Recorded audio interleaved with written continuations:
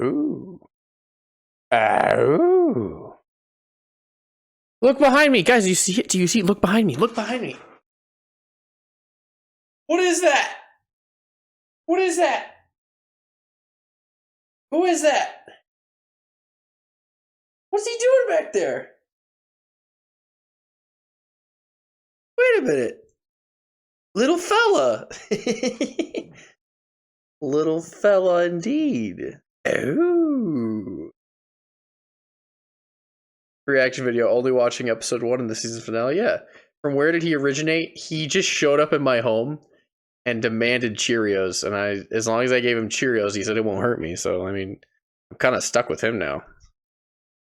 He originated exactly as I said it. Also, hello everybody. We're beating this freaking game. It's gonna take like 6 hours, and that's why I started at 6:30. Because I'm gonna be done at like midnight, maybe 1. And I'm ready to go.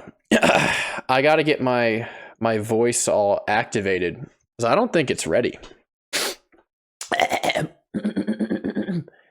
Me. La. Colonel. Bring it back. One more for the fans. Is the audio even turned on? There it is. Colonel.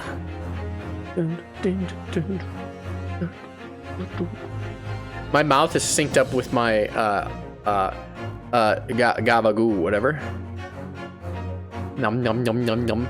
Because sometimes it doesn't activate the thingy. The effect to have it.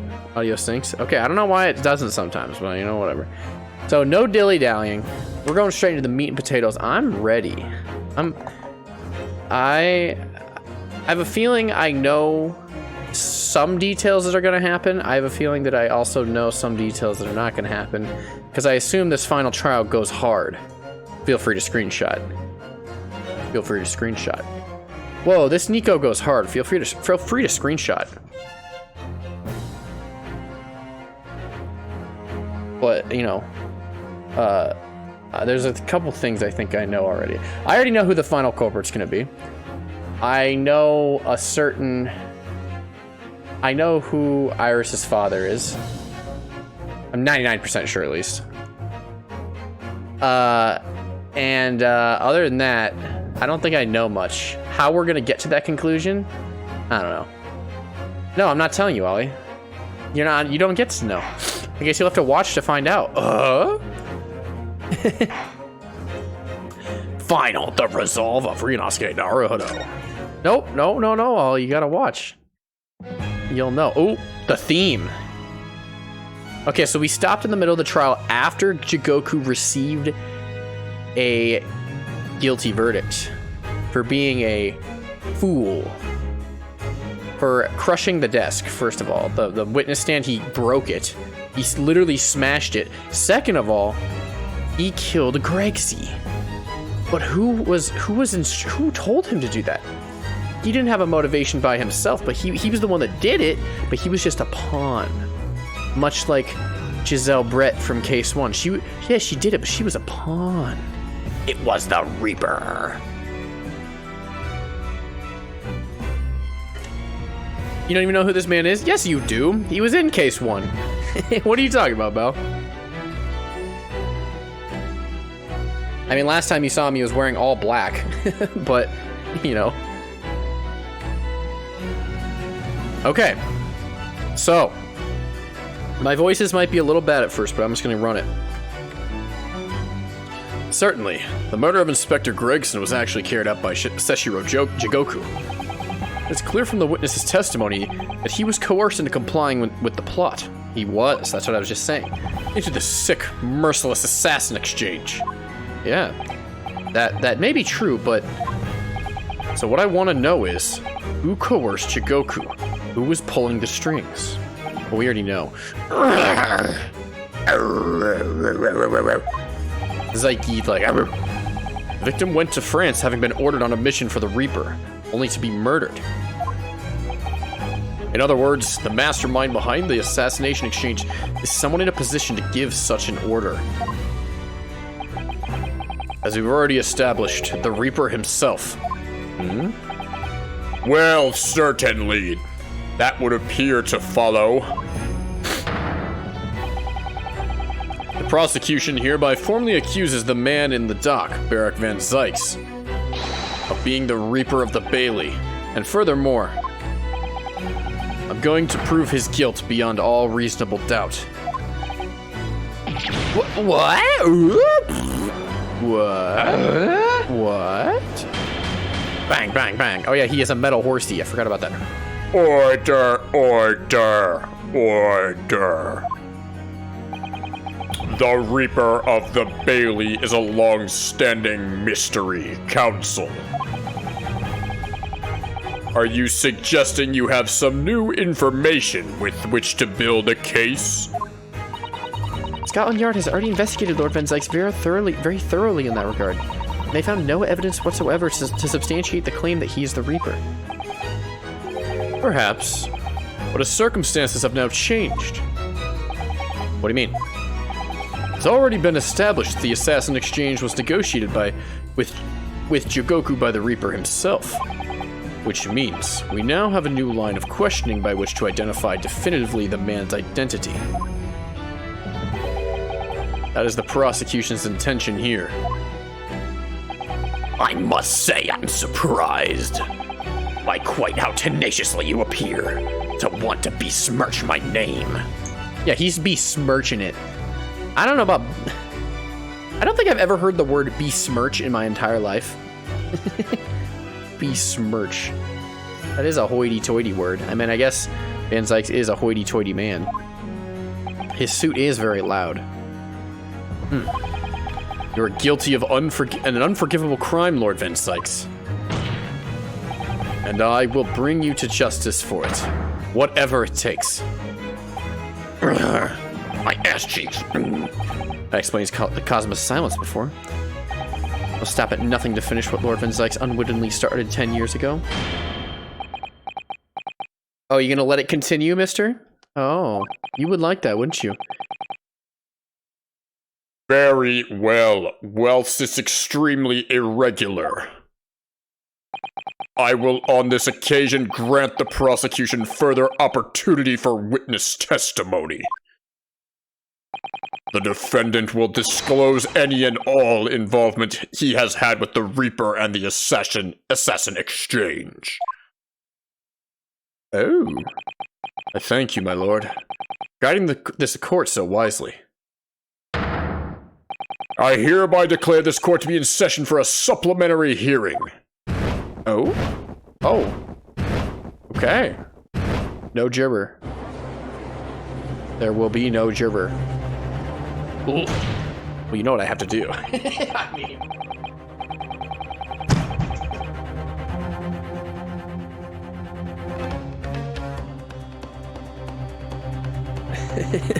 I kinda have to.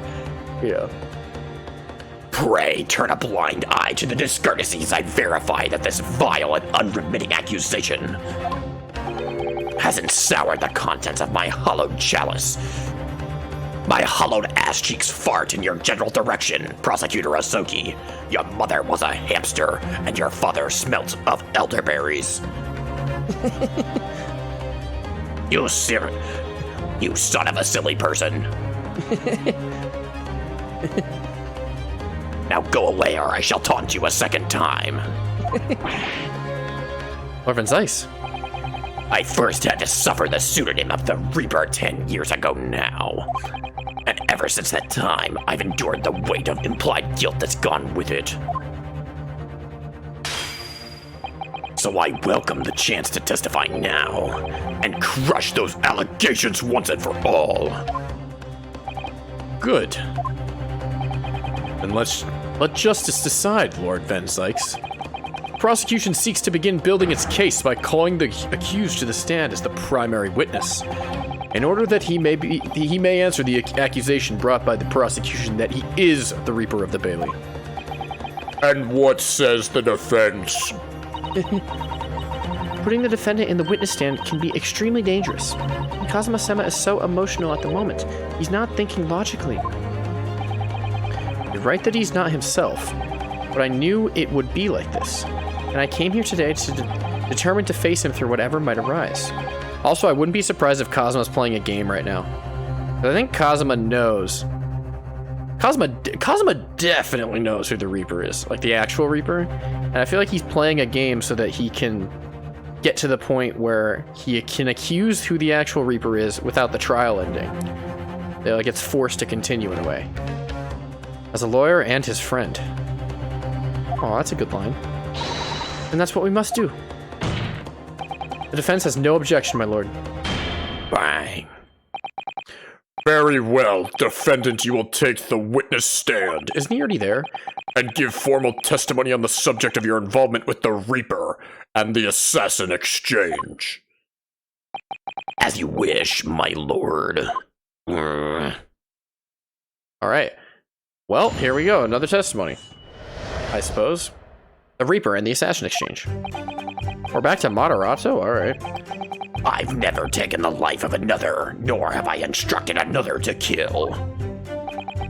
I've been investigating the truth behind the Reaper for years, and I was aware of Gregson's involvement.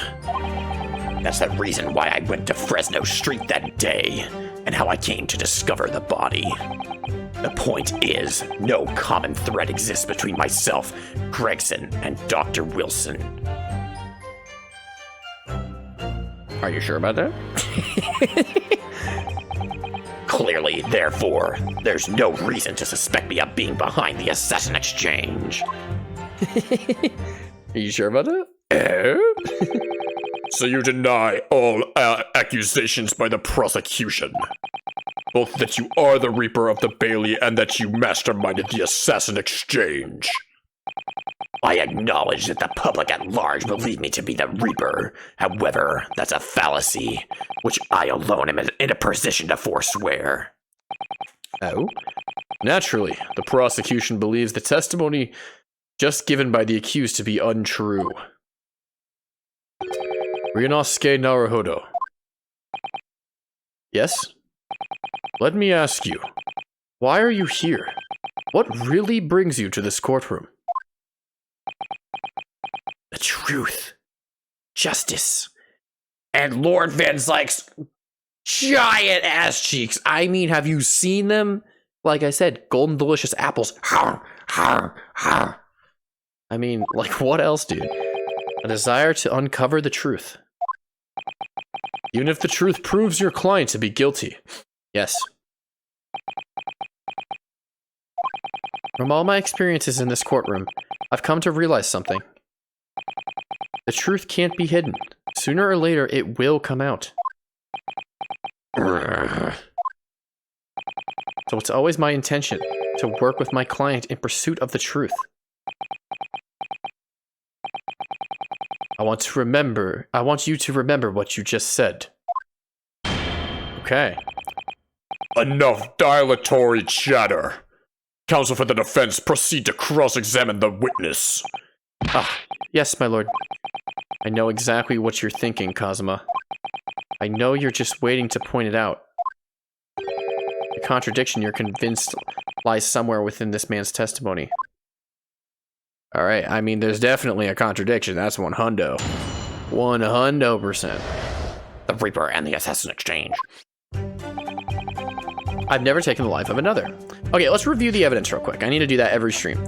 Okay, so we're familiar with all this. Dismissal notice, red hairpiece, policeman figurine, yep. Framed photograph. This is it, right here. What happened to the judge? Was he a murder victim?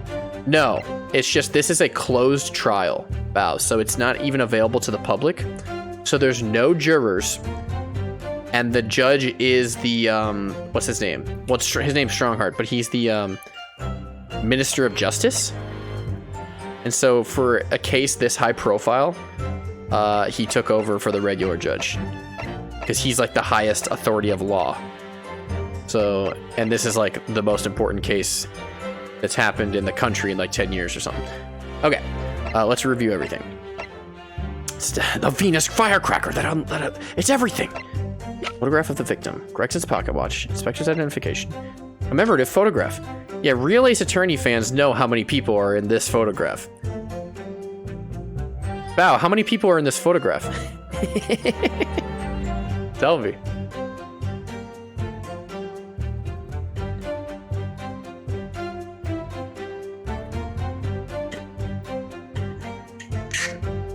How many people are there? I don't know. 5? Maybe. You always got a ghost. Well, there's 1, 2, 3, 4. And then the murderer transported the body of the victim in the suitcase. Oh. Mr. Electric, Mr. Electric, Mr. Yeah, we got Mr. Electric. Mr. Electric. Mrs. Electric. Mario.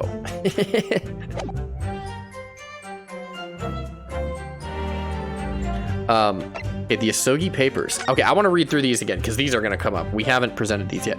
I, Genshin Asogi, hereby request upon my death, any and all material possessions and wealth belonging to me in London will be delivered to my son Cosmo Asogi in the Empire of Japan. Okay? It is with deep sadness that I accept my fate in this foreign land and the knowledge that I will never see my homeland or family again. But I regret nothing about my chosen path. Okay. So, you know, can I pull up people? I don't think I can. You know, Gregson?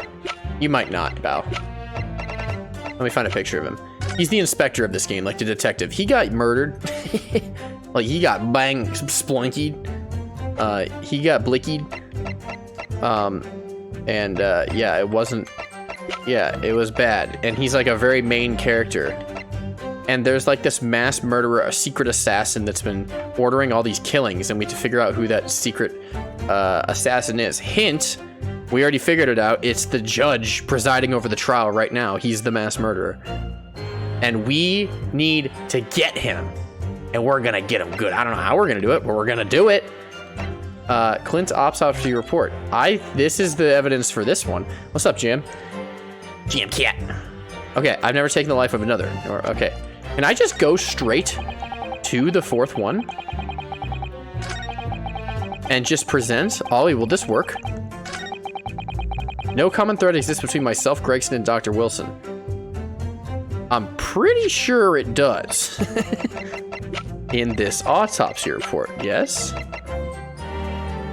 A report of the autopsy of the professor's final victim. It's signed by Dr. John H. Wilson, who carried out the procedure, though Professor Mikotoba actually penned the report. Didn't Gregson, like, call for the... Yeah, Gregson called for the autopsy. Yeah. I feel like you need one press. Well, this is the answer, though, I assume. I'll just press this. Why not? I'm so good. I'm ready to beat this game. There's a link between you and Gregson, though. Of course, we were close acquaintances. We'd worked on numerous cases together. I considered the man to be a mentor of sorts. He taught me a number of important lessons. Yes, the judge is a serial killer, and Cosmo's already figured it out, the prosecutor. And he's just like baiting the trial along so that by the point we accuse the judge, we're gonna be able to say because he's gonna try to wiggle his way out of it. Of course, it'll be like indisputable. Like the trial has to keep going. Because if we accused him right now, he'd be like, "That's stupid. I'm stopping the trial," and then he'd run away or like make up fake evidence. But we have to wait until we get there, and then we'll accuse him. Such as what? Where to buy good fish and chips and such like. Oh, so you're a chip man yourself, Van Zoinky. You're a fish boy? Well, that was convincing. Dr. Wilson was a coroner, of course, but that was some time in the past. And in any case, I understand it was several years ago now that he was invited to work at a Japanese university. That's right. He was a visiting professor at the Imperial Yumi University in Tokyo. It should be unambiguously clear then that no link exists between myself and him. In other words, I had no motive for sending some assassin across the oceans to kill the man. Ah, you did. Sounds plausible enough, and I wouldn't want to believe it. No more nippities? No, he respects us now. He respects us now, Bao. He's like, I see that determination in your eyes, and I trust it. He's like, Van Zykes is like, I don't trust the police. I don't trust the judiciary. I don't trust anybody. But when I came to court and I saw you, I was surprised because you're a Nipponese, but you have absolute integrity. And he's like, I've never seen that absolute integrity in many people, let alone a Nipponese. So I believe in you. And I'm like, oh, thank you, Zoinky.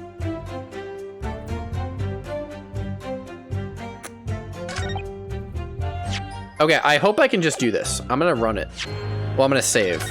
I know we're only like barely into the trial, but I'm just gonna save. Present. Clint's autopsy report. Objection! Baba boy. What is this? An autopsy report? Wait, this is 10 years old. From the autopsy of Lord Clint Van Zykes. What? My brother's autopsy report? Yeah, Cosma knew it. I'm pleased to see the defense doesn't intend to run from the undeniable truth. No.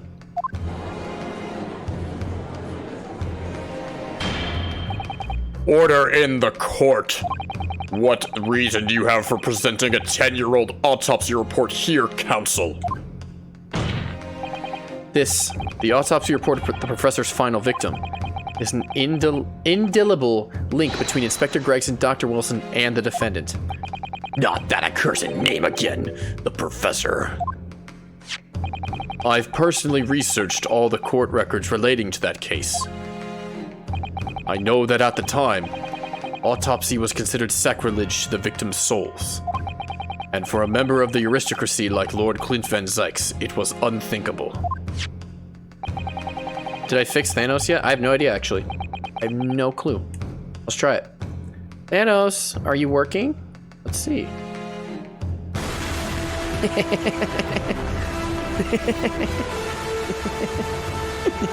There he goes. The answer is yes. But someone implored the powers that be to allow the autopsy to go ahead. Inspector Gregson.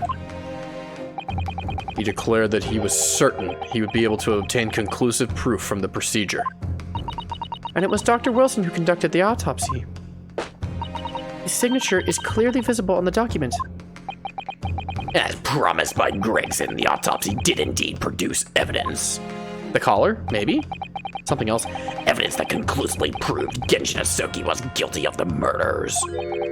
In my brother's dying moments, he mustered all his remaining strength to leave that vital clue behind. Yeah, I was unsure about because when we used it earlier, I think the service was just down. It wasn't anything that I did. It just wasn't working for some reason. And I wanted to know if it was my fault or if it was just the service being down. And it looks like it's the service being down. Indeed. That was the key to indicting the professor for his crimes and the conclusive evidence that convicted him. It enabled Lord Van Zykes here to avenge his brother's senseless death with a marvelous victory in court. A marvelous victory, was it? I wonder if that's really true. What? Would the same be said if it turned out that the key piece of evidence in question was in fact fabricated? Oh!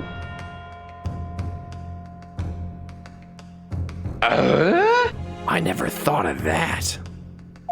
I thought it was actually him trying to hide something. If the inspector, the coroner, and the prosecutor all colluded together to cast an innocent Japanese man as a mass murderer and send him to his death. That's outrageous.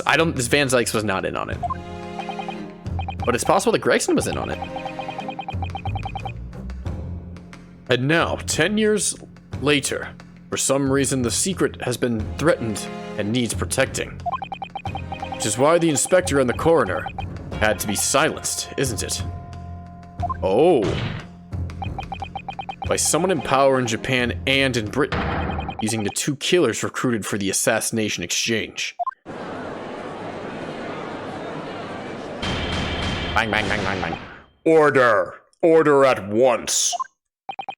10 years ago, my father was convicted in this very courtroom as a mass murderer, to be sentenced to death. But it was all a sham, and I swore to myself I'd prove it. Which is why I had to come to Britain, whatever the cost. Oh, he likes that. I think he likes that. Yeah, he does. You'll have to forgive me if I feel compelled to toast this vengeful Nipponese tenacity of purpose here. However, he who fails to quash his emotions in the courtroom has failed as a lawyer. Come on, Kazuma, you know this won't wash. You're claiming your father was misrepresented in a trial that took place a whole decade ago. You must see that without evidence, that's nothing more than a wild accusation. As it happens, I have evidence. Sword? What? As the court has heard, I crossed the channel to France with Gregson on the 31st. I went with him on the pretext of being the assassin recruited to kill Seshiro Jigoku. But my true intentions were to make the inspector tell me the truth. What truth? The truth about the evidence, and he acknowledged what I'd already deduced. There's a closely guarded secret about what went on in that autopsy 10 years ago. What a secret! I know nothing of any secret. While we waited for my supposed mark in Jigoku's cabin, I drew my clan's illustrious sword, Karuma, before the inspector's eyes. He very quickly understood what my true motive was.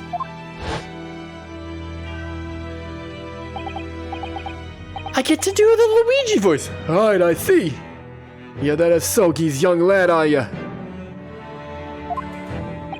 And what? You're gonna cut me down with that thing? Is that it? Huh? That will very much depend on the answers you give to my questions. I want to know what really happened 10 years ago. The truth, that's all. Huh. Before we get into it, let me make one thing clear. I still believe your father was the professor. There's no doubt in my mind. But unfortunately back then, we didn't have the evidence we needed to make the crime stick. So, you admit it then? The evidence used in my father's trial was fabricated? It was for the good of the country. Anyway, I was just following orders. Orders? What exactly did you do? Speak! I'm not saying another word.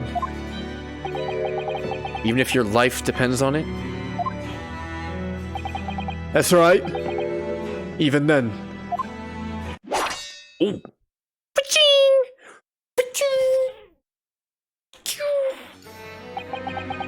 That's when the tip of the sword broke. Oh, Kazuma-sama. If the results of Clint Van Zyke's autopsy were fabricated, then the investigating officer, Gregson, and the lead coroner, Wilson, must have known about it. And they can only have been ordered to pervert the court of justice in that way by one man. Are we accusing him now? No. Okay, they're still sticking to Van Zyke's. Okay. Where's Sholmes? Oh, he's doing... I don't know what he's doing right now, Mao, but he's planning something. That's all I know. He's planning something. Man leading the case for the prosecution. Barrack Van Zykes. Ugh. In other words, the defendant did have cause to organize this exchange of assassins. Exactly. And as was established earlier, it has to have been the Reaper himself who liaised with Jigoku in Japan to arrange the exchange. Ah. So it follows that the Reaper's true identity can only be that of the man who stands accused in this courtroom today, Barrack Van Zykes. No. Don't say that. Don't say that, Cosma. Oh, well, you would like that, don't you, Strongheart? Oh, leg? No, no leg. Kazuma Asogi. What? What you've just told the court. Are you absolutely certain of your facts? Hi, Swiler. Climbing Mount Everest, it will provide evidence later. It probably would. He's like, I have to go get a wild gooseberry from off a tree in California. My dear fellows, I'll see you in 50 days. it's like, okay, well, my shelves. It's like the case hasn't even happened yet. He just knows it's going to happen. And so he like preemptively leaves to go get a gooseberry.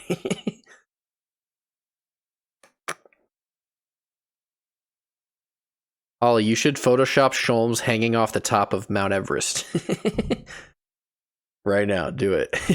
What you've just told the court, are you absolutely certain of your facts? Did Gregson really fabricate evidence in that trial 10 years ago? That's what he said. I heard it with my own ears. His shameful admission. He said it was for the good of the country. In that case, I know the name of the Reaper.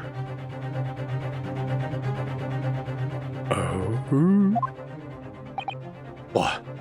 What? Lord Van Zykes? I gave no such orders. I know that for certain. Which narrows down the remaining possibilities to one. If Lord Van Zykes isn't the one behind all this, then yes, there is only one other person who could have done something like that. I believe I know who it is, too. You. I just had a feeling this name was gonna come up. The true identity of the infamous Reaper of the Bailey is... Iris Wilson, Goblin Extraordinaire. I wonder what would happen if you presented Iris.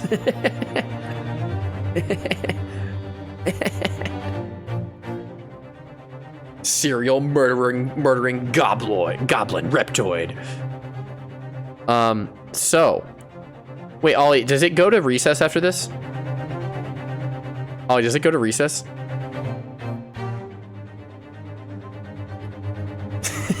Oh, it goes to recess? I think it was Iris.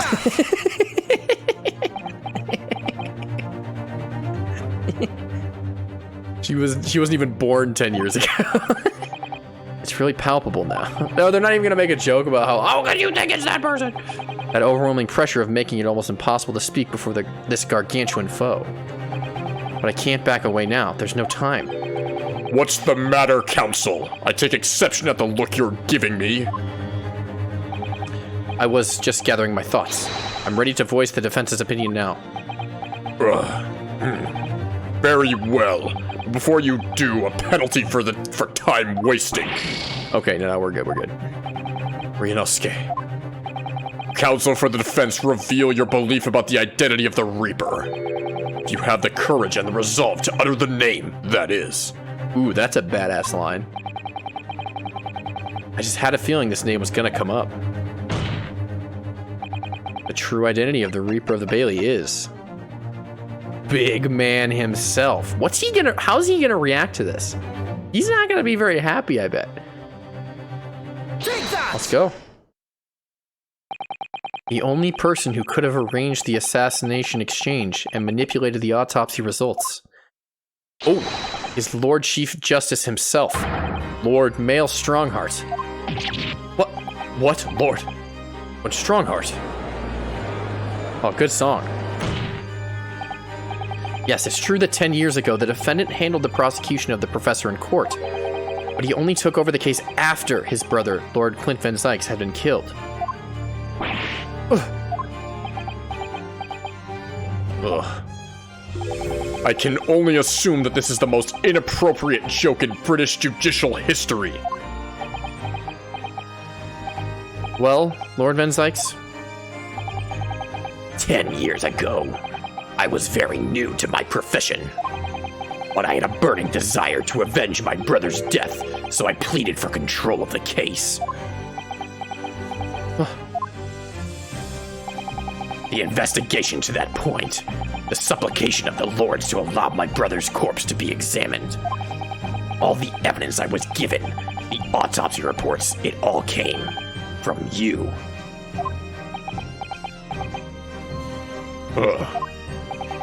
I've spent my life since then believing I was in your debt for the way you stood aside and let me handle the trial. But I see now, I was very much mistaken. It was a hugely influential force that caused the inspector and the coroner to break the law 10 years ago. And that same force was still felt a decade later on the other side of the world by Sashiro Jigoku. Lord Strongheart, everything falls into place when we recognize that you are the Reaper of the Bailey. Yeah, I don't know if that's gonna fly. Ugh. We're gonna have to prove it, which is gonna be very difficult. Oh! Well, another one. Here I go. I don't care. The double.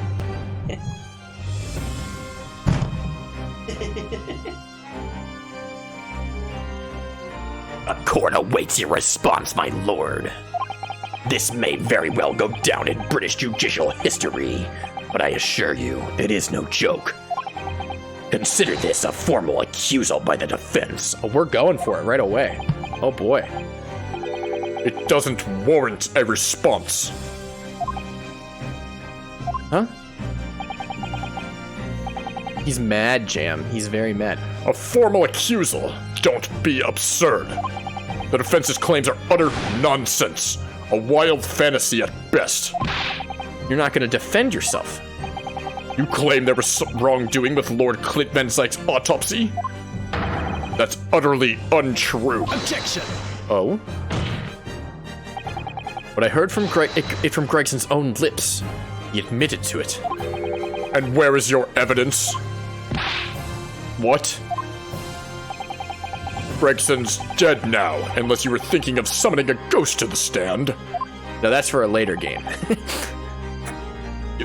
You mean to say? I forget how the system works in your little backwater country. But in the course of the British Empire, without evidence there is no case. I have no intention of entertaining some wild fantasy that can't possibly but be substantiated by anyone or anything. Ugh. Yeah, he's mad. I mean, to be fair, if it were untrue, regardless of if it's true or untrue, he deserves to get that mad if someone's accusing him. He'd be like, well, if he was truly innocent, he'd be like, what the hell, man? Order in the court. Following Inspector Gregson's murder in the light of Dr. Wilson's death as well. There's really no one left who could testify about the events of 10 years ago, is there? There's Barrick. There's also... Who's left? Who's not dead? Sholmes, maybe? He was there 10 years ago. Sholmes? No. There's Barrick, there's Sholmes, there's who else was alive? Who else was alive? Hang on. Who was alive? There's Sholmes, technically Mikotoba, Jigoku, we already heard from him.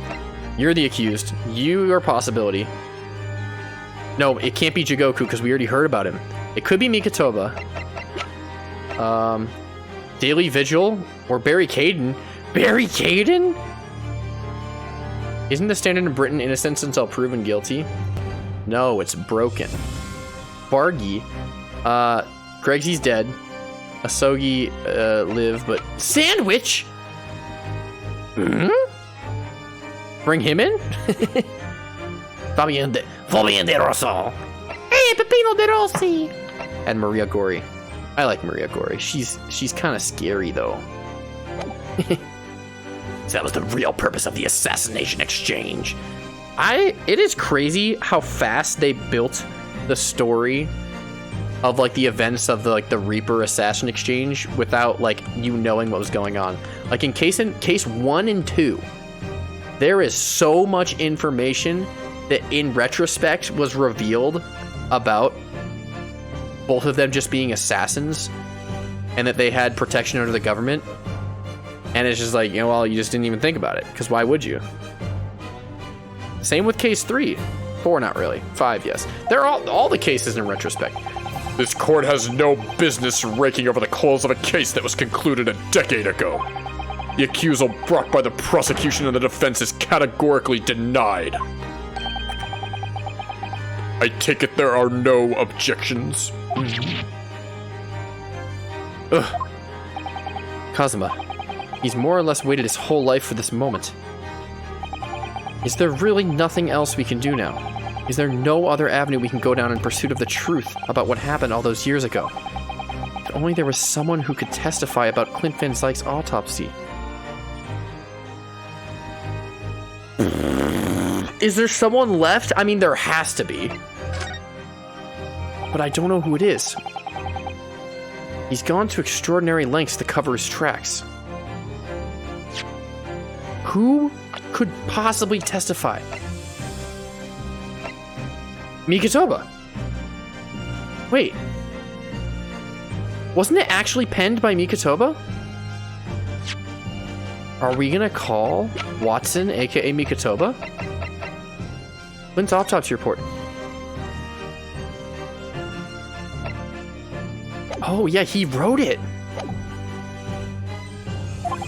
Even so far as dispatching an assassin all the way to Japan to ensure Dr. Wilson's silence. Dr. Scythe won't say anything against Strongheart. But there's still one ray of hope. Objection. Oh? Oh.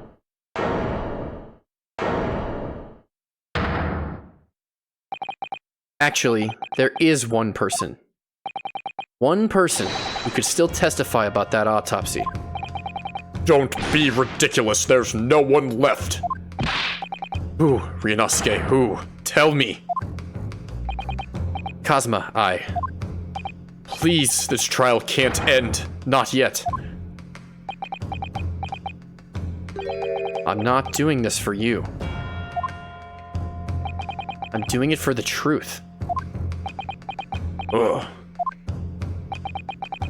The person the defense would like to call to the stand to testify about the autopsy of Lord Clint Van Zyke is... Mario! Mario!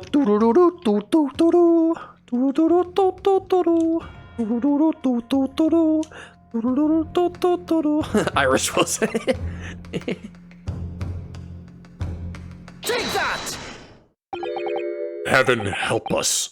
Another Japanese. What the frick, you racist piece of crap? At least Van Zyke stopped being racist. An expert in forensic medicine, my lord, Professor Yujin Mikitoba, 16 years ago. He came to London with Sashiro Jigoku and Genshin Asogi as a visiting student. And what could his testimony possibly tell us?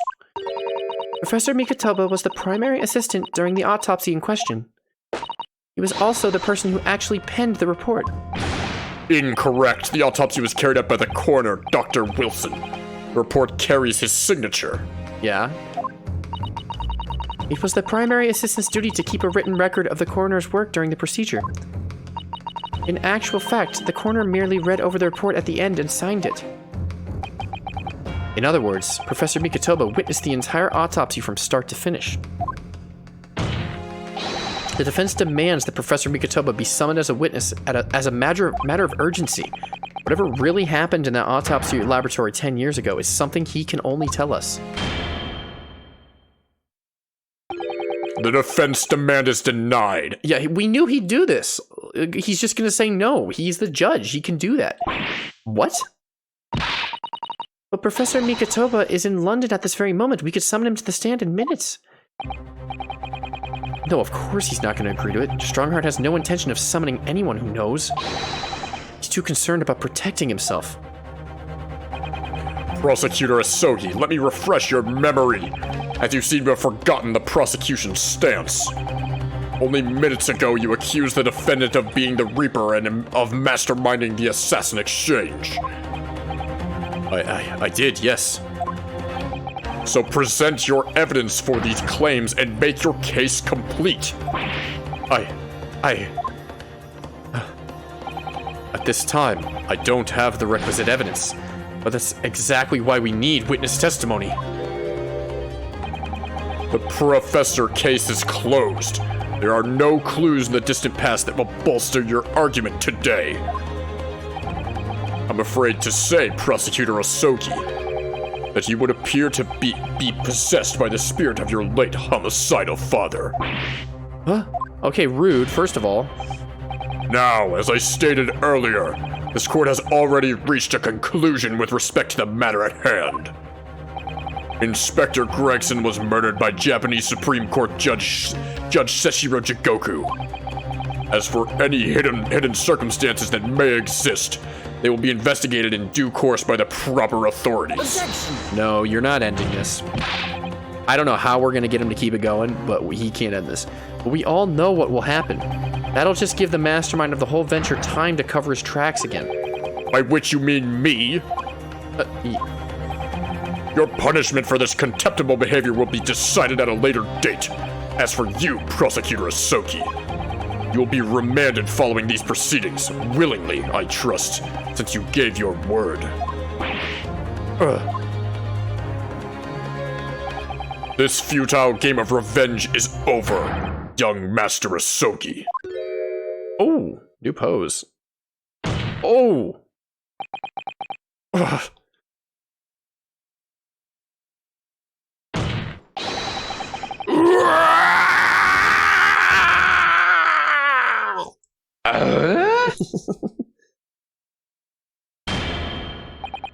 That will be all. I hereby declare this trial to be over. Court is... Oh? Is he up? Is he saying no? Who is it? Who is it?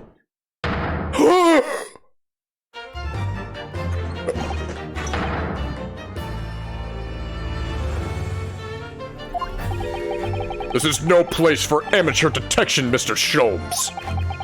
May I remind you that these proceedings are closed to the general public. You will leave the courtroom at once. Objection! No, we need him. We need him. Mr. Sholmes was instrumental in the apprehension of Seshiro Jigoku before he fled from Europe.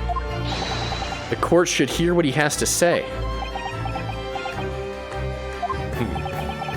Lord Mayor Strongheart, it's imperative that you refrain from bringing this trial to an end at this stage.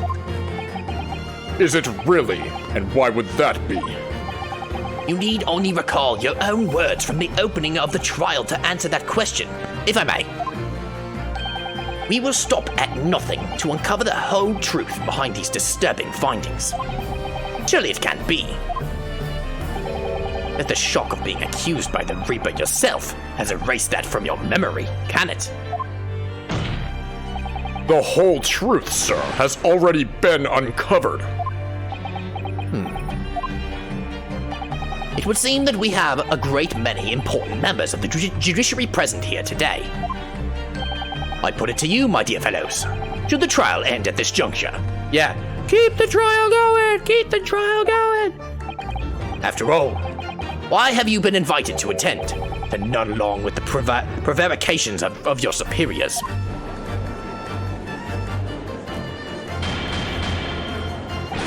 Order! Order in court!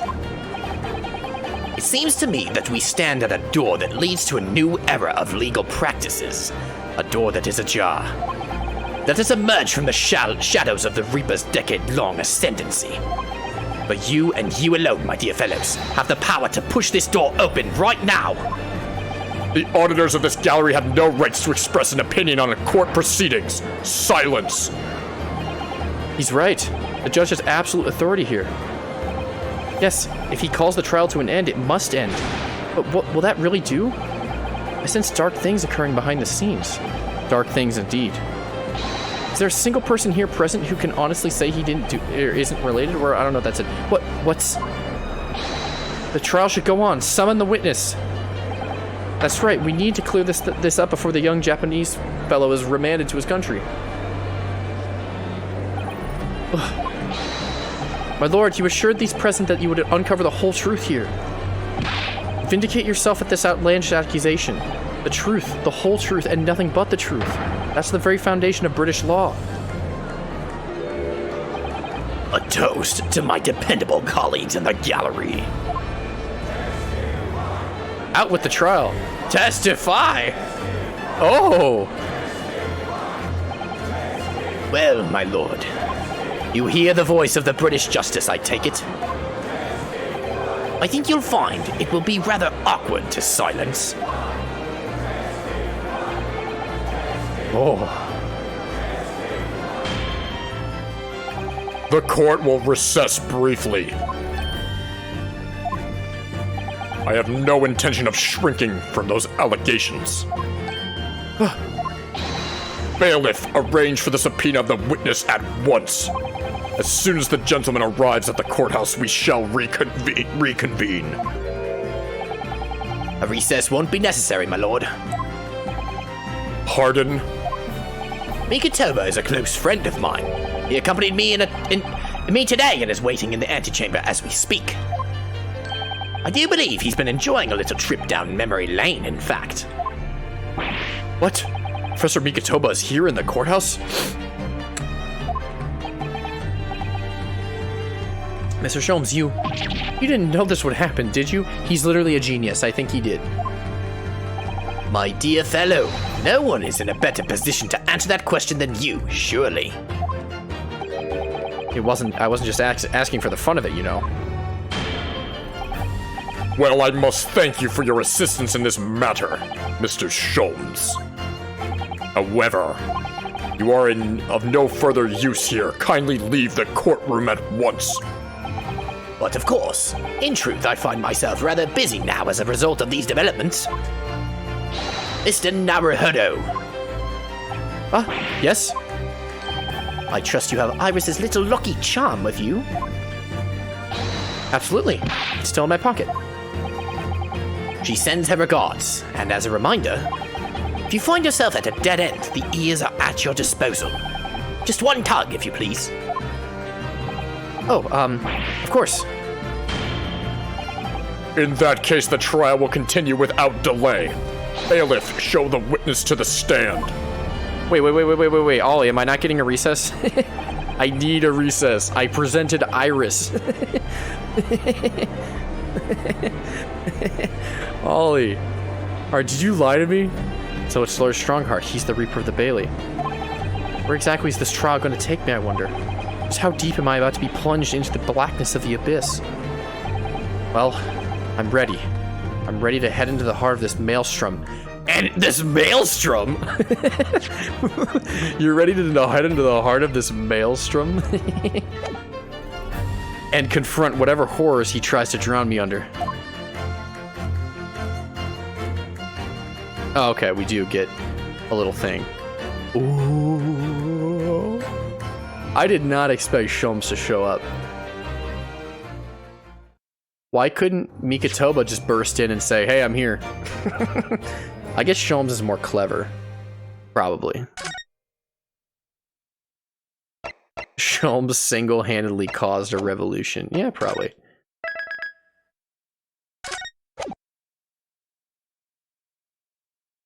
Oh! Hi, Maria. What are you doing?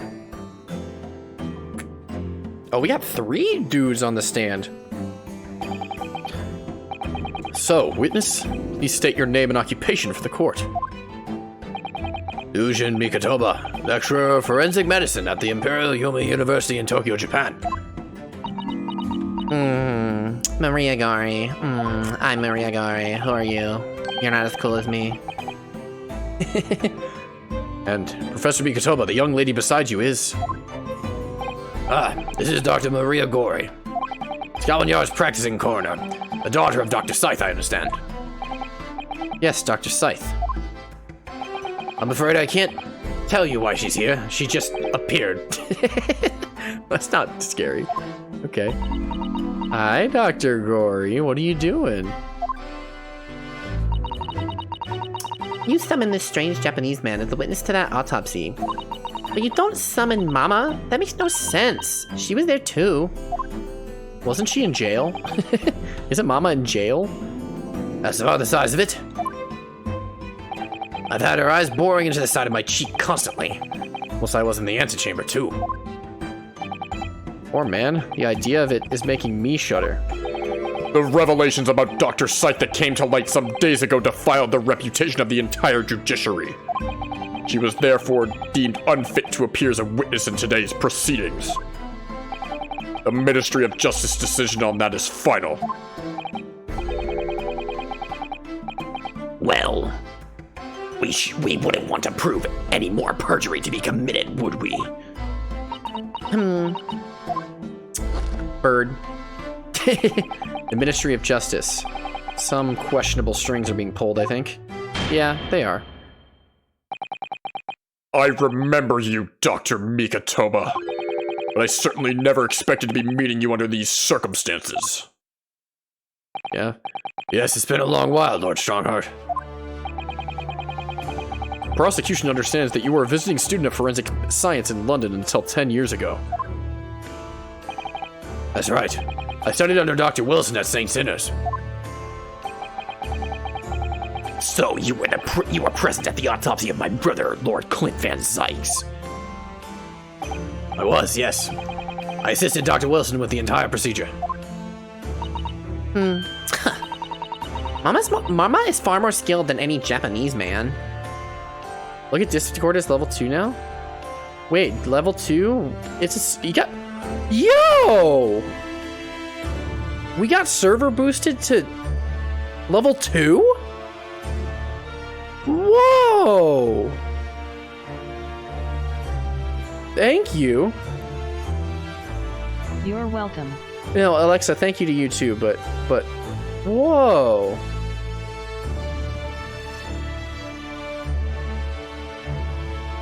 We get a server banner and everybody gets a 50 megabyte upload limit. That's so cool. Was that you, 64, who did that? It was. Thank you. I know Discord Nitro costs a lot, so thank you. That was very, very kind of you. Well, I'm gonna continue with the trial, but that is cool as hell. Thank you. And I appreciate it. $16. That is more than it should be, to be honest. Damn, and my nitro, I'm boosting the server twice, and my nitro is gonna run out in like 3 weeks.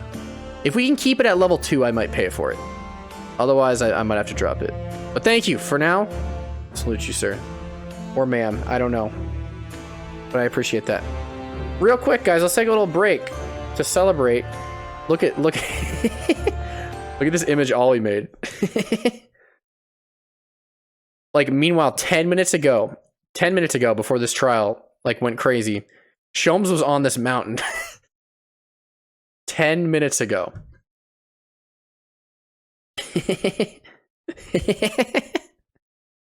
He's like, my dear fellow. Wait, what did Ollie caption it? My dear fellow, the evidence I require is on the peak of Mount Everest. I shall have my evidence to you present within 50 days.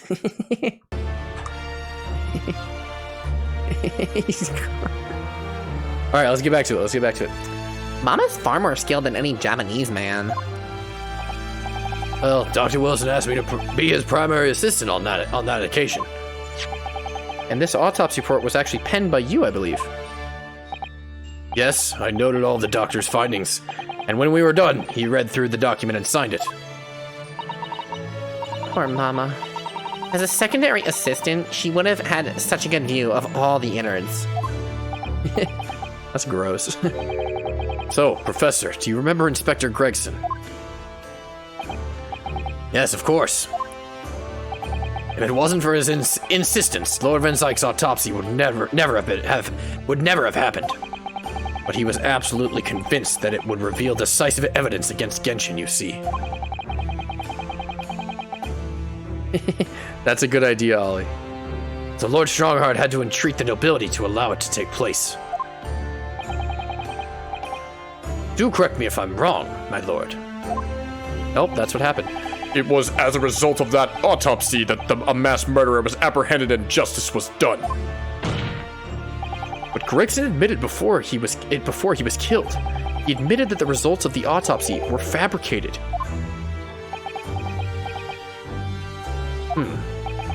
You were there at that time, so you must testify.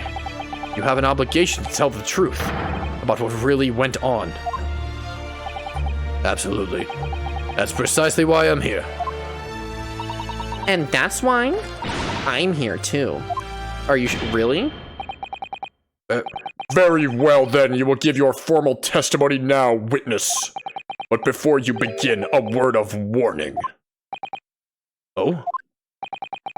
You will state truthfully and accurately what you saw and what you heard at the time. I wouldn't dream of doing otherwise, my lord. The moment your testimony verges on supposition, I will expel you from my courtroom. He's going to try to do exactly that. He's going to try to do exactly that. I guarantee it. Remember that.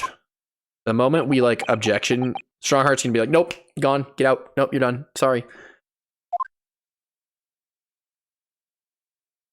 Yeah, let's run it. Let's run it. Let's go. Let's go. Let's go. The autopsy of Clint Van Zykes. From my own observations, I couldn't say there was any indication of the autopsy results having been fabricated. Death resulted from a wound made by a Western-style sword transfixing the heart. That I found a little strange. There were no other signs of internal injury. Nothing questionable at all. It was just that beautiful but dangerous piece of evidence removed from the man's stomach. Okay, what was it? Presumed to have been swallowed by the victim as a way of posthumously identifying his assailant. I see. No indication. Nothing to suggest fabrication? Professor Mikotoba, are you certain about that? Well, nothing that I could positively identify as such. Much less swear into testimony. Oh, he's got a plan. Oh! He's evil! He's evil!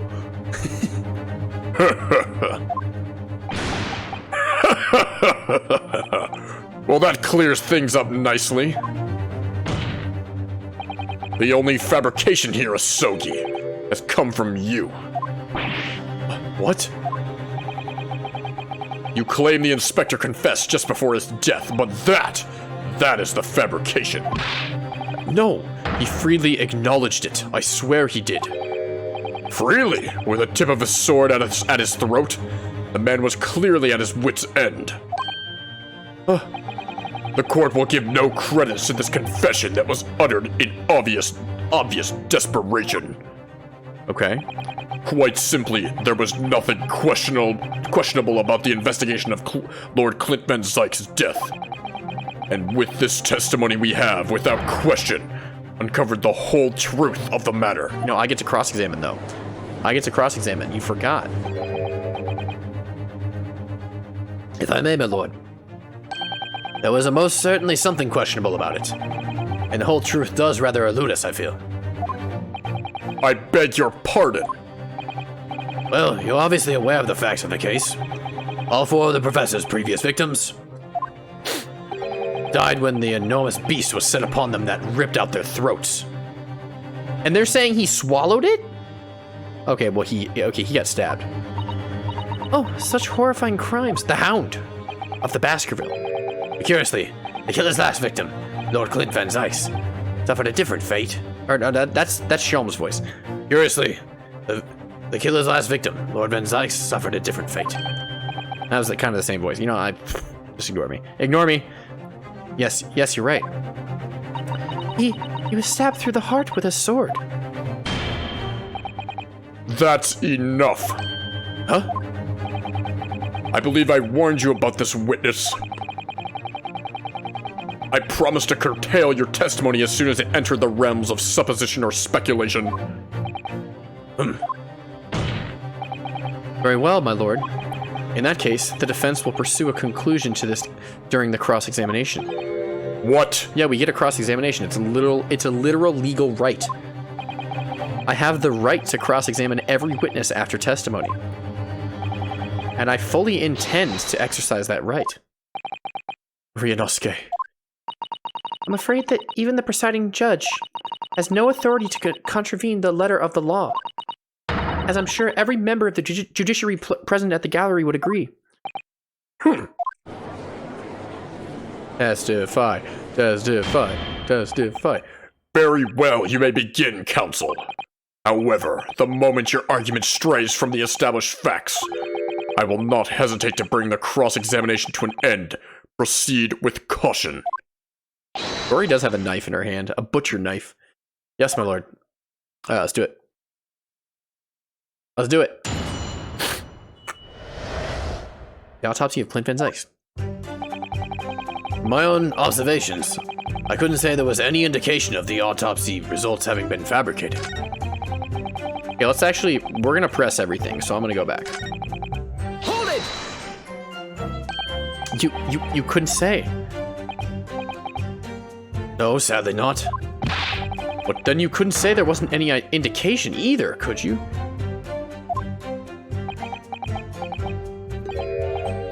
No, true, I couldn't.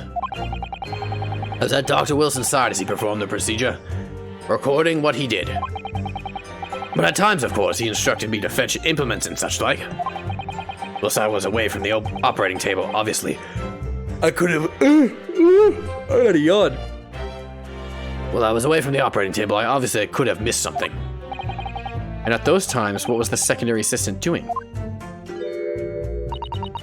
Following this Japanese man's orders to adjust the lighting or pass him implements. That doesn't mean Mama wasn't a vital part of the team. Quite, yes. So would you kindly refrain from staring at my cheek like that? She wants to dissect you. Professor Mikitoba, think. Was there nothing at all that seemed out of place to you? Well, yes, there was, as a matter of fact. Death resulted from a wound made by a Western-style sword transfixing the heart. That I found a little strange. Hold it! In all of the previous 4 killings attributed to the professor, the victims were killed by an enormous dog, I believe. Their throats were, well, mauled. That is an interesting method of murder. Correct. And yet Lord Van Zyks was stabbed. Ah, do you mean to say? You think Lord Clint Van Zyks may not, in fact, have been one of the Reaper's the Professor's victims? There is no basis on which to doubt the findings of the investigations carried out at the time. But Genshin Asogi confessed all of his crimes upon his arrest. He admitted to having taken the lives of all 5 members of the aristocracy. Yet the beast that was used to carry out the killings was never identified. No evidence was found to suggest that Genshin had ever kept a dog. A true hound of hell.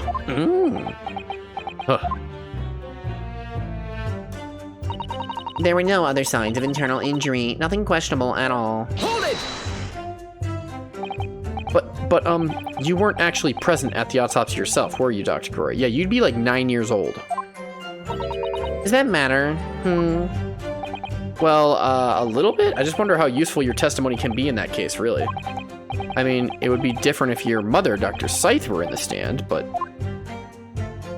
Oh. I've read all the paperwork about the case, and Mama's told me the story countless times. The statement I just made is exactly what's written in the autopsy report. I did confirm that myself at the time, it's true. Besides the stab wound, there was no other signs of internal trauma. I see. Mama told me all about it. Oh? She said there was nothing of note internally. But they did find an amazing piece of evidence. Something unbelievable. Ooh. Unbelievable? What do you mean? Come on, Dr. Corey. What is it? What was it? She's not gonna say it. No, she will. It was just that beautiful but dangerous piece of evidence removed from the man's stomach. Hold it! What exactly was it, though? What does beautiful but dangerous mean? Well, it was sparkly and round, with a hole, as if it might slip over a finger, perhaps. It was a ring. No, it was a ring belonging to Genshin Asogi. My father's ring was inside the victim's stomach? At the time, Genshin wore a large ring on the digitus quartus of his left hand, the fourth or ring finger. Digitus quartus. I like that. I'd understand it was some sort of keepsake. When my father left Japan for London 16 years ago, I was 8 years old. But I remember that ring. You do? My father's possessions were sent to our family home in Japan after his death, but the ring wasn't among them. Obviously not. It was a key piece of evidence. It remains under lock and key in the stores at Scotland Yard to this day. After the autopsy, Genshin was summoned by the police to check for the presence of his ring. It wasn't on his hand, of course. Moreover, there were deep abrasions on his finger where it had been pulled off. They arrested the man there and then, right before my eyes. How could they? I brought the ring along with me today. You did? Maria Gori gonna save the trial? Baby? What?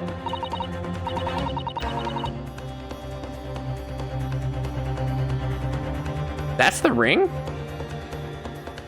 Here it is, a bit dusty from years in the stores. Good gracious, yes, that's it. I haven't seen that in 10 long years. That's not his ring.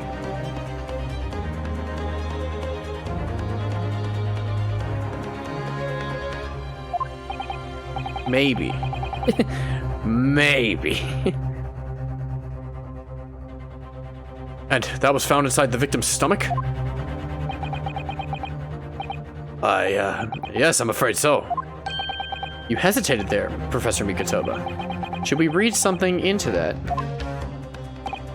Ah, well, it's just that thinking back now, I didn't actually witness the moment it was extracted from the victim's body. Oh my, really? At that precise moment, Dr. Wilson had asked me to fetch him a new scalpel, you see. No. Dr. Gori, removal of historic evidence from the stores requires my consent, does it not? No. Shut up, old man. Shut up, you stupid head. You stupid old wrinkly boomer. However it came to be here, the court cannot deny that this is crucial evidence for today's proceedings.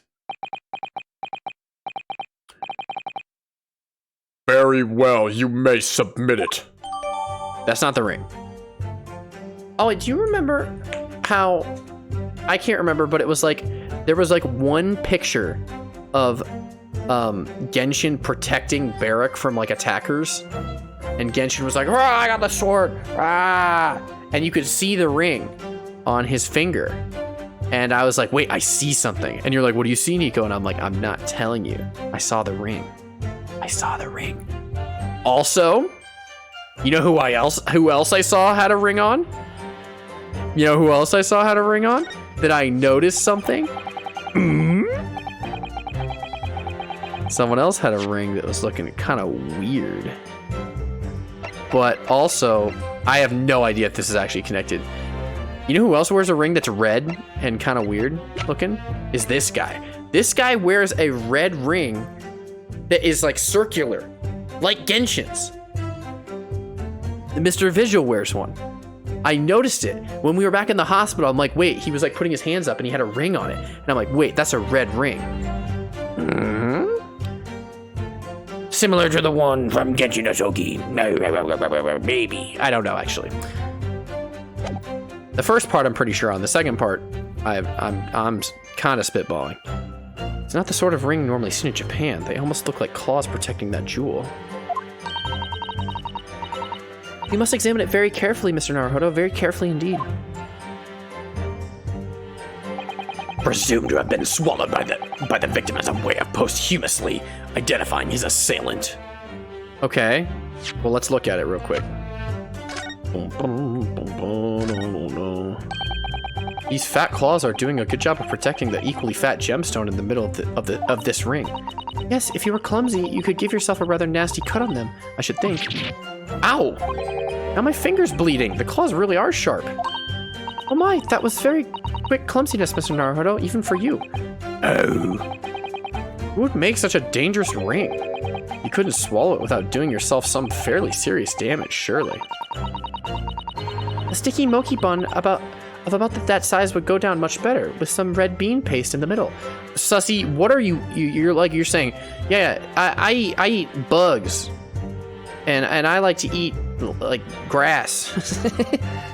Some bean paste? Why don't you go eat some, like, field corn next? Someone clumsy as me would probably manage to choke on it somehow.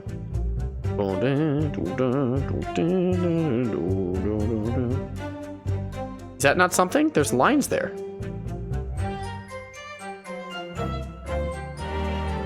Can I not examine that?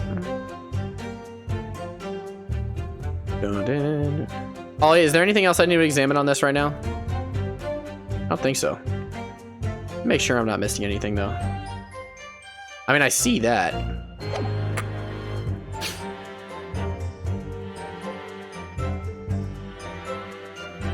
The claws clasping the gem look sharp enough to cause a very nasty scratch. Presuming to have been swallowed by the victim as a way of posthumously identifying his assailant. Okay, it would have scratched his throat then. I'll press this, just in case. That was the decisive piece of evidence that led to Genshin Asogi's arrest. Correct. Hang on.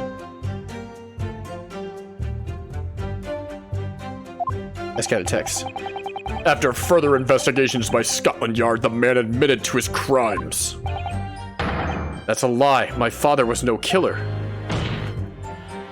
Beric Van Zykes, it was you. You twisted the truth to suit your purposes.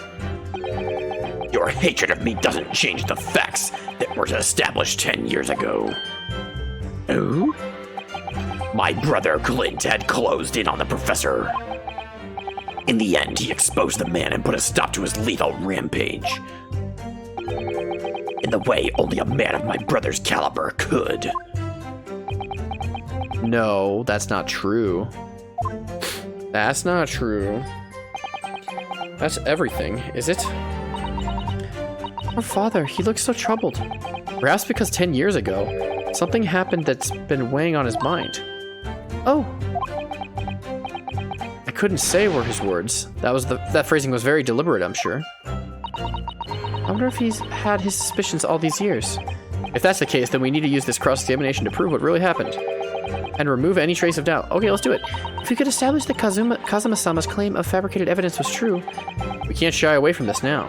Even if what we might uncover could lead to a total calamity. Breath of the Wild? Don't worry, Mr. Naruhodo. I'll be right beside you, whatever may happen. Thank you, Sasibaka. Thank you, Sasibaka!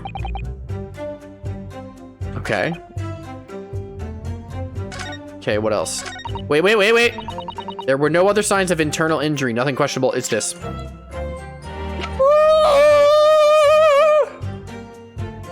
Because if he swallowed it, he would have gotten scratched, right? Right?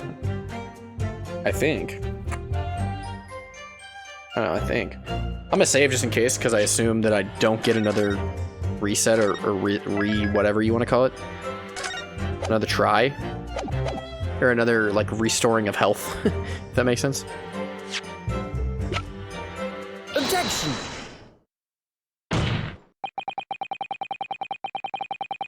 Court has heard that the ring was extracted from the victim's stomach, but you didn't actually see it being removed, did you, Professor Mikotoba?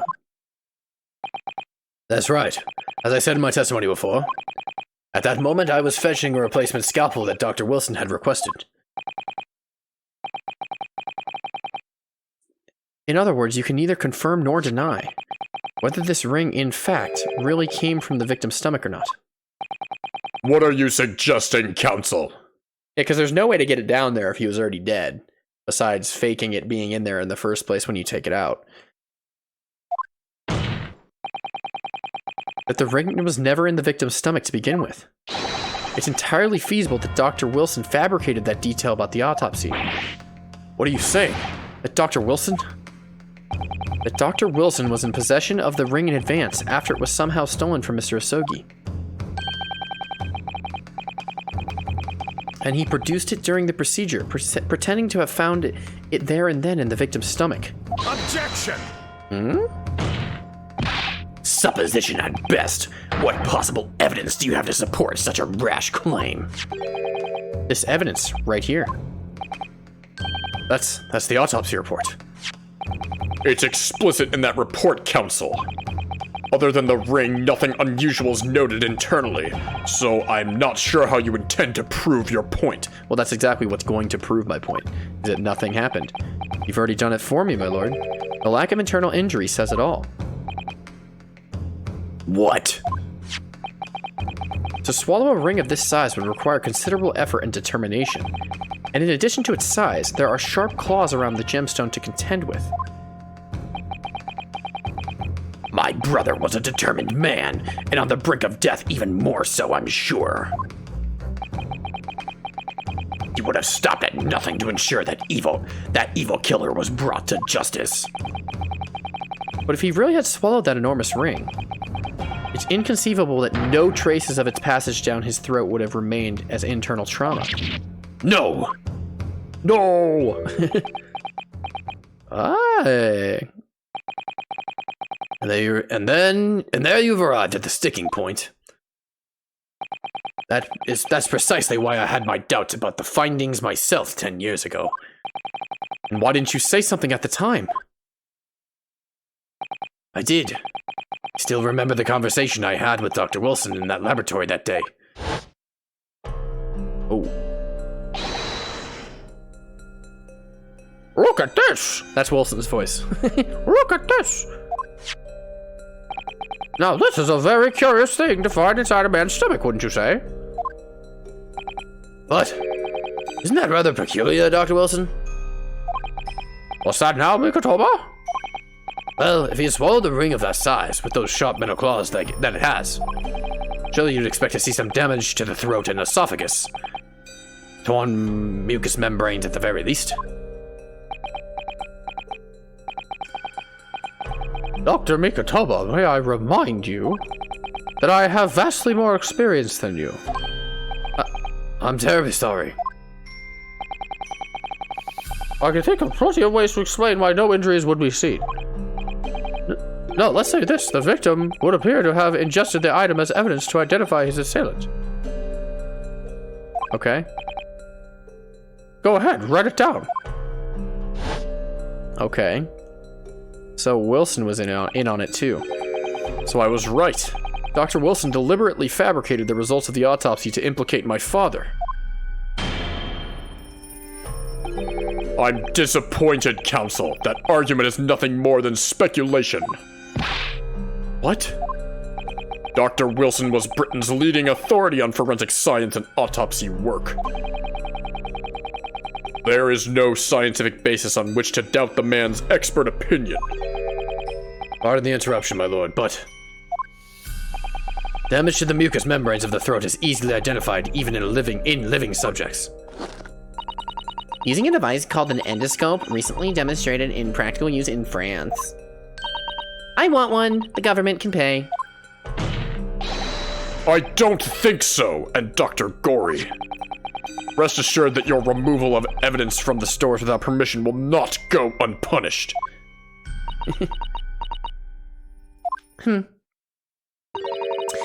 He opened up the dead to find the truth. Huh? Is she about to go screw you mode, diva mode?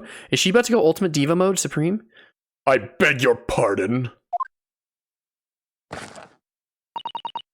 But Mama, she chose to stitch her corpses up with all her secrets inside. That's wrong. Ugh. Dr. Gory, it's looking as though she's chosen to walk a different path to her mama. Ooh, let's go, Gory. Don't break it. Okay. Yes, the ring. What about the ring? I've just remembered something. An earlier incident. When Genshin protected him. What incident? I distinctly remember stopping at this point in the stream when this picture came up and looking at his ring and being like, okay, I'm going to remember that ring. Because that is not the shape that this ring is. Also, Daly's ring looks exactly like that ring. The one I recounted to you before about a memory I have. Of Genshin Asogi saving my life. What? My father saved your life? It was 10 years ago on a foggy night. On a froggy night. Genshin and I were walking down some back streets at a late hour. All of a sudden... Don't make a peep, you're coming with us. What? Look at his ring. Look at his ring. I noted this. That's not what it looks like. All of our assailants were armed with pistols, their faces obscured by scarves. Bang! Does kind of look the same. No, it doesn't, Ollie. The next thing I knew, there was silence all around. Genshin lay on the cobbled street. Blood was seeping from his left hand. He'd shielded me.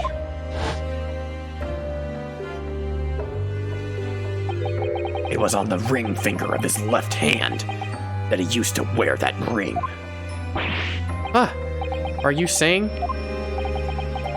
I've always believed those thugs were after me. But now I'm starting to question if perhaps I wasn't the intended target after all. Yeah. Oh, wait, but... Genshin was arrested 2 days after that attack. They were stealing his ring. They were stealing his ring, maybe. Maybe. And in that short interval, the decisive evidence needed to indict him was miraculously found. You mean the ring was stolen from him? You think that's what those thugs were after that night? Objection. Objection. Oh, anger. You pathetic coward. You expect me to believe that you weren't involved? What do you mean by that? It was you, wasn't it? You're the one who took it. You stole my father's ring. Hmm? No, maybe. You set the whole thing up so you could paint him as a mass murderer and have him arrest— Oh. Kazuma. Open your eyes. Ryunosuke. Ooh? You must know deep down. The truth can be completely obscured when your judgment is only slightly clouded. But at the moment, you seem to be floundering through a dense fog. Oh. Is that why you were so insistent I should be present in this trial? To see you like this? Oh? Well, this is an amusing spectacle. What a grandiose expression on your face, as if you were Lady Justice herself. It seems you've thoroughly convinced yourself of this alleged fabrication of the autopsy results. So much so that you're apparently blind to the blatant contradiction that would be born out of it. What? Though it's extremely hard to believe, let us imagine that there was some misconduct during the autopsy. If that were the case, why would Asogi not have disputed the findings in his trial? Because he had a plan. Remember? He talked to Mr. Vigil before he died, and he was like, hey, I need these papers. I need to write my will, or whatever. And this is my last weapon. I don't know what that means, but it was his last weapon. And I assume it's going to be the ring, maybe, kind of. Oh. Oh. In the closed court hearing 10 years ago, the defendant never once denied the claims against him. Isn't that right, Lord Van Sykes? Oh? Yes, that is indeed correct. Upon hearing the verdict of guilty, he merely closed his eyes, quietly accepting the judgment. The actions of a man who has accepted responsibility for his deeds is resigned to his fate. But then... Oh my. That's very strange. If Mr. Asogi did not oppose the charges against him, then... that would surely mean there was no fabricated evidence. An obvious conclusion at which you should have arrived at many minutes ago, Prosecutor Asogi. Your twisted loyalty and clouded judgment are hampering your ability for logical thought. Ugh. Genshin Asogi's silence at his hearing can mean only one thing. There was no fabrication of evidence during the autopsy of his final victim 10 years ago. Yep. No, but there wasn't. You're lying. You're lying. But if that autopsy was all above board, there will be nothing to stop Lord Strongheart bringing this trial to an immediate conclusion. Objection!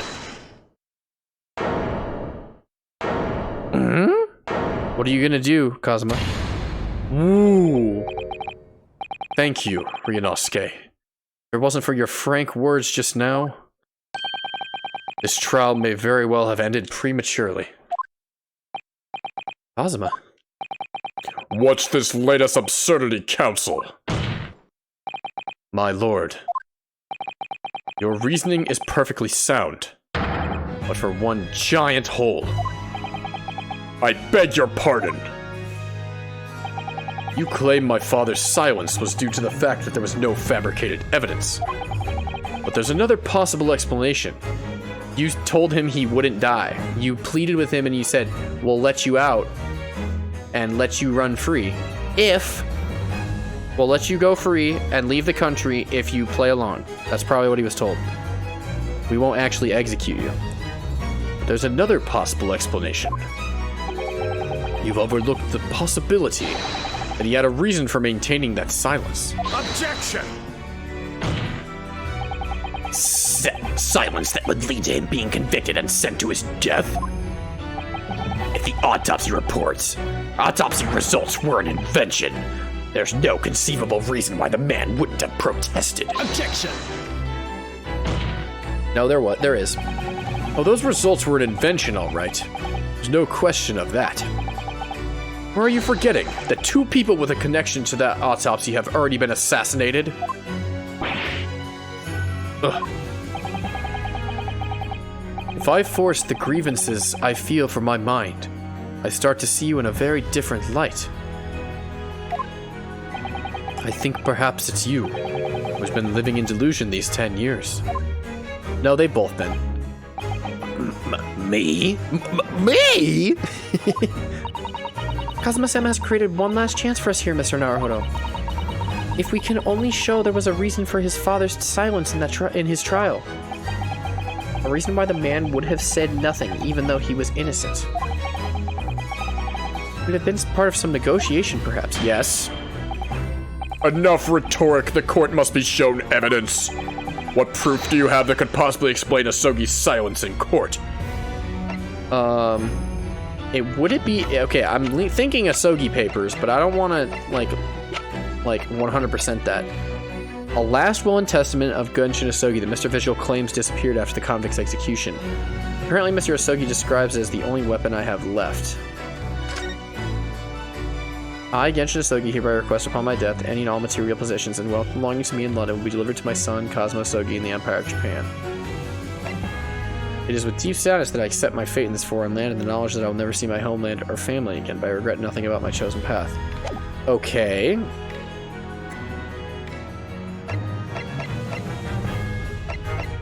Explain his silence.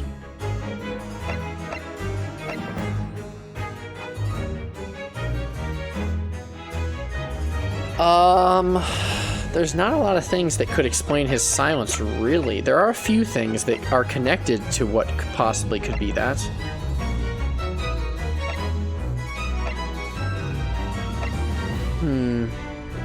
Letter of introduction, no. Dismissal notice, no.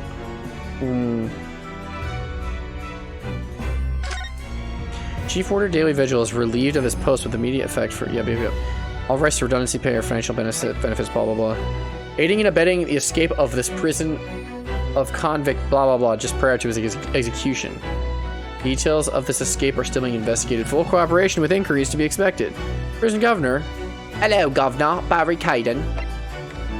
Indications are that the jailbreak plot was conceived prior to the convict's incarceration. So it's this. It's this, right?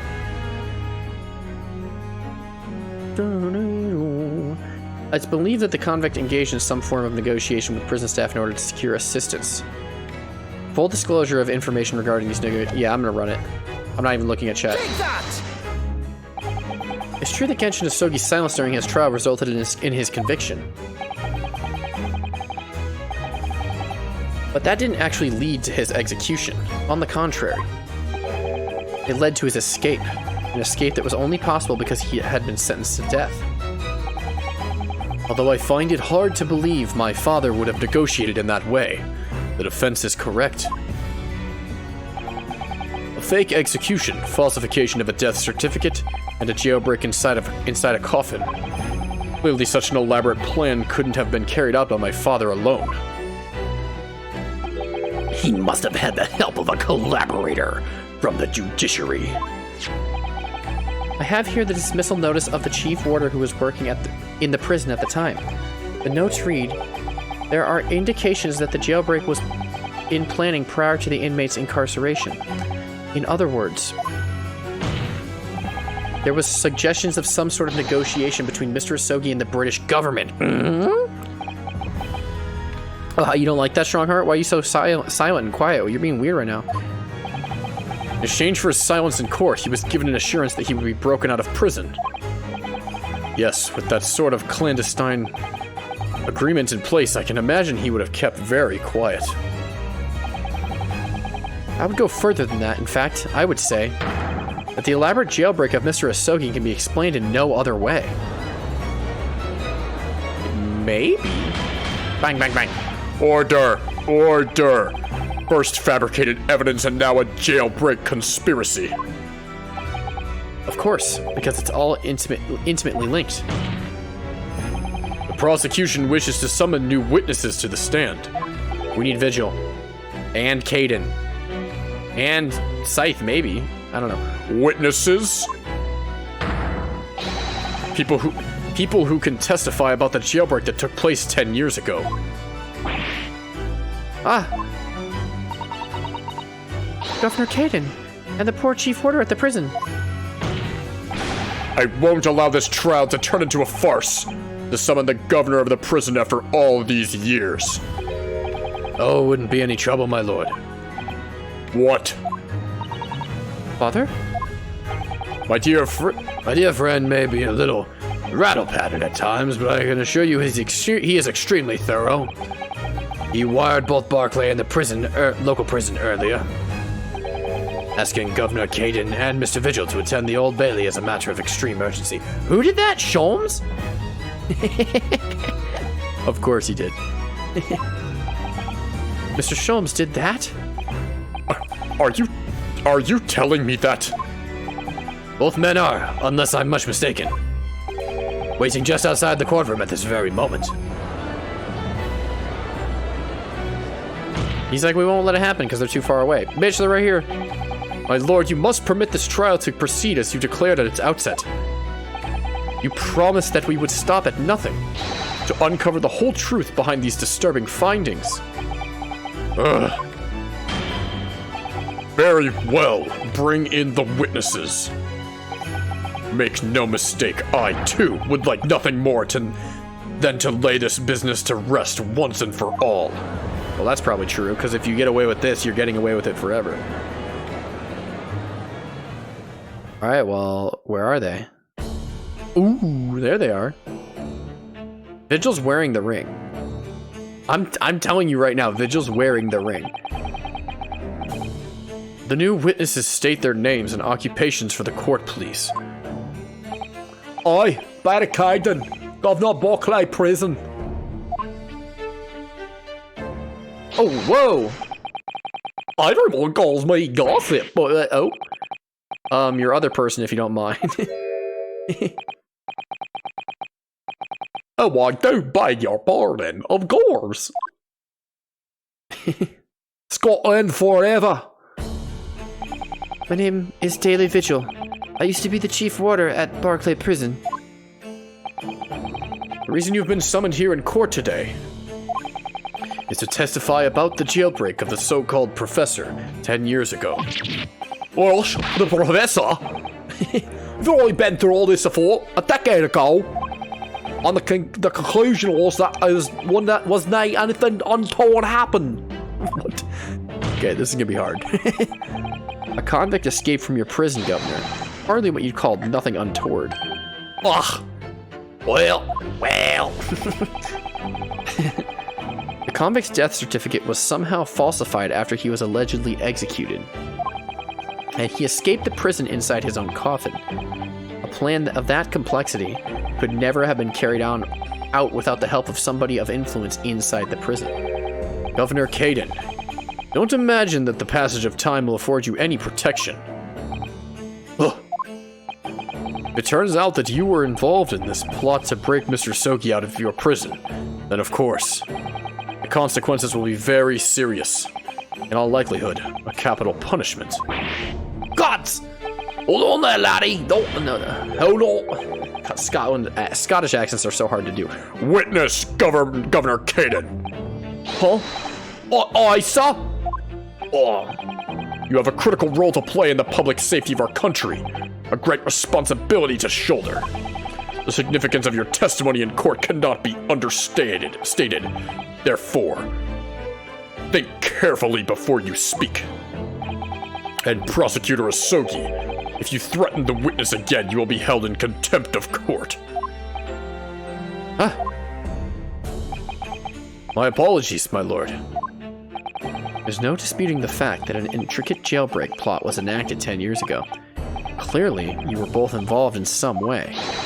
So you would testify before the court now and explain exactly what took place. Very well. Let the witnesses give their formal testimony.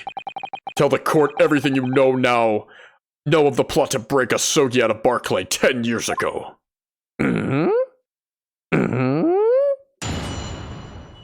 Witness testimony. Okay, Scotland is very hard to do and Vigil's very easy to do.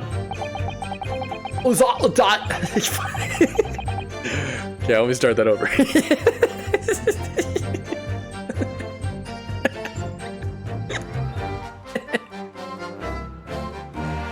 Okay, the songs are really good.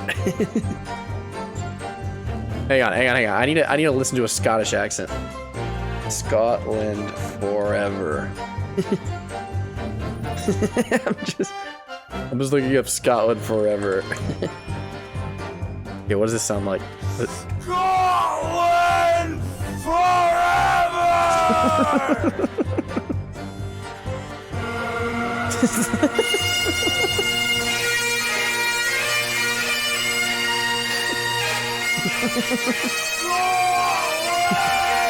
Scotland! Scotland forever! Okay, let's go back to the game. Okay, we got this. Okay. It was the day the Japanese rock was found guilty. That is not Scottish, but you're Scotlandish or whatever, but we're gonna go. The directive came from the prosecutor's office. I assigned the convict to the chief warder Vigil here and put the plan into action behind the scenes. I was responsible for Osogi right up until the night of his execution, but I knew nothing of any plot. I didn't reckon if there are some negotiations between the convict and the prosecutor's office. All I did was carry out my duty for Her Majesty's Great British Empire. Okay, that was a little better. not much, though. A directive from the prosecutor's office. Are you saying that was the jailbreak plot? Oh, that's right. Who sent it? Who authorized that plan? He's not gonna say. I do not can that. You said you don't know? Listen, if there was not a thing about the professor case that was not unusual in some way, I didn't ask any questions. I just did what I was told to do. More than that, I couldn't tell you. I see. But if the jailbreak plan originated from the prosecutor's office, then one thing is very clear. As suspected, there were clandestine dealings going on between Mr. Osogi and that office. The jailbreak was promised in exchange for Mr. Osogi admitting to crimes he didn't commit. Scotland forever! That counsel is nothing more than speculation on your part. So, let me ask the defense. Oh, yes, my lord. I fail to see how these witnesses may have any more pertinent information here. You intend to assert your right to a cross-examination? Yes. Absolutely. I have no intention of squandering a single opportunity, my lord. It seems all you Japanese are fiercely tenacious. Yes, screw you. Very well, proceed, counsel. You Scooby-Doo villain. Stop talking. I'm gonna blast your ass to the next multiverse. Yeah, the jailbreak plot. It was the day that Japanese Jock was found guilty. The directive came from the prosecutor's office. Okay, let's press. And you say you don't know who actually issued the directive. Aye, that's right. All I can be sure of is that it was official. Okay. But if it was from the prosecutor's office, that narrows down who could have issued it straight away. And it wasn't me. I can't even say with certainty that it did originate from the prosecutor's office. What? There's no telling where it started. There's a fair chance it came from a higher up the ladder. Basically, I cannot give you any indication of who was behind it. You can't be serious. All we can say for sure is that the order must have come from somebody in authority, I suppose. The likes of us on the ground, as it were, didn't bother with idle speculation. We just get the job done. I signed the convict of the chief water vigil here and put a plan into action behind the scenes. Okay, yeah. So, Mr. Vigil, you didn't know anything about it at all? That's right. My only role in this scheme was as a scapegoat. That's right, isn't it, Governor? Ugh. Some poor beggar had to type the rap for it. Alright then, who else knew about the plan? I've not the first idea, laddie. My part in the whole business was basically just dealing with the aftermath.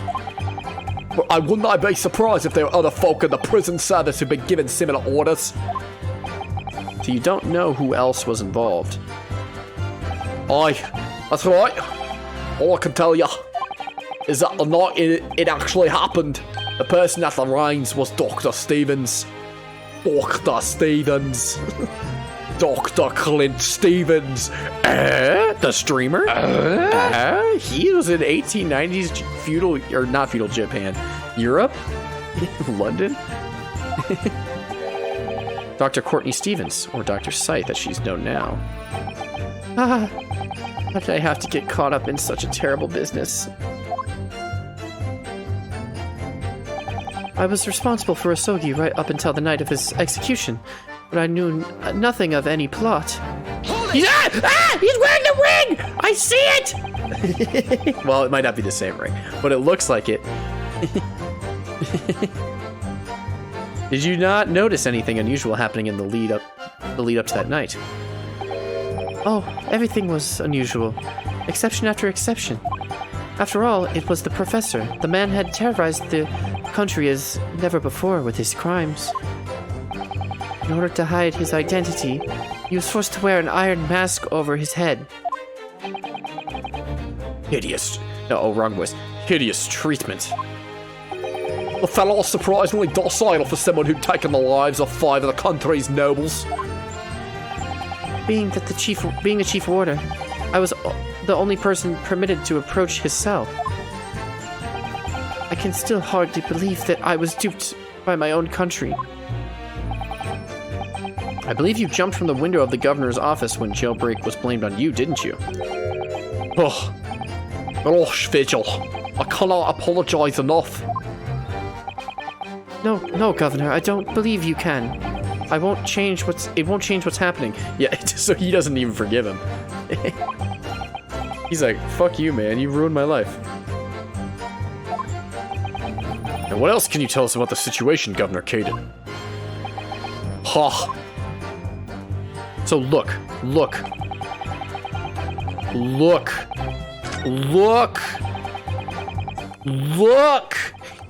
I don't know if that's the same ring. I don't know. It's just he's wearing a ring that looks muy suspicioso. Let's just say that. That's just his wedding ring. I don't know what you're talking about, Ollie. My theory is impenetrable.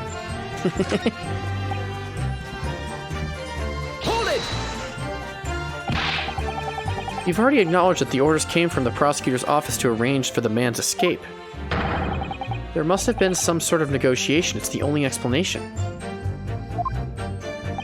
Aye, well, but that isn't me. I didn't care nothing about it. The witness stand is no place for telling you what you don't know for sure. I can that much, I do. And I presume you also know this. Not telling what you do know is a criminal offense. Huh. So you were just following orders, is that it? I'm afraid that won't absolve you of guilt here. The man was still killed illegally, even if he was a condemned criminal. He may very well be found complicit in murder, Governor. Oh. So that's what it's to be, is it? Even with the threat of conviction, you won't break your silence. Nope, he won't. Yep. All I did was carry out my duty for Her Majesty's Great British Empire. Hold it! Did you carry out the plan in its entirety? I did everything I could at the time.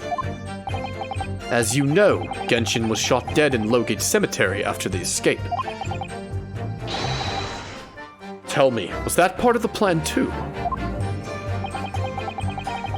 My instructions were to do with getting the jock out of the jail and nothing more.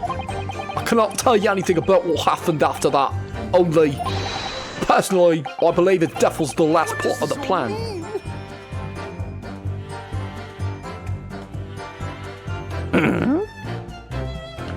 I believe his death was the last part of the plan. Okay. What's going on? Vigil, you good? Excuse me! Sir! Sir! Sir! Excuse me. Excuse me! Mr. Vigil, is something wrong? He is not having a good time. Oh! Yes, sir. What can I do for you, sir? He's saluting now? What is it, some sort of Barclay convention? What Governor Caden was just saying seemed to upset you.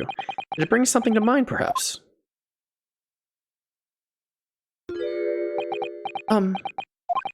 For the last 10 years, I've completely blotted out the memories of my time, that time from my mind.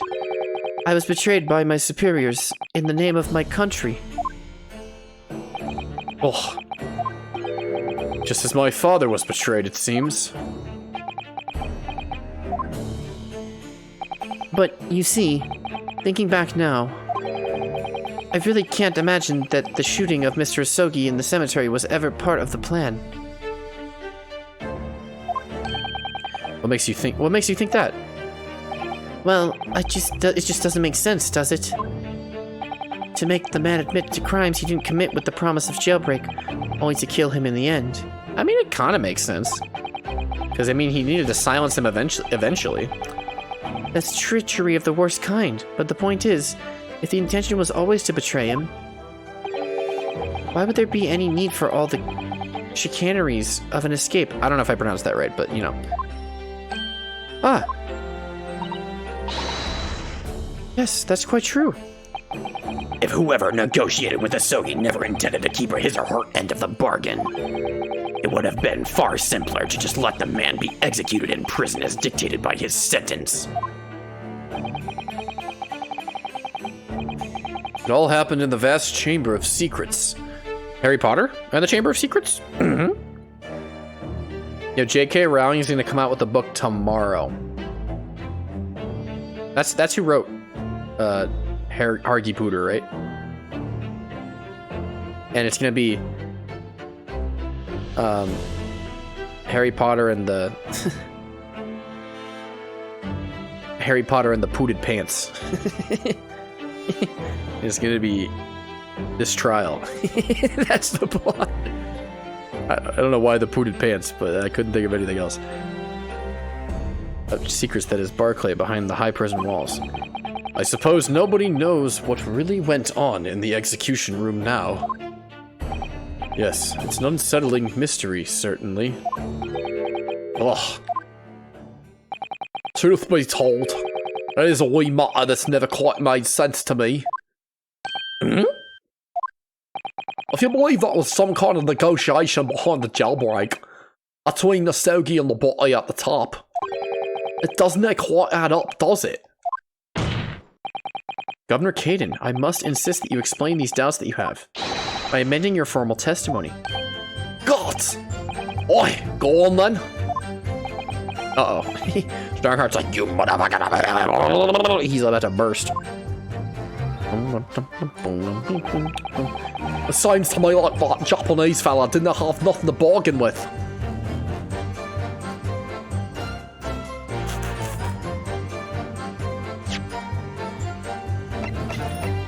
Didn't have nothing to bargain with? Oh, he did. No, wait, no, did he? Wait, hang on. Let me see.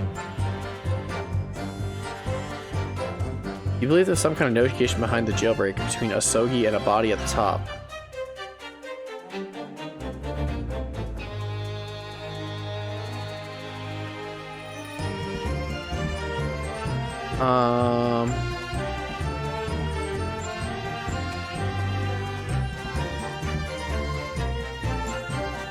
Wait. What are we... We're saying that... Okay, Ollie, does this mean, like, they're saying Asogi had nothing to bargain for his escape with, right? I know that might be obvious. Like, this is, like, him literally being able to live is what he bargained for, right? Okay. Otherwise, he would have been killed. Was it a letter of admission? I mean, the Asogi papers, he, like... I don't think he admitted it, though. He had something someone higher up wanted. I mean, the ring, but, like, he already gave that. It's not that. It's not this. I mean, he had the sword.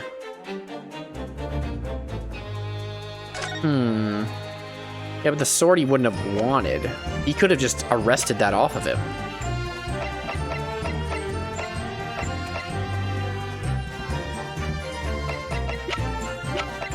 I mean, the second page of the Asogi papers is where he accepts his fate, and I guess this could be considered a confession of sorts.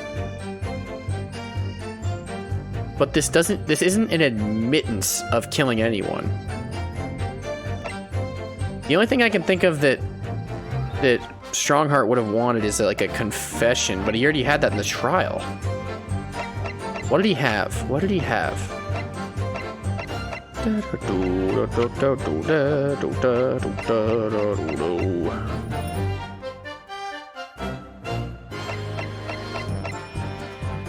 How hard is this, Ollie? There's something someone told you early in this case that in this case or in case 4? Because there's a difference. Because they're both the same, but they're like, you know, we found out about Mr. Vigil in case 4. This case, okay.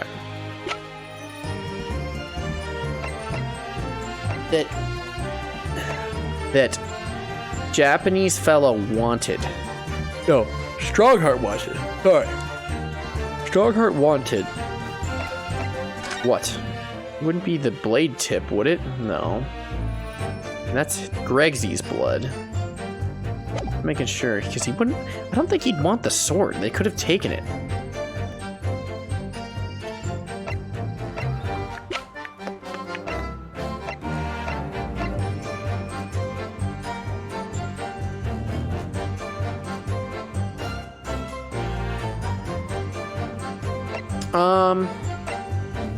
Let me think about this. It shouldn't be that hard. Oh, well, it says you.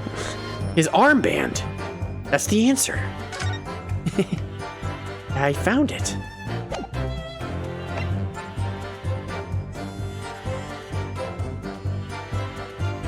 The Japanese fella had something to bargain with. What would it be?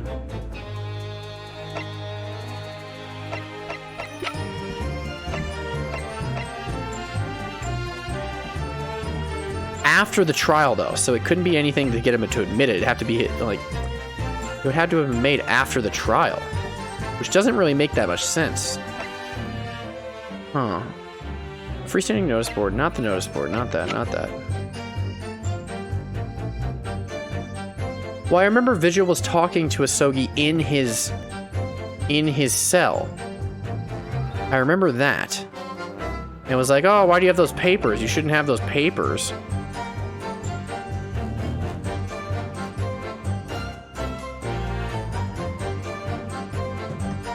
But why would Strongheart want this?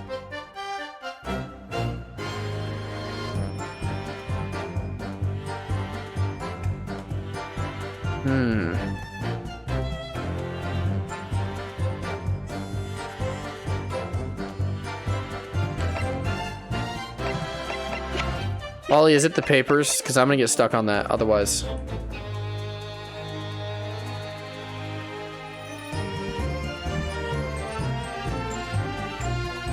Okay.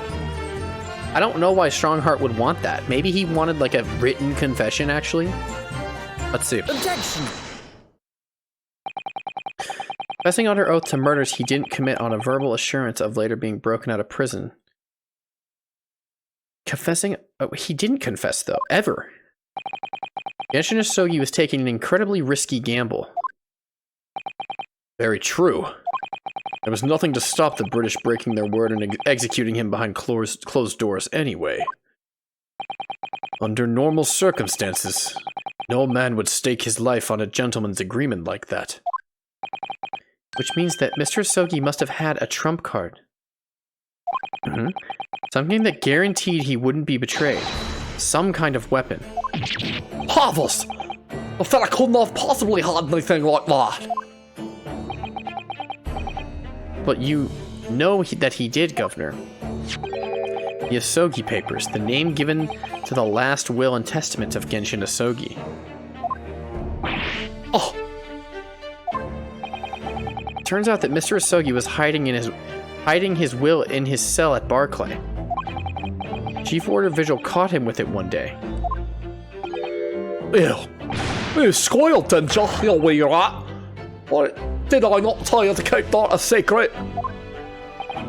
You can't touch me now. When Mr. Vigil caught sight of that will through the bars of the convict cell, Mr. Asogi pleaded with the warder. So I was right. I was just like, I still don't get fully why. Alright then, what's on that paper? The last will and testament. This will is the only weapon I have left now.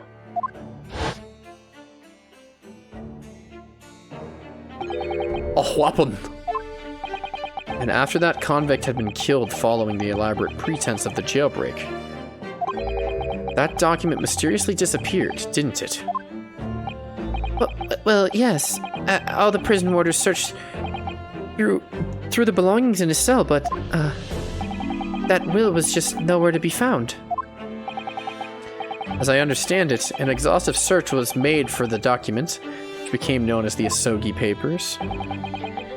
Governor Caden, I believe you ordered your prison staff to find it all at all costs, didn't you?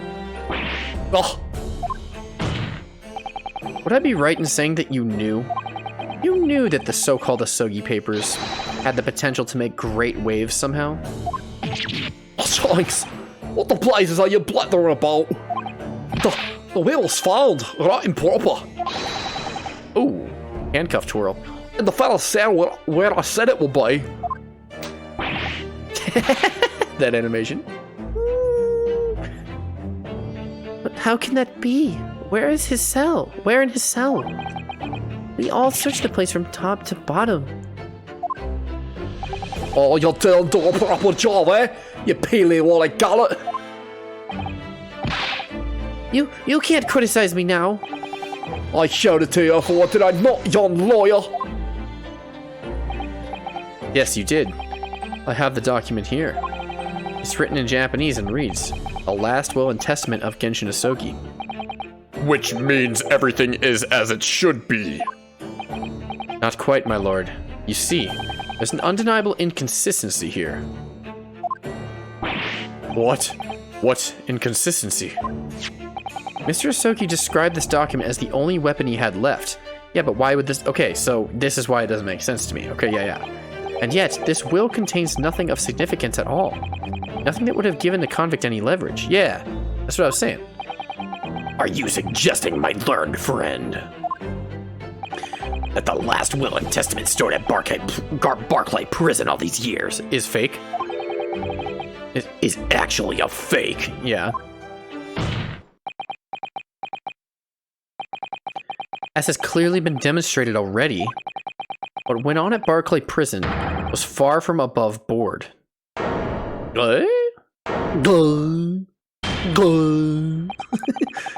That last vilification by the defense was an affront to the entire British legal system.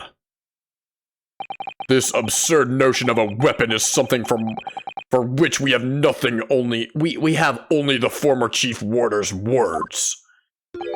The man could quite easily be lying, or at the very least sorely mistaken. But no, I definitely heard them say that, I swear. Clearly, we need to get to the bottom of this. We need to know exactly what happened with these so-called Asogi Papers. A waste of time! If the will was fake, where is the real document? Objection! Mr. Vigil was stabbed in the back by the judiciary 10 years ago. He lost everything, very nearly his own life. Oh. And now you're going to do it again. You're ready to brand him a liar and turn your back on him without even letting him defend himself. Oh, this angle. It's clear that Barclay Prison is hiding something. It's clear that the jailbreak was masterminded by somebody in the prosecutor's office. It's clear that some illicit negotiations took place. Is your lordship just going to gloss over these obvious and reprehensible facts? What did you say? Have him testify again. The trial must go on. The man's voice must be heard. It would seem that the vocal few here are utterly blind to the truth. Very well then, let the witness testify again. Tell the court precisely what you think you saw of the convict's last will and testament. Yeah, yes, sir. My lord. My lord. The Asogi Papers. As the warder responsible for condemned convicts, I attended to Mr. Asogi and kept watch over his cell. The night after he was found guilty in court, he was doing something with that will in his cell. We turned the cell inside out looking for it after the execution, but to no avail. I only found out about the Asogi papers when a directive came telling me to impound them.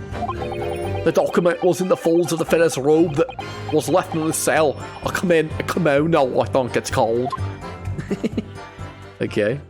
All right. His kimono? That's a lie.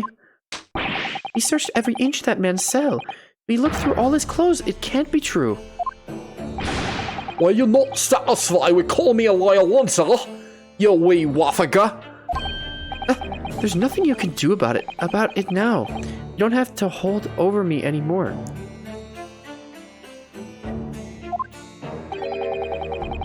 What is this animation? He's like aggressively flopping towards him. He's like, yeah, what are you gonna do about it, huh? What are you gonna do about it, punk? Yeah. You can't stop me, huh? Yeah, what are you gonna do? I'm gonna aggressively flop towards you. I'm gonna flop in your general direction.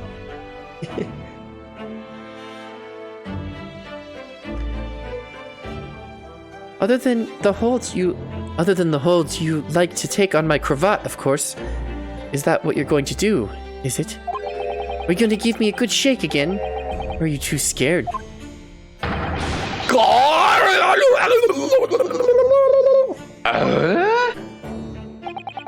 Little and large. What a double act. We complied with the Sogi's will as far as was possible. All of his personal effects were delivered to his family home in Japan. As a courtesy to the homeland of the most notorious killer our country has ever seen. And we were much obliged. I can confirm that all of my father's belongings arrived safely. Aye, and you cannot deny the handwriting of your old man, eh? Yes. No mistaking, that is my father's brushwork. Really? Maybe it's just incomplete then. Maybe they only hit part of it. Really? This last will and testament was the man's last weapon, was it? I think we can safely assume that the convict was merely prattling, knowing his end was nigh. No. So, counsel for the defense, your cross-examination, please. Yes, my lord. The Asogi Papers. As the warder responsible for condemned convicts, I attended to Mr. Asogi and kept watch over his cell. Hold it! Does that mean that you conversed with Mr. Asogi? Yes, certainly. Though there was precious little time before his execution was due. He was remarkably calm, considering his days were very much numbered. In all honesty, he really didn't strike one as a man capable of mass murder. Yet he confessed in full to the crimes. I know. That's why I felt compelled to ask him one day. I can still recall his reply. I'm guilty of the unforgivable crime of ending another human's life, yes. Ugh. But he was so tranquil and intelligent, it put me in mind of an Eastern holy man. And what about the will you saw him with? What can you tell us about that?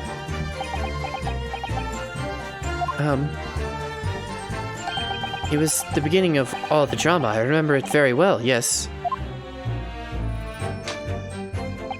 The night after he was found guilty in court, he was doing something with that will in his cell. Hold it! And he pleaded with you not to report him, didn't he? Yes, that's right. Unlike the Bampot you did not tell me.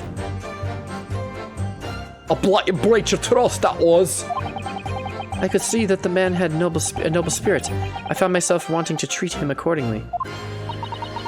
But according to what you told us 2 days ago, the convict had been strictly forbidden from having any writing materials whatsoever. Yeah. Yes, you're quite right. So when exactly was this will penned? That was before the man was remanded in Barclay, obviously.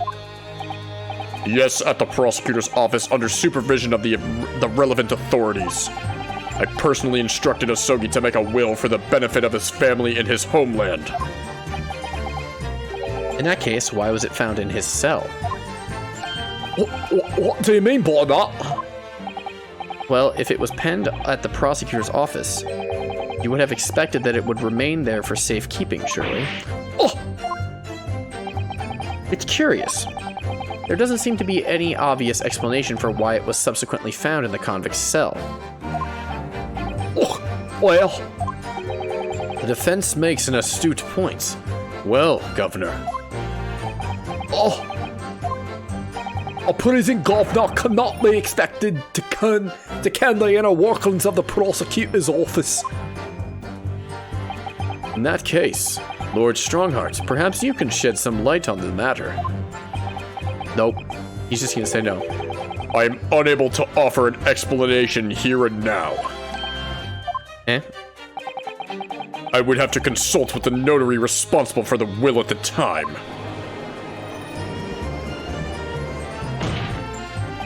The fact that my brother's will was discovered in his... The fact that my father's will was discovered in his cell is clearly inconsistent with what was expected. I want to know why. Another inexplicable mystery, then. Ugh. Well, the thing is about that will. We turned the cell inside out looking for it after the execution, but to no avail. It was the governor who ordered the search for the will, as I understand it. Is that right? Yes, and when I reported back that we couldn't find it, he grabbed me by the cravat and yelled, "It cannot have disappeared from completely!" in my face.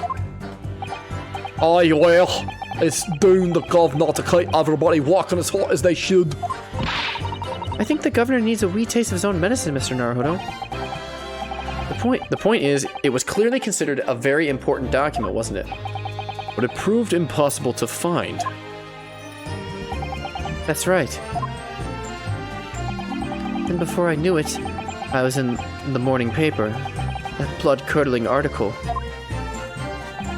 The executed mass murderer who'd risen from the dead. Oh, you mean... The article based on Mr. Drebber's experience in Lowgate Cemetery, the one by Odie Assman? Mr. Assman? Yes, that was it. The day after I'd read that news, I was summoned to the governor's office, and that's when the awful accusation was made. That you'd aided Genshin Asogi in escape from the prison, resulting in your immediate dismissal? I'm afraid I really don't remember anything after that. Oh, as the governor of the prison, I had no choice. I could not have done anything else. I only found out about the Asogi papers when a directive came telling me to impound them. And that directive came from the same source as the one instructing you about the jailbreak. Aye, from the top levels of the prosecutor's office. What name was on it? No name. I didn't care for, and I didn't care now. All I can tell you is that my orders were to do everything in my power to find that document. The directive said that it had to be somewhere inside that fella's cell. Okay. Document. Was that the wording? Document, not will? Aye, that's what it said. Am I clutching at straws here? It's 2 papers. I just wonder if it was really Genshin Asogi's last will and testament that the sender of the directive was after. Ugh. Continue with your testimony then, witness. Okay. The document was in the folds of the fella's robe that was left in his cell. A kimono, I think it's called. Yeah, let's press everything, then let's go to evidence. In Mr. Asogi's kimono. Aye, the one he brought with him when he was locked up. Yes, he was permitted to have his personal effects with him during his incarceration, I understand. That's right, he was granted as much freedom as possible during the few days before his execution. Indeed, he had a number of... Oh?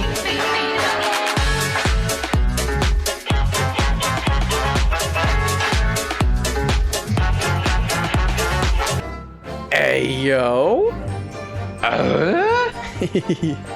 What's up, Twilight? Oh, Java Chip Gamer. Whoa, that's a goblin.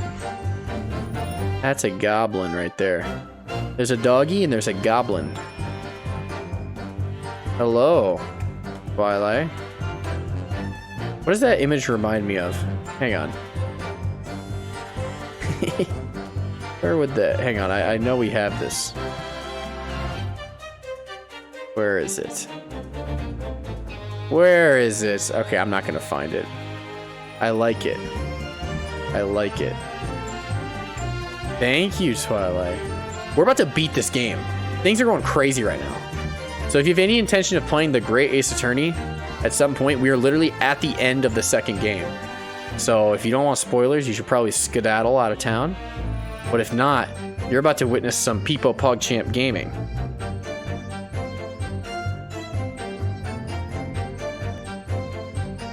I'll give people like 10 seconds if they want to leave. But yeah, we're literally at the end of the game, and things are going to be significantly spoiled if I hit A. But like I said, Ace Attorney games are almost always the best at the end of the game, because it's like really good and stuff, because they spend all the budget on the end of the game. I'll leave you with alert to avoid spoilers. Okay, Twilight, thank you again. What were you playing, by the way? What were you gaming? Was it Zelda? Zelda? These are literally the only Ace Attorney games I haven't played.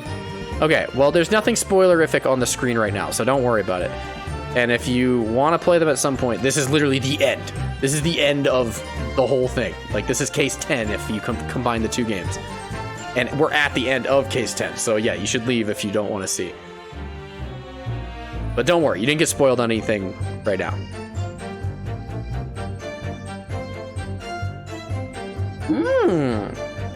Majora's Mask. I've only played that game once, and it was on a 3DS, on a plane. And I beat it. And that's it's like I think it's probably the console Zelda I've played the least. Okay, I'm gonna give 10 more seconds. If you are still here and you don't want to see this, you have 10 seconds before I hit A, and something might be spoiled. So, I'm warning you. But if you would like to stick around, thank you for tuning in. Twilight, thank you for the raid. Java Chip, get the heck out of here if you don't want to see anything. Yeah. I've played it the second most out of any. Second most out of any of mine is probably like Breath of the Wild or Twilight Princess. No.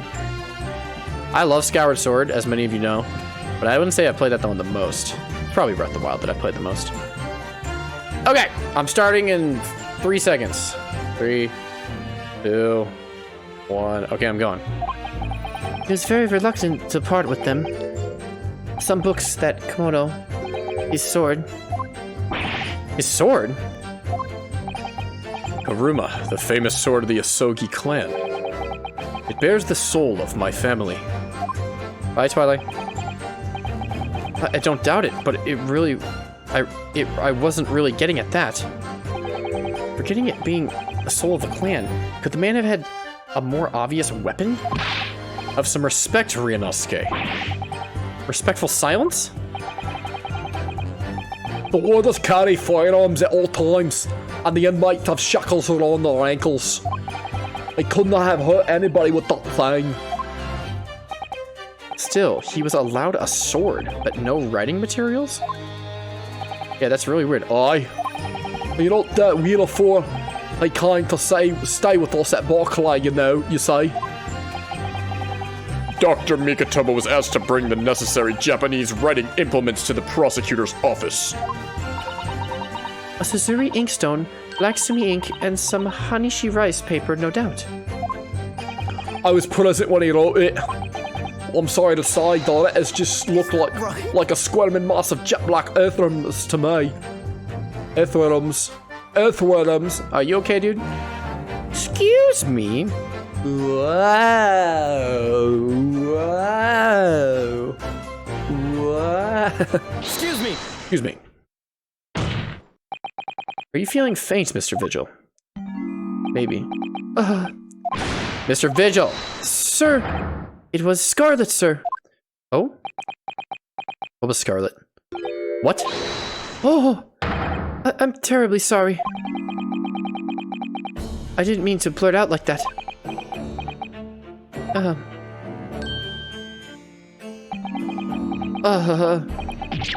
Less swaying and more explaining would be helpful. Something about the testimony we just heard. Have you recalled something of importance? Look at Barry over there. Barry's like, Oh, please, I'm Scottish. Oh, I'm Scottish, alright. He's like, please stop talking. Something of importance, possibly, or possibly not. I'm unable to tell which way he's leaning, I'm afraid. my lord, the defense asked that Mr. Vigil be permitted to supplement his testimony with this possibly or possibly not important detail. Permission granted. Go ahead, Mr. Vigil. I bow, again. Yes, it was Scarlet. What was Scarlet? As I remember it, the document was written in scarlet ink. But perhaps I'm mistaken. Scarlet ink? I don't think so. I made fun of Scottish people? No, I'm just doing a bad accent. Okay, well that's very clearly not written in that color ink. Am I stupid if I present the papers again? Ollie, would I be stupid if I presented the papers again?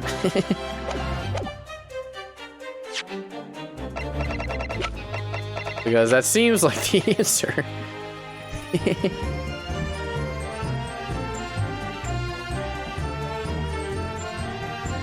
Okay. You would be stupid? Okay. So I need to focus elsewhere. Okay. Let me think.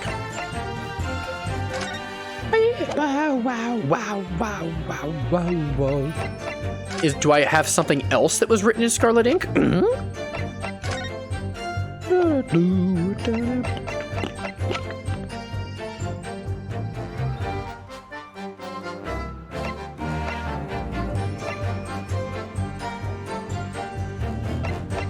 I'm thinking. I'm just gonna press it. Hold it! Scarlet, you say? Well, yes. I mean, I only caught sight of it for a brief moment, of course. But even by the dim light of the cell, I remember thinking that it was an unusual color. At the very least, I'm quite sure it wasn't black. Oh. Witness! Is that really what you saw? What, sir? Something wrong, Lord Strongheart. Ugh. I apologize.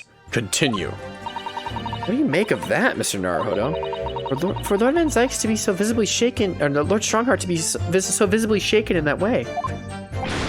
Och, dinna have. You can plainly see in the writing here, and it's as black as the Earl of Hell's waistcoat. Well, yes, you're right.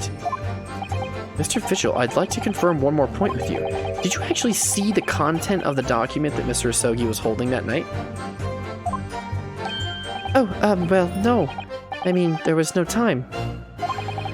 As soon as he noticed me there, he hid it behind his back. He said, please don't tell anyone. It was definitely a will, was it? Yes, it was. That's what Mr. Asogi told me. The court need waste no further time on this matter. We have the will in question in our possession. There's nothing more to add. That's a lot of Thanos. That's a lot of Thanos. Your lifetime worth of knee coins could all be gone in one stream. Could all be gone, Val. And then what? And then what? A will written in scarlet ink. What did Mr. Vigil really see Cosmo's father holding, I wonder? You have an inkling, Mr. Naruhodo. You must present it to the court at once. It wasn't the will. That testimony doesn't give much away. So this really was penned by Kazuma-sama's father. I wonder what he could possibly have meant when he described it as a weapon. It's starting to sound very much like Mr. Asogi actually had nothing. So the plan to break him out of jail went ahead, which means he must have had some bargaining power. He must have been hiding something. It's the only explanation that makes sense. It's starting to sound like Mr. Asogi actually might have had something. Which is it, Mr. Naruhodo? I'm not sure, but I feel as though I'm on the brink of understanding all of this. Let's listen to all the information again and see what we can learn. We can't overlook even the smallest detail. Absolutely. Okay. The smallest detail. As the warder responsible for condemned convicts, I attended... Okay, yep. Tonight he was found guilty in court. I was doing something that... He was doing something with that will in his cell. Okay. Okay. Wait, what did he say? We turned the cell inside out looking for it after the execution, but to no avail. I only found out about the Asogi papers when a directive came telling me to impound them. The document was in the fold of this fellow's robe. Okay. What do we have that was written in scarlet ink, though? Anything? Oh, is this tricky or is this easy? Just answer that, nothing else.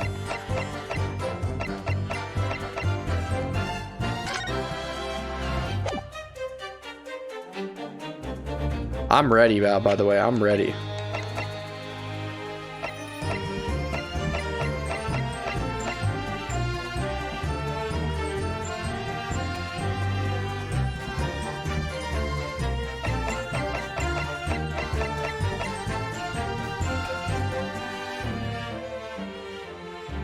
Scarlet.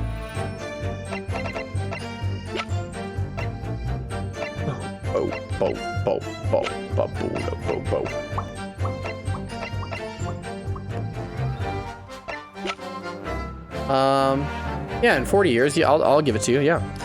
I'll have it by then. I could be dead by then, who knows? Well, if it was soaked in blood, could be scarlet then, or red. So I'm not looking for red ink, is what Ollie's saying.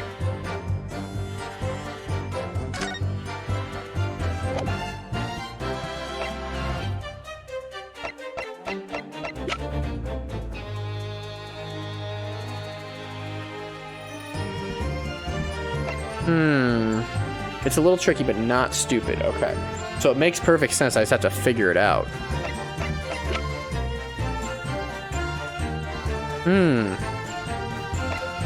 Can I yank on the ears and get Sholmes in here? I think I might need him. I need Iris. Iris. I need Gina. I need Gina. And Iris.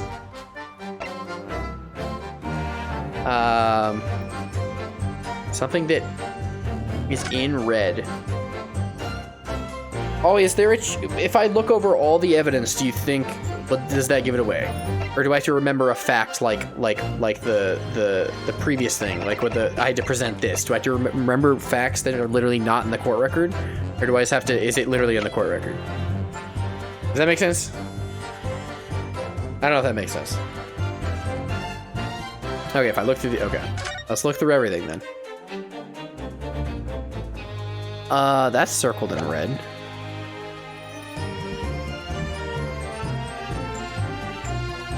He was hiding the Red-Headed League article. I figured it out. I deduced the case. I solved it.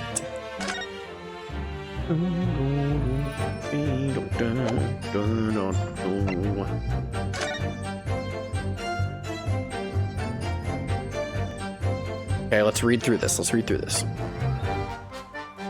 Uh-huh.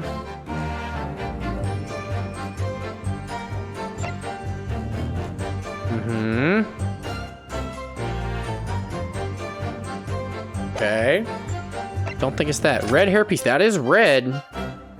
But I don't think that's anything to do with...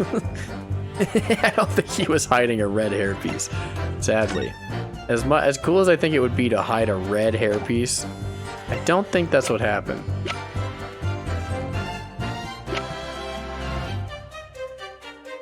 What about the picture?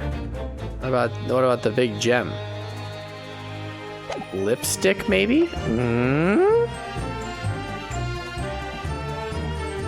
The murder weapon that was found at the scene of the crime on Fresno Street.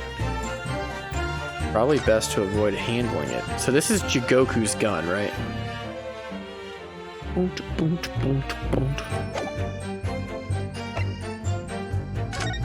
That's a crazy gun.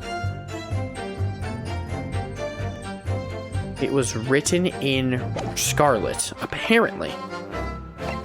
Something that could have allowed it to be written in Scarlet. Tobias Gregson.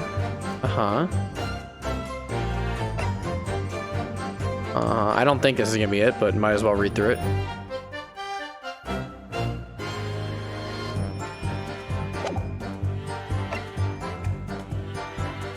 Don't think this is it either.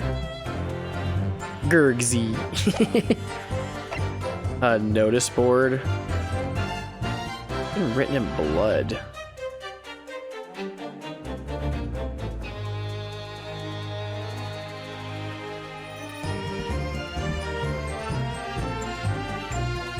Notice board, not the notice board, not the Venus firecracker.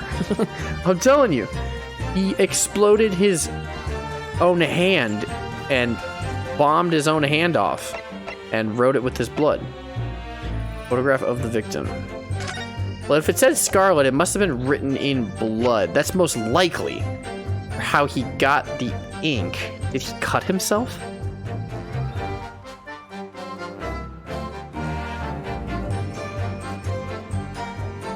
Gregson's pocket watch. Not that. No. No. I mean, this might have a clue in it.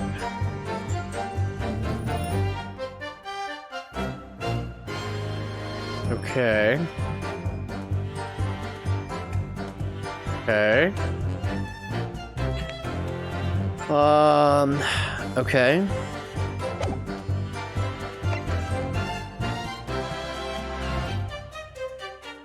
Gregson's trunk, no. Clint's autopsy report might have something. Let's see. Okay. Indicative of a duel? That's badass. I forgot about that. So he died in a duel? Whoa! I didn't even see that, Ollie. I would have read right over that.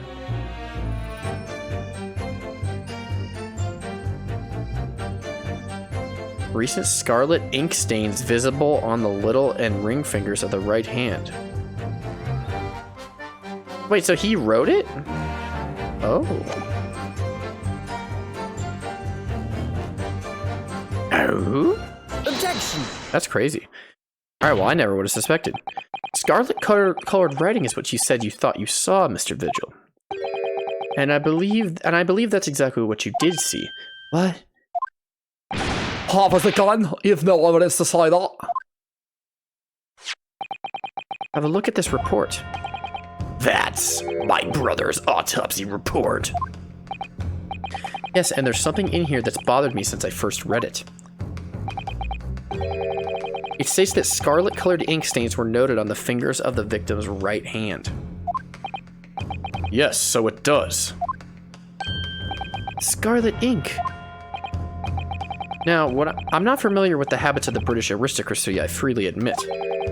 But I would hazard a guess that they don't go around with ink stains on their fingertips, do they? Your wit is not appreciated. My brother was a well-bred and fastidious man. He was well-bred? I don't... he's not a dog. What? The frick? He's not like a show dog. Should ink have sullied his fingertips, he would have cleaned them immediately. What is your point, Council? Want to become famous? Buy followers and viewers and primes at bigfollows.com. Maybe I will. Maybe I will, OSSR Sotachi. Maybe I will, maybe I won't. Who's to say? Get the hell out of here. What is your point, Council? My point is this. Whatever Lord Clint Van Zykes was writing on that within that unusually colored ink, it must have been directly before his death. Yeah.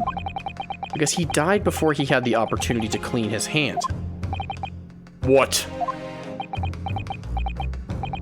I remember something troubled me at the time. At the scene, the lid of my brother's inkwell was open.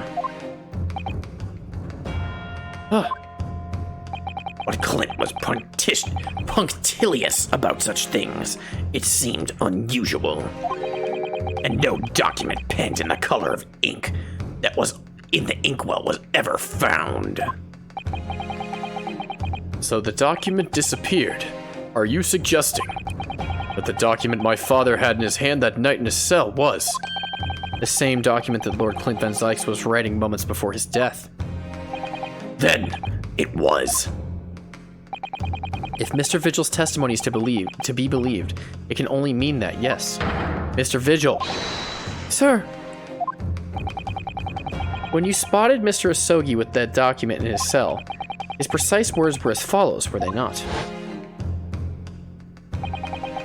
Alright then, but what's on that paper? A last will and testament. Oh? So did he write a last will and testament? Did he? What? Hold on. I mean, they were dueling. Maybe. So maybe he, just in case he died, he decided to write it. This will is the only weapon I have left now.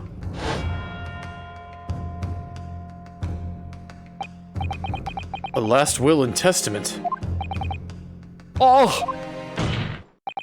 If the conversation really did go as Mr. Vigil says, then what we now know completely changes the meaning of what Mr. Asogi said. You really think? Mr. Vigil did indeed see the convict with a will. But it wasn't that of Genshin Asogi.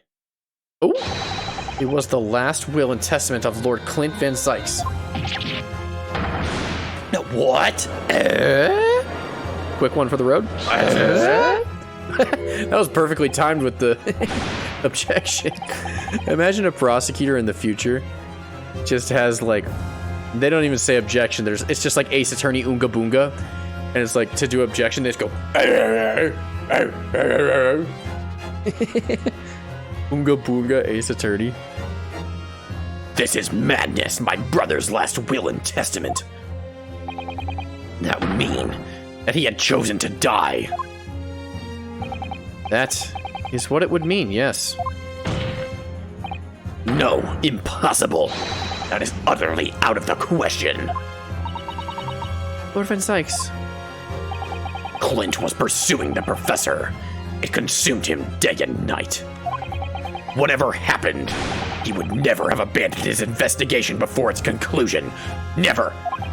He wouldn't rest until the job was done, until the killer was caught. The idea that he would willingly accept his own death, it's obscene. Objection! And yet we can be sure that he was writing his will moments before his death. And that Genshin Asogi came to be in possession of that document. How the hell did he get that? What? So what could the will possibly have contained? Clearly something that couldn't be made public under any circumstances whatsoever. Because armed with that document, my father was able to negotiate with the judiciary for his life. Something so damning that it prompted the powers that be to enact that daring jailbreak plot. Yes, there can be no question that the will contained information of the utmost secrecy. Information of the utmost secrecy. Oh! No, it couldn't be. Oh? I've heard more than enough. Pursuing this notion of a phantom will nobody Pursuing this notion of a phantom will nobody can attest to having seen serves absolutely no purpose. Objection! No, my lord, that's unacceptable. What did you say, counsel? The last will and testament that Genshin Asogi had in his possession was that of Lord Clint Van Zykes. All the testimony and evidence presented to the court has logically led us to that as a possibility.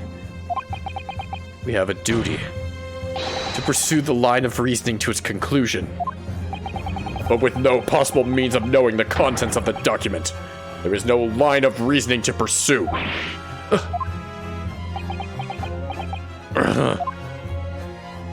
Oh. A reason why Lord Clint Van Zykes, a man of high noble standing, would have chosen death. Information so secret, people in the judiciary would be willing to negotiate the jailbreak of a condemned killer. The only explanation that fits those facts is an unthinkable truth that turns absolutely everything on its head. But it's just too hideous. Mr. Naruhodo. Huh? However difficult the situation might become, you work with your client in pursuit of the truth. That's what you resolved to do when you entered the courtroom this morning, if I'm not mistaken. Miss Sasibaka. So hold your head high and keep soldiering on. Keep soldiering on? More like keep pressing on.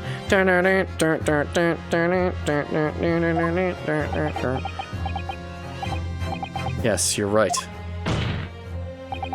10 years ago, in his final moments, Lord Clint Van Zykes left behind a will. A will that Genshin Asogi was able to use as a weapon to negotiate his escape from prison. In all probability, the details in the will were related to the Professor case. The defense's last statement is mere conjecture. What are you getting at, man? Ryunosuke. As soon as these words come out of my mouth, there's no going back. I believe that the last will and testament of Lord Clint Van Zykes was in fact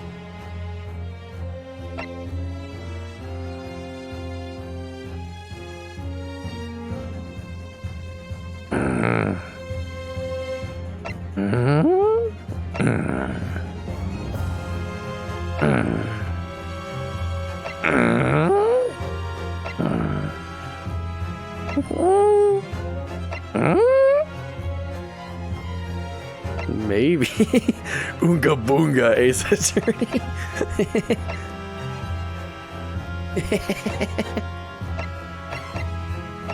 It had to be a confession, honestly.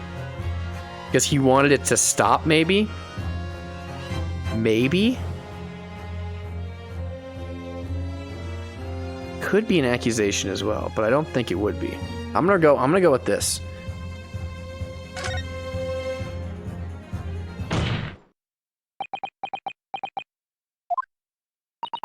You can do this, Mr. Naruhodo.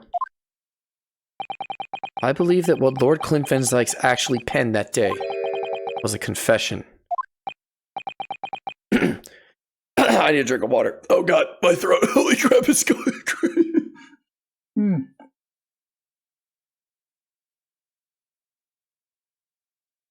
My throat was going doki doki there. A confession. Regarding the mass murderer known as the Professor and his true identity. Objection! Enough, counsel. What are you saying? Do you even realize? Do you even realize? A confession about the true identity of the Professor. That would mean...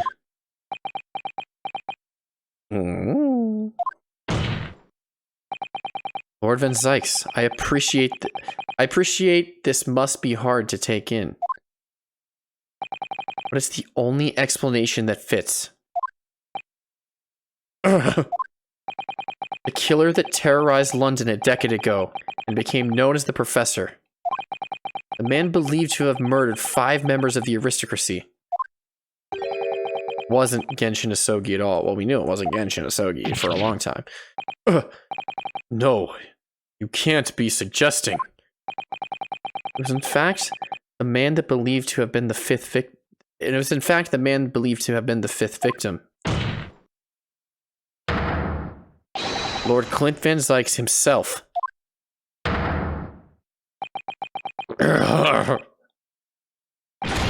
Oh my god!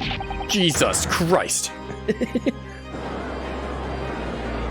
Oh my god. It's finally open, is it? Pandora's box.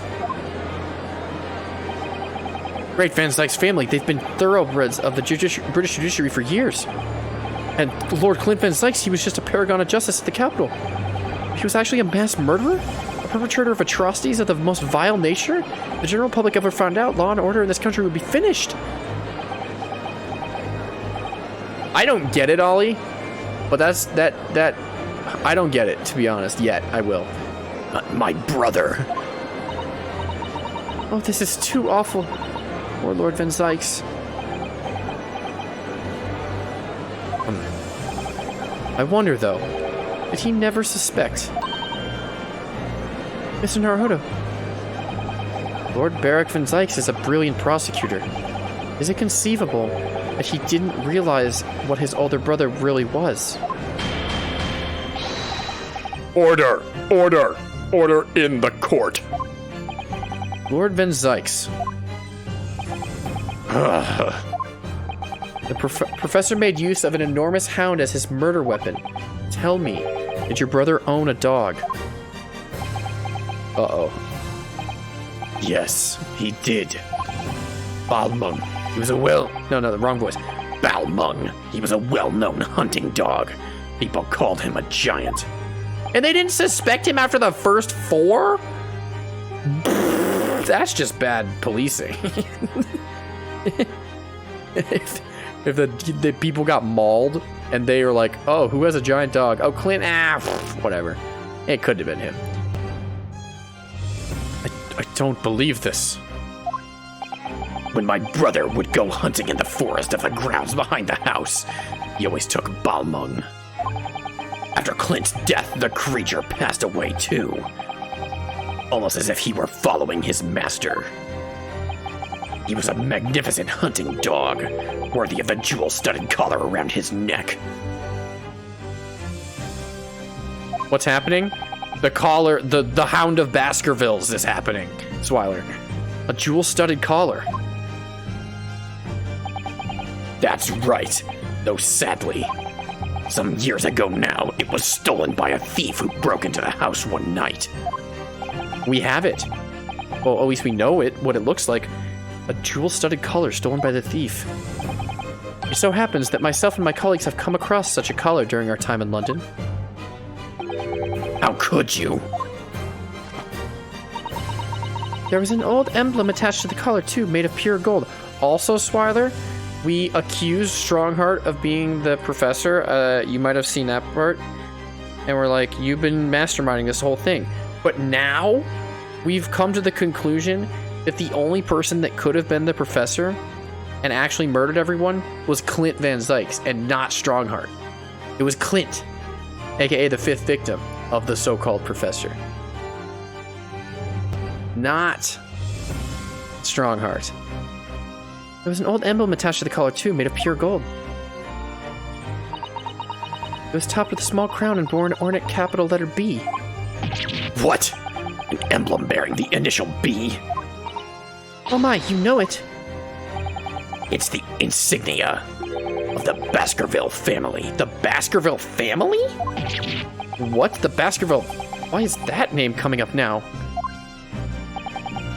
Baskerville is the family name of my late brother's widow. Oh. That pure gold emblem was an heirloom which Clint acquired upon their marriage. There can be no doubt, then. The collar you've described was Balmung's. Family insignia of Lord Clint Van Zykes' widow. There was a considerable amount of blood on the collar when we saw it. Since we know the dog was used for hunting, it could have been from its quarry, of course. What could it could have equally have been from human prey. We need the color. So it is true then. Clint Van Sykes really was the professor? Possible. These Japanese are making up all this up to exonerate their own. So in fact, the person responsible for these murders of nobles and royals was a noble himself. And that threatened to be an enormous scandal that would irrevocably destabilize British society. My father knew that, and was using it to negotiate his way out of the unjust charges brought against him. But at the very last hour, those he bargained with betrayed him, slaying him mercilessly on foreign soil. Well, can you deny it, Lord Strongheart? 10 years have passed, and still now the 6 million inhabitants of our great capital rest easy believing that justice was done. That though his anonymity remains, the diabolical murderer was caught and executed. Then why? Very well then, you may have the truth. There's still things that don't make sense. Bang. Tell me then. Tell me what Clint really was. Lord Clint Van Sykes was too pure of heart when he became a prosecutor and went in pursuit of the black roots of crime. He drove himself into a corner. He came to the uncomfortable realization that to fight the most fiendish of criminals requires one to become even more fiendish in oneself. So he had to kill to get all these bad people to stop being bad people. So he was kind of like... He was kind of like a, he would give people justice in a way. Oh, my headphones are dead. He would give people justice in a way, but not really. Because he was doing it out of his own vindication. But he would kill only the most terrible people in society that deserved, well, in his mind, deserved death. I don't know if they actually did. So he thought, in his mind, he was doing like society a favor by taking matters into his own hands and getting rid of all the shitty people in the world. Clint. Parking ticket? Dead. A poop stain of society. The 19th century was truly miraculous, a miraculous 100 years for Britain, and indeed the whole world. New industry, new technology, and with the birth of the Metropolitan Police Service, new law and order. Dong dong. But these dazzling new developments meant even deeper shadows were cast on society. Water sullied by factories, air thick with nauseous fumes and crime, growing daily to fill the darkness. Lord Clint Van Sykes made it his mission to combat that darkness. Oh, but this is Strongheart talking. As time went on, it slowly ate at his soul, until eventually he was consumed. Wait, who is this Strongheart talking? Maybe? Yeah, it is. It's ironic, really, and somewhat surprising that the truth has once again been unearthed by a Japanese. Once again, what do you mean? 10 years ago, your father, Genshin Asogi, turned up at my office one night. Oh. Ooh, look at this. There's art here. The professor. Yes, beyond all shadow of a doubt. You must issue a warrant to search his home at once. Don't be absurd. The man comes from one of our country's most illustrious families. He's a paragon of justice here in the capital. Yes, that's the point. That's why none of you British can see it. He's using his noble status as a diversion, whilst he commits these atrocious crimes behind the scenes. Do you have evidence? Nothing definitive as of yet. That is true. The bandana is his scarf there. But he keeps an enormous savage hound on the estate. Needs the full support of the judiciary for this. We're up against a member of the aristocracy. So a large family estate has a fierce guard dog. You should know that's commonplace here in Britain. I'm sorry, but I can't possibly put Scotland Yard on this. Oh, no, I'm sorry, but I can't possibly put Scotland Yard on this based on the tenuous accusation of a visiting student. Ooh. So I turned down Asogi's plea. And as a result, he took it upon himself to visit the Van Zykes mansion on his own. We can only imagine now what happened between the two men. They dueled.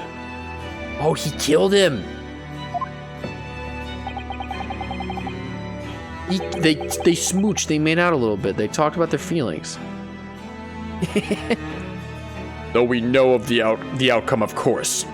Lord Clint Van Zykes perished. I don't believe this. So, in actual fact, Kazuma-sama's father did. He made the late Lord Van Zykes meet the same fate. He put a permanent end to the professor's killings by taking the drastic measure of ending the perpetrator's life.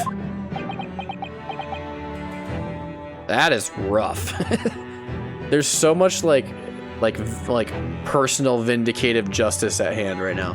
Because I don't want to say that Clint or Genshin are evil, but they're like killing people.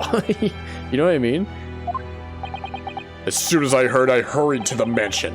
When I arrived, it was easy to grasp what had happened. And what about the will? Asogi must have already taken it. Nothing of that nature was found at the scene. We had no idea of the existence of such a document at that time. So I'm willing to bet they dueled, and then Clint said, "Hey, if you beat me, I'm the man. You can have this document. And if I beat you, then you're dead, and I will destroy the document." Maybe that's probably what happened. Actually, I was the only person who knew of the true identity of the professor. So, I resolved to keep it a secret and to guard the secret to the bitter end. so you're admitting to it that you were behind it all? It was you then who pinned the crimes on my father. I did what needed to be done in order to protect the law and order of the British Empire. Even if that meant employing an unforgivable ruse. Then it was you who arranged this fabricated evidence. I ordered that detective to take care of it, whilst keeping the truth from him naturally. Gregson. Obviously, he opposed me at first. Are you off your rocker? We can't do something like that. Regsy. There's no question that it was Asogi who murdered Lord Van Zykes. The house staff have made statements that they saw the man running from the mansion that night. Yes, well, I've no doubt that it was that Japanese fella. But we haven't got a shred of conclusive evidence against the man. And worse than that, he doesn't keep a dog. It was short a murder weapon to boot. And we're short on time, Gregson. We must put a stop to this man's rampage for the good of the country. So we'll use whatever means necessary. Do I make myself clear, detective? Blimey. Gregsy. So that night, 10 years ago, when I was attacked by those thugs in the back streets, and Genshin's ring was taken, that was him, was it? That was Gregson and some hired help. Then the detective handed the stolen ring to Dr. Wilson. The fiendish discovery from the victim's stomach during that autopsy. And in the light of that decisive evidence, Mr. Asogi was found guilty of the charges brought against him. However, behind the scenes, there were always whispers. There were always whispers. He had actually already struck a deal with his accusers, in which he agreed to silently accept the charges. I just don't believe that part. As far as I knew the man, my father despised such underhand dealings. It was extremely easy to make him comply. You see, he had one crippling weakness. What weakness? Isn't it obvious? You, Cosmo Asogi. Me?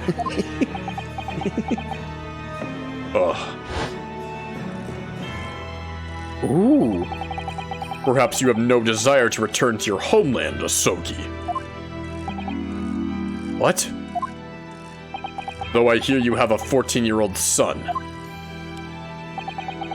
Agree to cooperate and accept your guilt without contention, and you will see Japan and your son again. You scoundrel. Whether you choose wisely or not, it will be a closed trial by order of Her Majesty. So whatever rash claims you might make in court will have no trouble in stifling them. There's only one outcome for you, Asogi. The gallows. Don't forget that I still have a weapon at my disposal. A document revealing a truth I know you're desperate to keep hidden. Yes, it hasn't escaped my mind, which is the only reason I'm willing to bargain with you. I only want to protect this country's law and order, you understand. So, what's it to be, Asogi?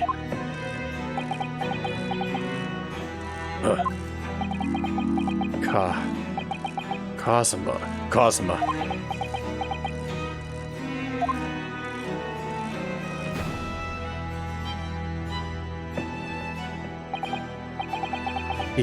He did it for me.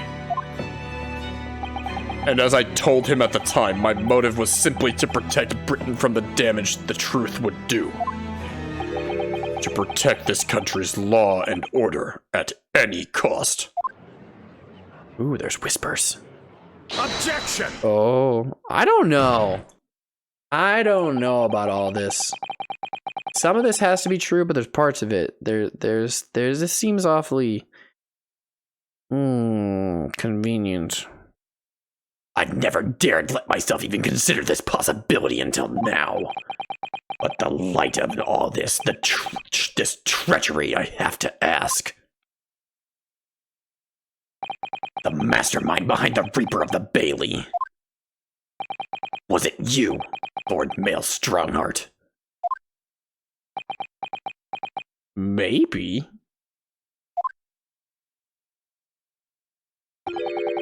A rather brilliant idea, wouldn't you say, Lord Barrack Van Sykes? That the spirit of your late brother, that paragon of justice, should return to reap justice for his sibling? Could there be a more appetizing tale for London's masses, I ask you? What? What brazen? I knew that you'd play the part to perfection, but your role really wasn't that of some embodiment of death, no. You were London's guardian angel. An angel with bloody hands? I think not. Those who had cooperated with me already were only too happy to participate in my plan. Inspector Gregson, Dr. Wilson. My minions who worked tirelessly to ensure that the finger of guilt could never come to rest on you. It's all thanks to them that you were exalted as the demigod the Reaper became. Okay. I don't think he cares for this bullshittery. The minions? Minions? Tonight we will steal the moon! Ah! Ah! But Dr. Wilson left Britain 4 years ago when he was invited to work in Japan. Moist Bees is online? Oh? That's awesome. That's right. So I had to employ the services of his young protege after that. Dr. Courtney Scythe. Dr. Scythe. So what with the execution of the professor and the subsequent reign of the Reaper of the Bailey, I've successfully safeguarded law and order in our mighty capital for the past decade. That is everything. There's something he still has to be hiding. I mean, he's clearly not innocent in all this. See, all these people, even Strongheart, are like, they're trying to get rid of the worst people who are ruining society in England. But they're also using methods of murder for that. There are people who are ruining society for the citizens and like just evil people, and he's deciding I have to kill them. Like Clint and Strongheart and Genshin. And it's like, well, they're not evil. I think Strongheart is the most evil out of the three. But I mean, it doesn't seem like it's just cold-blooded. It is cold-blooded. It is cold-blooded murder, but it's like different. It's their own sense of justice, if that makes sense. I don't know.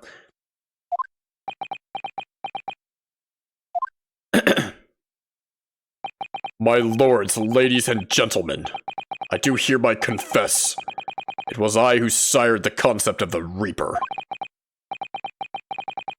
However, let me say in my defense, it was for the preservation of law and order across the entire empire. Which, listen, he shouldn't have done that, but that's a better reason than I thought he would have. If that makes sense. Lord Strongheart did it? An unforgivable collection of crimes, but still. All those who died at the Reaper's hand were rotten to the core anyway. If it was all in the aid of keeping London safe. Oh, new song? There is no one left now who can reveal the precise truth of what happened 10 years ago. It's a new song. Therefore, this trial can go no further. Now, I would like to entreat all those present. Beyond these four walls, nobody need know the truth. Even Her Majesty must be protected from this. I trust you all appreciate the importance of my request. It is, of course, for the good of the country. Can he do this? Can the trial really end now? Rinosuke, you gotta pull something out of your hat right now. Pull the ears. Pull the ears. Get Sholmes in here right now. Get him in here, and we need to go freaking Doki Doki mode. Come on, we can do it. Hold it! Hold it? I have one last question. For the accused, Lord Van Zykes. What? Of course. Of course, I know you're a highly accomplished prosecutor. Well, I find it hard to believe that you didn't have any doubts at all. That you never suspected your older brother. I mean, I didn't for a while. It made sense once they started talking about it. Because he was the last victim, and he didn't get killed in the same way. That's weird. Yes, the same thought occurred to me. It was only once, but yes, I couldn't say that I never had my doubts. My brother's sense of justice was extremely strong. Perhaps too strong, I observed. At that time, there were members of the aristocracy who were bleeding the country dry for their own gain. And since they were nobles, they were untouchable. For my brother, it was a source of great turmoil. Yeah, this is what I mean. They had their own, like, strong convictions of justice, of keeping the nation safe. And these people who were doing all these terrible things should have been jailed. I don't know about killed, but it's like, I don't know. It's not the worst reason for murder that I've heard of. Although there are no good reasons for murder, really. unless it's like self-defense or something. It's kind of like, yeah, this is more justified than most murderers. And coincidentally, at the same time, the professor began his terrifying reign. During the time of the professor killings, my brother did not appear to be himself. And that made you suspect. Yes. But it was only once, not more. Not once, really?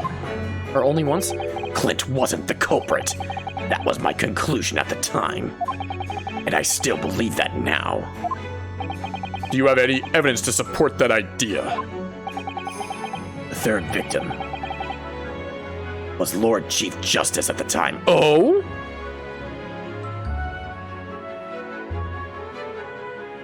Wait, he was Lord Chief Justice at that time? And you're telling me that Strongheart was in charge of assigning Clint his killings? Is that what you're telling me? Maybe? I don't know if that's actually... I think that's the case, right? It was he who had recognized my brother's potential and trained him as a prosecutor. No matter what the circumstances, it's unthinkable that my brother could have killed his friend and mentor. Oh. This is about to get crazy, isn't it? This is gonna go... Something's about to explode. That will do.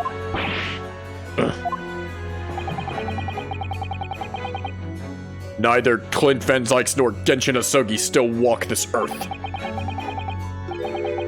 However much we debate this matter now, we cannot hope to reach a conclusion. But... There are only two extant pieces of evidence from that time. The woebegone ring that acted as the incriminating evidence to condemn Genshin Asogi, and the 3-paged last will and testament. 3-paged? 3-paged? What are you talking about, Strongheart? Penned in black ink and left behind by the man.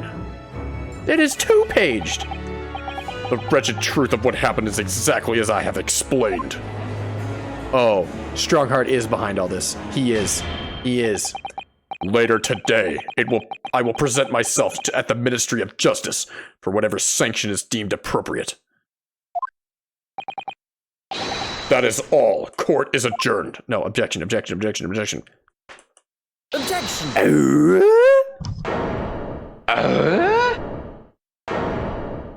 What did you just say, Strongheart? What did you just say? What did you say, my little paisano? Thank you, Kazuma. Me? If it wasn't for you, I wouldn't have made this 11th hour discovery. What discovery? My lord, I'm afraid. I must insist the trial continues. I beg your pardon. As the court has been reminded today already, we must stop at nothing to uncover the whole truth. And to that end, one particular statement made by somebody in this courtroom moments ago revealed a very subtle contradiction. What contradiction? But all I did was ask the accused one simple question. Well, it began with Lord Van Zykes and his recollection about his brother. But Lord Strongheart didn't permit the defendant to speak at length. I merely pointed out that we can draw no further useful conclusions here. So where on earth is this contradiction? I think Zyke sees it too. I think he knows. I think he knows. One of them definitely just said something contradictory. It's time to identify who. Strongheart. Hands down. I already know what he said. It was Strongheart, I'm sure of it. Something he said was slightly off. Come on, Ryunosuke, think back over his words. Find the problem. Neither Clint Van Zykes nor Genshin Asogi still walks this earth.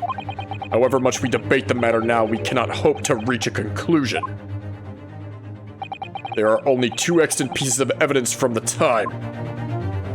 The woebegone ring that acted as the incriminating evidence to condemn Genshin Asogi, and the 3-page last will and testament penned in the black ink left behind by the man. 3-paged?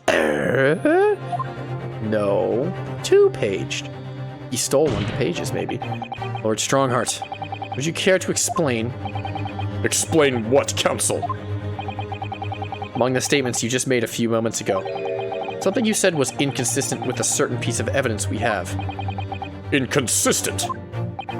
And Wilson inconsistency remains. The defense has a right to pursue an explanation. Among us. Ryunosuke. What? Let me warn you about the statements you are making, counsel. They may very well prove fatal. You claim my words contained a contradiction. With which piece of evidence, I ask you? The Asogi papers! Oh, did it seriously take you very long to figure this out? I saw it immediately. I was on the case, because I'm a certified lawyer boy. Okay, good. Just making sure. This here is the will left behind by Mr. Asogi. The 2-paged will. What? Yet moments ago, your precise words were... the 3-paged last will and testament. Could it be that originally, there was a 3rd page? For a moment, I thought perhaps you'd identified something worthwhile. It's a mere trifle, I see. A trifle? Governor Caden. What can I do for you, sir? That accent is so bad, and I love it. You were present when the Japanese man penned his last will and testament.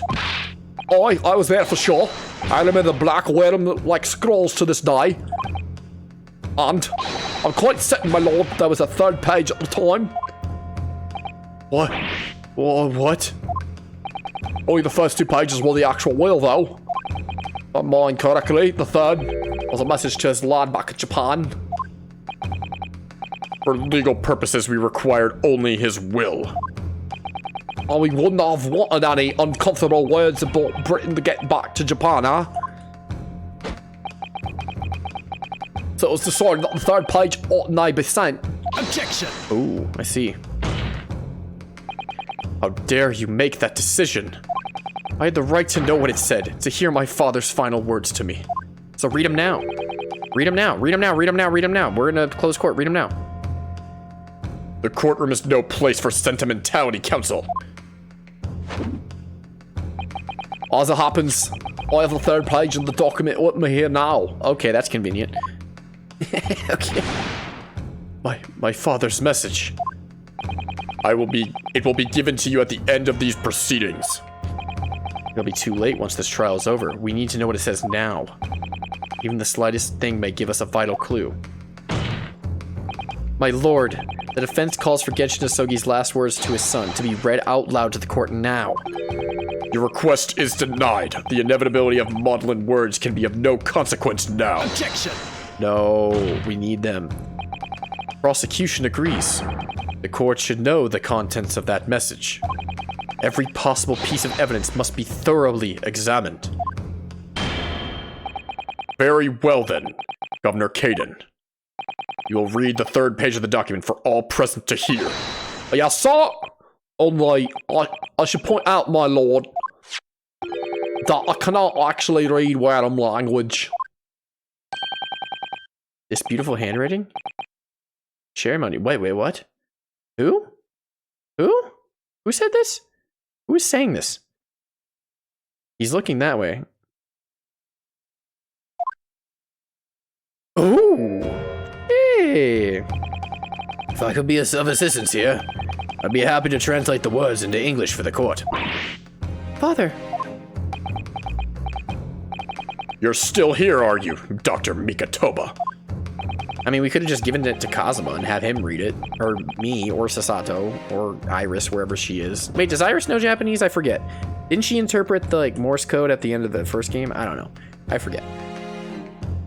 No, that was Sasibaka. She just remembered it. Yeah, okay. She remembers it. Yeah. Actually, I consider myself a member of the judiciary, albeit a lowly one. perhaps I should quietly withdraw after I've translated Genshin's message. Your cooperation is much appreciated.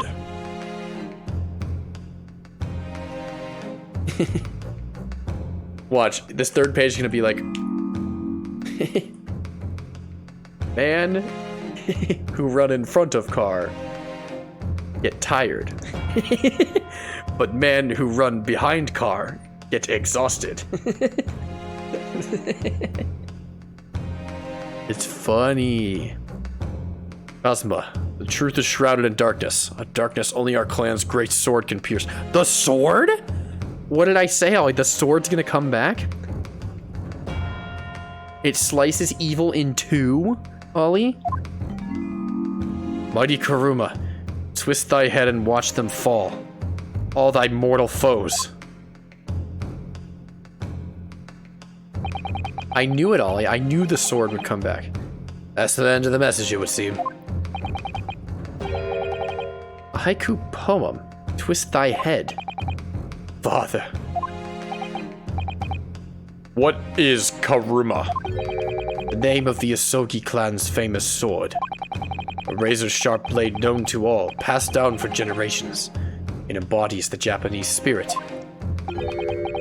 It's not known to me. It's the katana sword that was submitted as evidence earlier in these proceedings.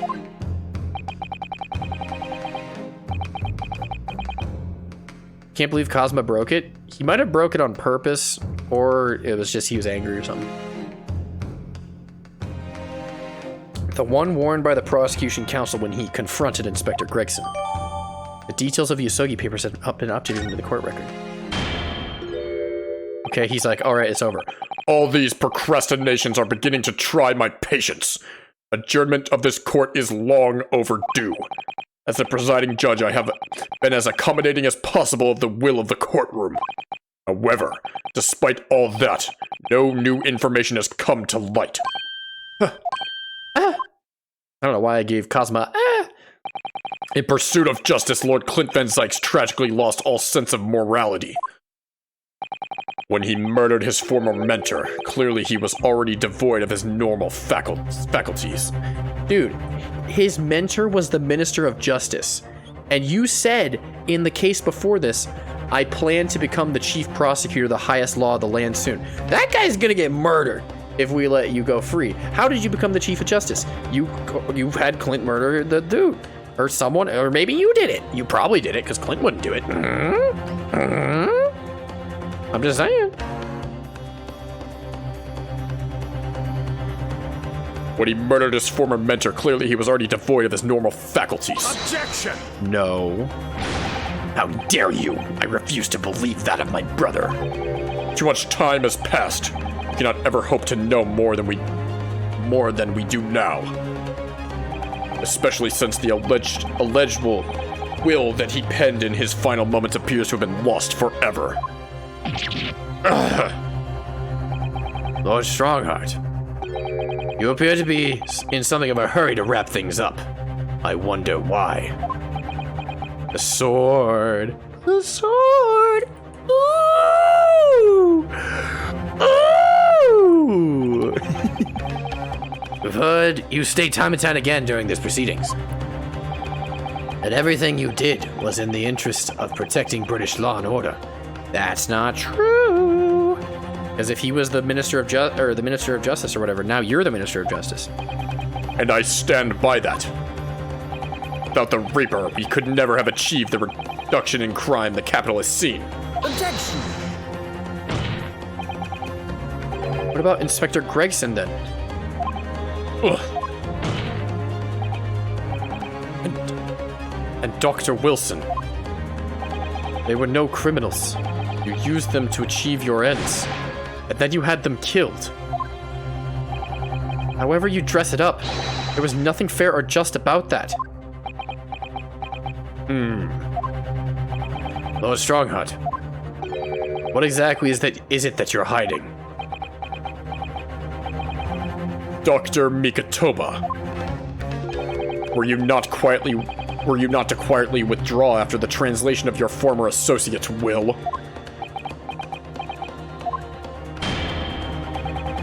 In this courtroom, no argument carries weight unless it is supported by evidence. And it would seem that the defense has no more evidence to present. Come on, Ryunosuke, you got it. It's got to be something on the sword. In which case, Or it could be something else.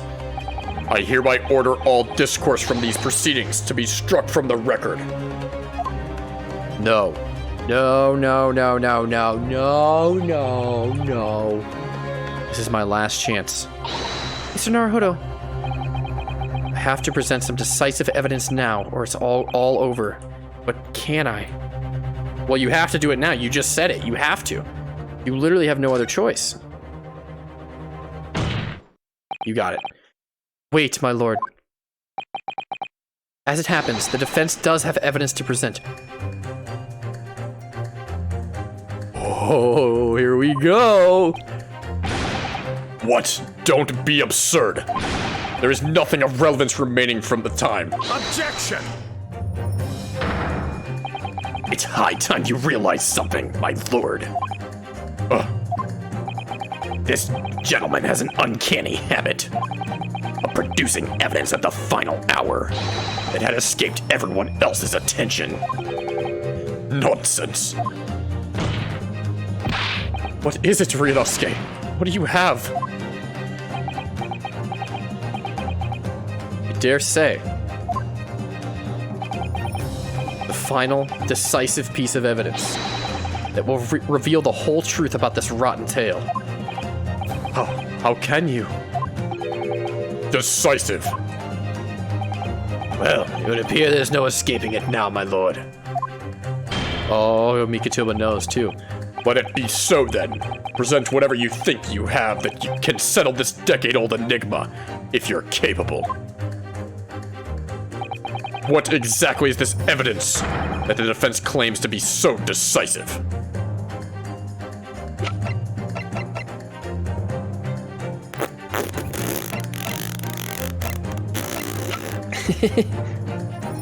Is it as simple as I think it is, Ollie?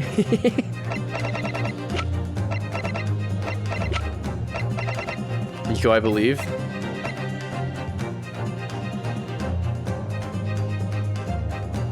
Can I tug the ears?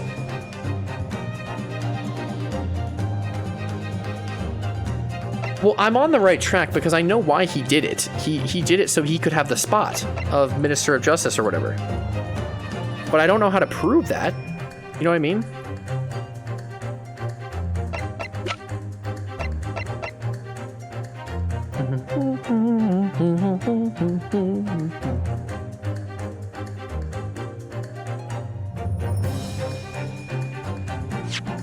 Nico, what we just read?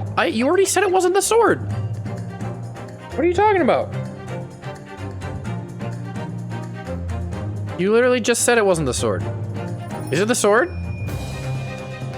I was saying, is it as simple as I think it is? And I was referring to the sword, and you said no. And then I said, oh, should we call Sholmes? And you said no. And I was like, well, what the frick is it then?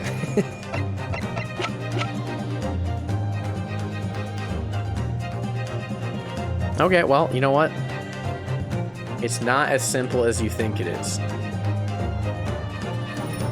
But you're on the right track.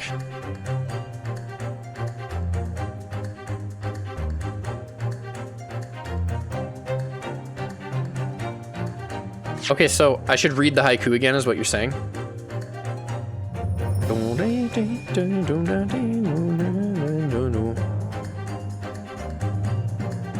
I don't know if I can read it again.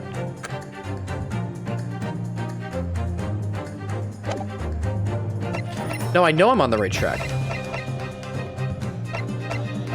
So if it's not the sword and it's not called Sholmes in here, then how can I prove that he wanted to be the Minister of Justice, so he killed? How can I prove that?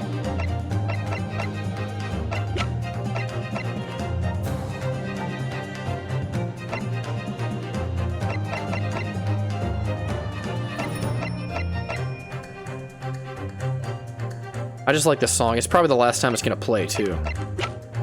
Because we are about to pounce whenever I get this.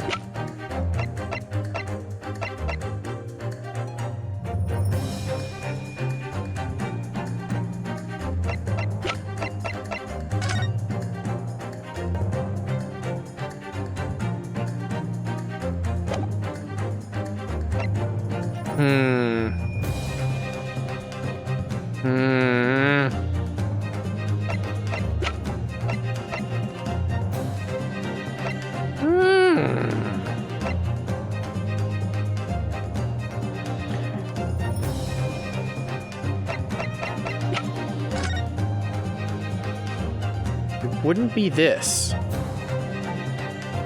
But he said to use it to slice evil in two or whatever. And it wouldn't be this. Let me read.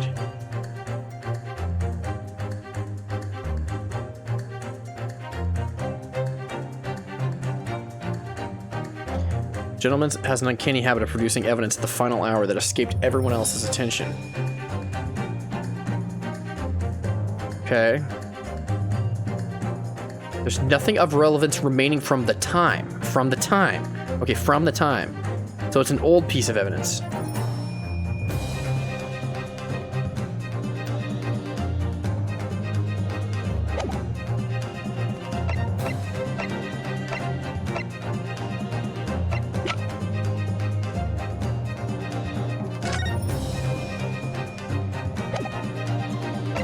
What the heck? Do you guys, Swiler, do you know? Is this easy? Not Ollie. Does Swiler know? Because I don't. You have a guess. Okay. Ollie said it's not the sword and it's not Sholmes. So, what could it be?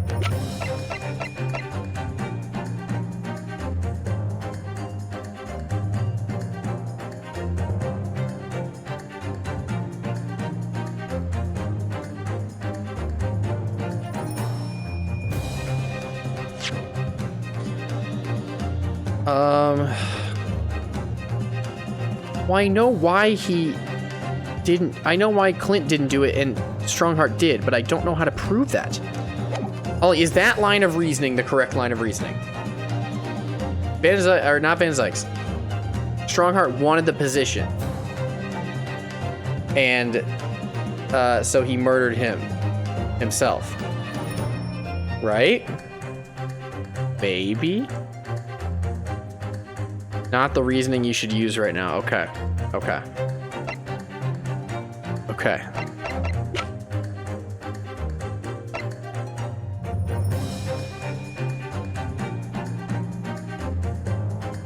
Okay, when they said old piece of evidence, is that accurate? It's an evidence from 10 years ago, or that it existed 10 years ago. Is that accurate? It is accurate. Okay, okay. It's an old piece of evidence. Okay, so it's nothing from the current trial.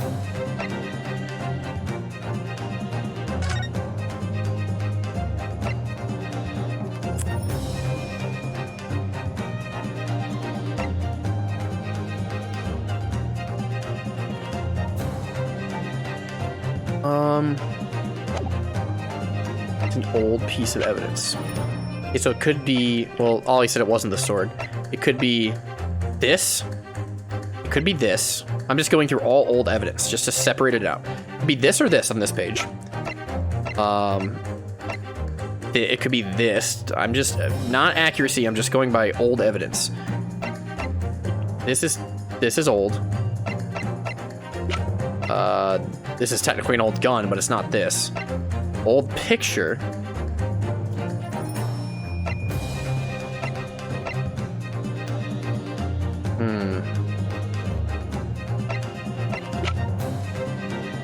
What else is old? These Sogi papers are old.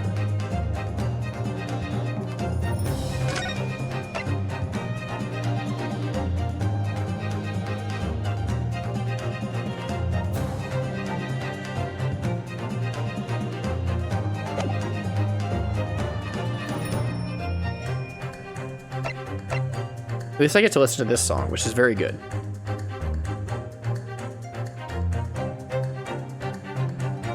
We're about to hit pursuit. We're about to get him, but I don't know what it is. Oh, this makes logical sense, right? Do you think there's just like a crucial fact that I'm forgetting about?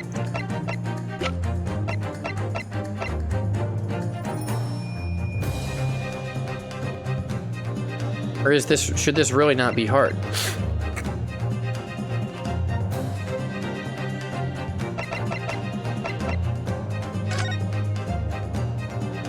I need to, okay.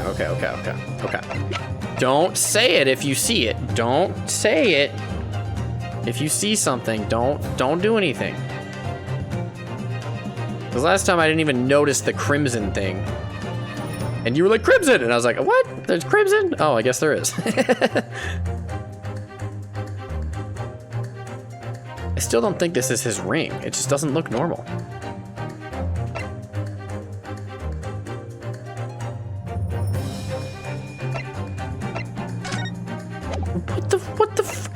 What, Ollie? What? I equal blind? On this? Also, what did I just say, Ollie? Don't tell me what the answer is. Oh, yeah, okay. I thought you were like, this is the answer, stupid ass. Yeah, I was blind a little bit in that instance.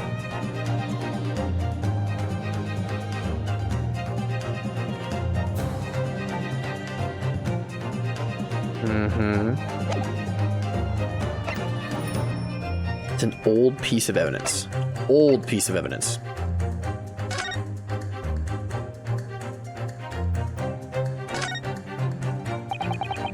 Mighty Karma, twist thy head and watch them fall, all thy mortal foes. That's the proper way to use the sword, is it? Twist it. Twist it. Twist it! It was a riddle. Hurts my neck, that's the trouble. Mr. Naruhodo, I might make a suggestion. I think perhaps it doesn't mean your head. Oh, I once studied the history and development of the katana some time ago. As I'm sure you're probably aware, the sword's head is the part at the very end of the hilt. Crank it. Turn it. Crank that, soldier boy. It's written as head in Japanese, but it's pronounced as Kashira, I believe. Kashira? So Mr. Asogi's words really mean twist the butt of the hilt. You don't think. Oh. Is this the scarlet thing? Maybe? What's inside? No. Is that a tightly wound sheet of parchment? Whoa! Scarlet ink. It's written in scarlet ink. I penned this, my last will and testament, in the final moments before my inevitable and willing death.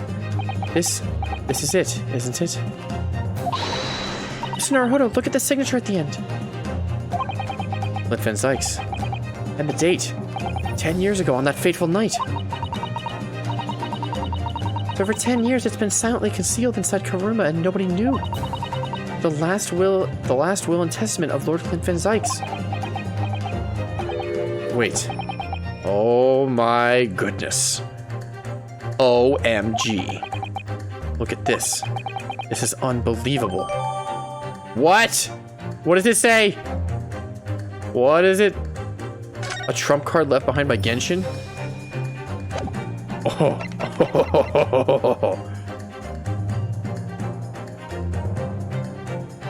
Okay, let's just go for it. I don't even know 100% of what it says on there. Or, like, we skipped over some stuff, I think, but this is clearly the answer. I don't know if this is the final evidence. Oh my goodness, Clint Van Zykes put a put a dick joke in the final will.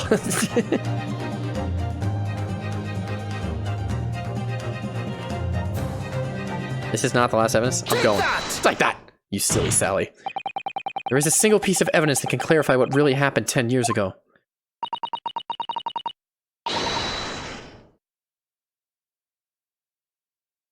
Oh! think I know. Did Clint not kill himself? Or did Clint kill himself? Did Clint not get killed by Genshin? Ha! A wonderfully astute observation, I'm sure. But in case it has escaped your notice, that document was lost long ago. That's right, it was. Only, I have it right here. Discovered just moments ago. What?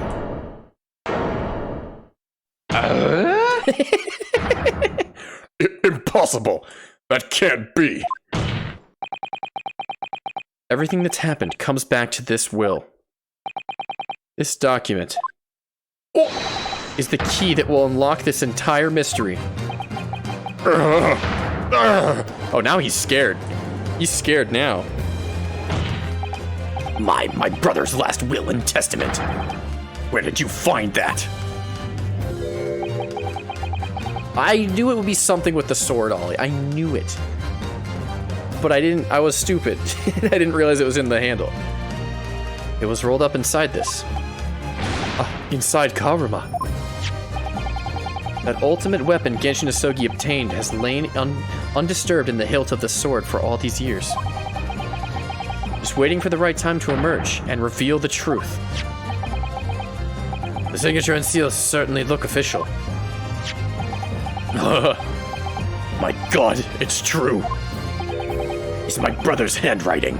There can be no mistake.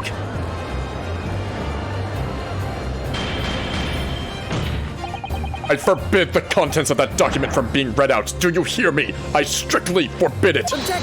Too bad. You lose. Haha, bye, you stupid ass. You can't do that, my lord. This document could explain everything. That document could literally destroy the meaning of justice in this country. I demand that you hand it to me at once. Why? What are you gonna do about it? What are you trying to hide? Could it be that you already know what's written on this page? What are you implying? Court is adjourned with immediate effect. Clear the courtroom. Objection! Nope. For the fans?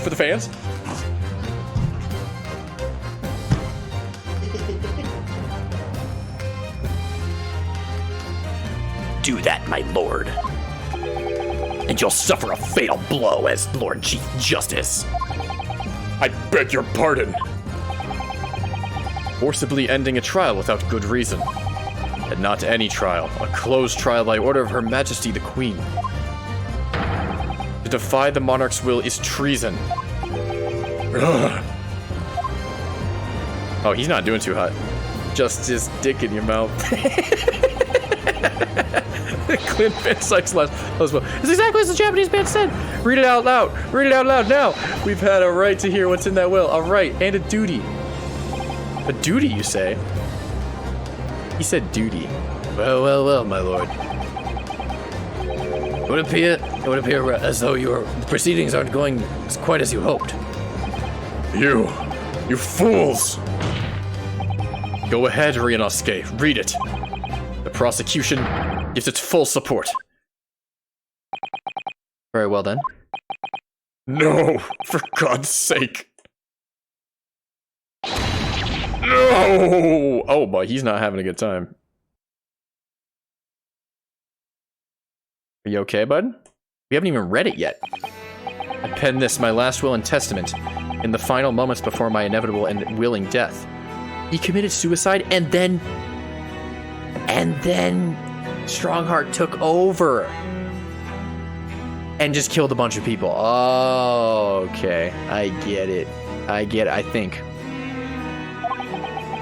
Okay, let me read. Okay. The hour is still 11 p.m. and I sit at my writing desk in my office. A good friend Asogi stands at my shoulder. He has expressed his intent to invoke the dying ritual of the duel, that I may depart this world with honor. Oh. And honor of which I am utterly undeserving. The Japanese are a truly merciful people. I, Clint Van Zykes, Lord of the Manor of Van Zykes, the Van Zykes estate, hereby confess to the following. I am the killer who has come to be known in society as the Professor, guilty of 4 counts of murder. I will not here discourse the corruption rife among the aristocracy, which is to me, as one of them, so apparent. However, 6 months ago, I took the life of a member of the House of Lords at the heart of the depravity.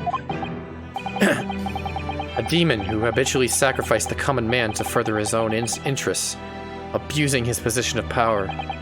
The law is impotent against such vile avarice. Only a fellow demon can rid society of this menace. Oh. That demon was my quarry, upon whom I willingly set my great hound. But though I am a hunter of some experience, I am a poor felon, it seems. My guilt was at once recognized by another, and I became subject to his extortion. He held over me the threat of exposing my wicked crime to my beloved wife and brother. Under that threat, I have done this man's bidding for months now. Killing those he demanded I kill. Oh! As I watched my former mentor perish before my eyes at the jaw of the hound I commanded. So he did do it, but he was commanded. I've realized that I had lost the last shred of decency within me, and I had sunk to the level of a wild beast. There's no path back to the light, be it I or my dear friend Asogi who dies this night. I am eternally damned. To my extortioner, male Strongheart, may you feel the jaws of the beast at your throat every time you swallow. Oh, that is raw as fuck. Oh my god. That is metal. Yo.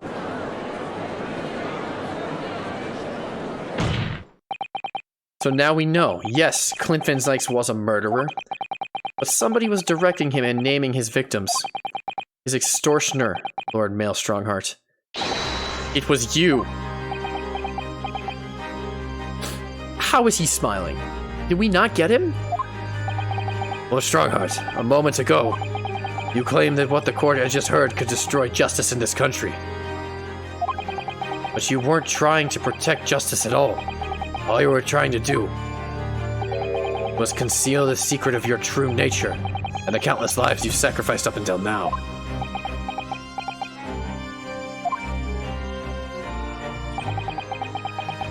It just didn't make sense to me that the third victim, the former Lord Chief Justice, was my brother's benefactor and a man of lofty principles. As I said, Clint had no possible reason to kill the man. But you did, didn't you, Lord Strongheart? To eliminate the man who stood between you and the office you'd set your sights on. Okay, yeah, my logic was right, but, you know, in the wrong kind of way. So you used your own hunting dog, Lord Clint Van Zykes, to take him down. It had to be done. Huh? London's unsavory shadows are deep, and the arm of the law fails to reach their depths. Crime must be cut off at the roots, but the Lord Chief Justice at the time couldn't see that. He was weak. Lofty principles, you say? Tantamount to cowardice if you ask me. Which is why I took his place, in order to fight the crime he was allowing to spread like wildfire. By murdering the man. The Reaper, the Professor. The name makes no difference. As I've explained countless times already, it was all done for the furtherance of law and order in London. Objection! Are you going... Oh, wrong voice. Are you going to legitimize the murder of my father now, too? Ah, Genshin Asogi. Well, that was unfortunate. I had fully intended to send him back to Japan as we'd agreed. I don't believe you. It was you, wasn't it? You killed him. No, it wasn't me who took your father's life. Then who? On the night following his mock execution, I went to Logate Cemetery at 3 in the morning with Jigoku.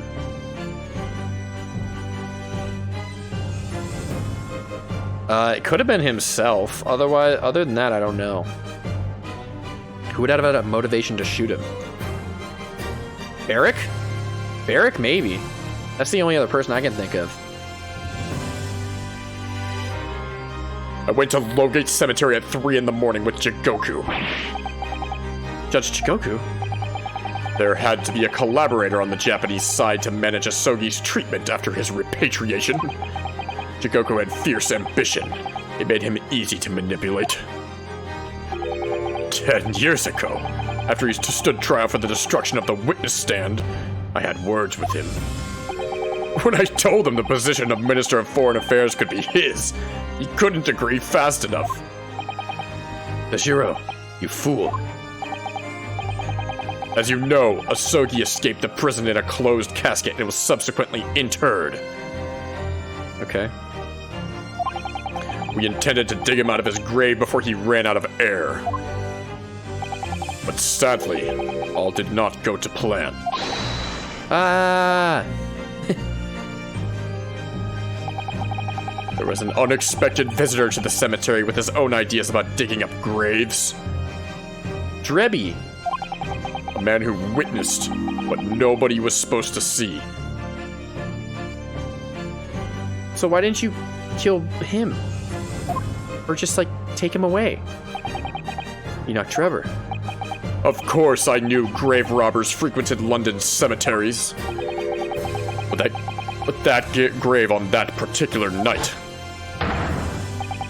Blessed if people find the convict wasn't really executed. The scandal will rock the very foundations of the Empire. And then what do we do? Oh, this is Jigoku. Then what do we do? Shoot him, Mr. Jigoku. Shoot Asogi at once. He can't live now this has happened. He has to go. What are you talking about? You had an agreement. You promised him he could make a return to Japan. Everything has changed now. If the truth got out because of this, both of us would be finished forever. Come on, Jigoku, do it. Pull the trigger. Shoot. Bang. Ooh. That is unfortunate. Jigoku shot Asogi from the shadows. Oh, no. Jigoku shot Asogi from the shadows. The grave robber was so close. The blood sprayed over his coat. He fled as fast as his legs would carry him. Then Jigoku and I put Asogi's body back in the grave from which he'd just emerged. When I later learned of the waxwork modeler's presence at the scene as well, I made her swear to 2 things. Never to remove the professor's mask, and to never speak of the events on that night. I don't know, you're the Lord Chief of Justice. Couldn't you have just said, I want it removed now? Couldn't you do that? I don't know. I guess it wouldn't allow the story to take place. And with that, the secret was buried along with Asogi's corpse. So, now you know what really happened in Logate Cemetery that night.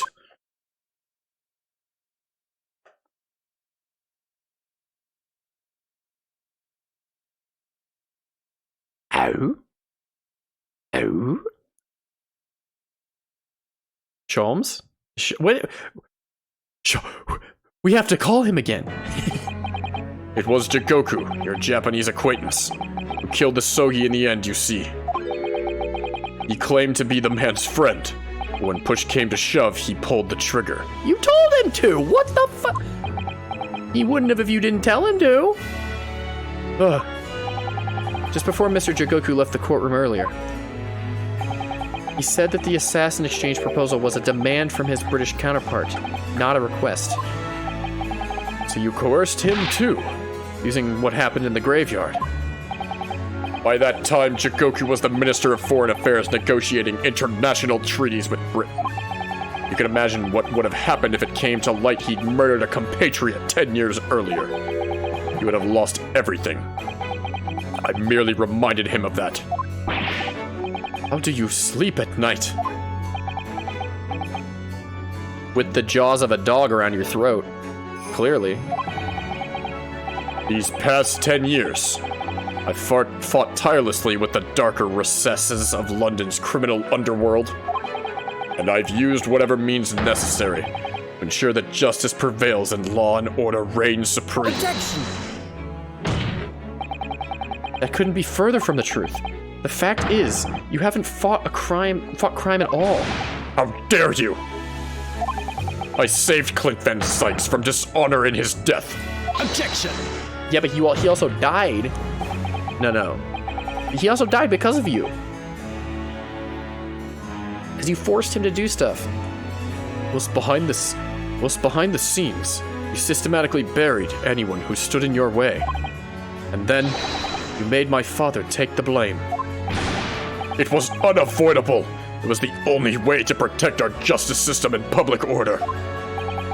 Let's not forget that you had others killed as well. Setting the defendant up as the Reaper to cover up the truth behind the murders of countless more.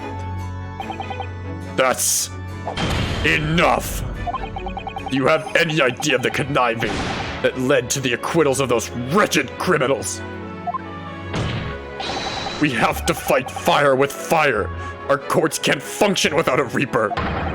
Can't you see all I've done for this country? This has been my struggle. Objection! You've done nothing. It's Lord Van Sykes here who's worked tirelessly and justly in court, whilst enduring the disgrace of the Reaper name. And Inspector Gregson, fraught with anguish for having sullied his hands through a desire to do the right thing. Not to mention Genshin Asogi, who risked his life going in pursuit of the truth you tried to hide. No, the darker recesses of London's underworld were largely filled by you.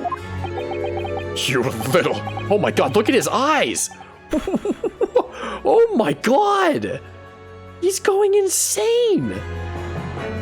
You little... When will you get it through your thick skulls? That it was all for the Queen and country. I'm tired of hearing that excuse.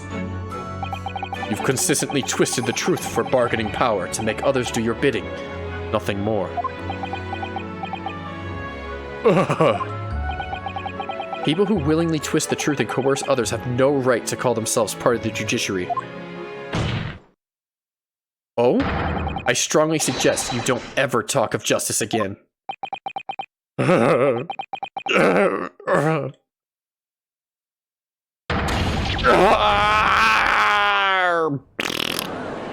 He's not doing too hot.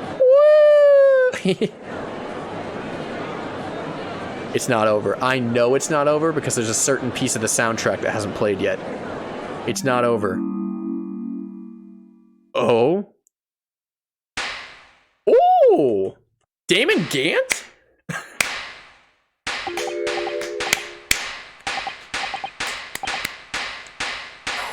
Well, dear me, my good fellows, dear me. A well-deserved round of applause, I think, for a quite marvelous performance. What are you talking about? Those delightfully grave expressions, beautifully pronounced Queen's English. Really, our friends from the Far East are quite the picture of industriousness. You fraud, keep your mockery. Please don't misunderstand. It really is exactly as you both said. What are you trying to say? I have occupied the darker recesses of London's other underworld and, how did you put it? Done nothing? I confess it's a little embarrassing to have it pointed out quite so starkly, but yes, I really have done nothing, which means he's innocent. If that's what his logic. I can be indicted for nothing. No? What? Huh?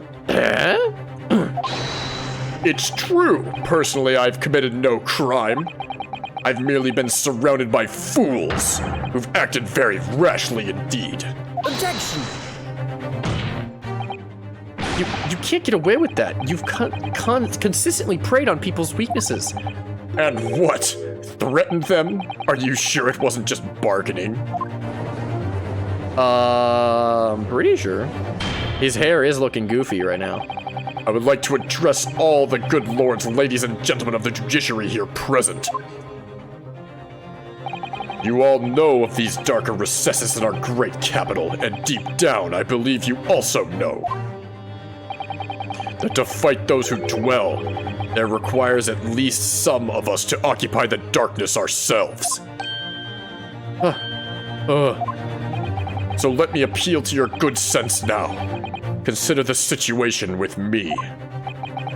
If this catalog of horrifying revelations were to become common knowledge among the 6 million inhabitants of London, what might happen?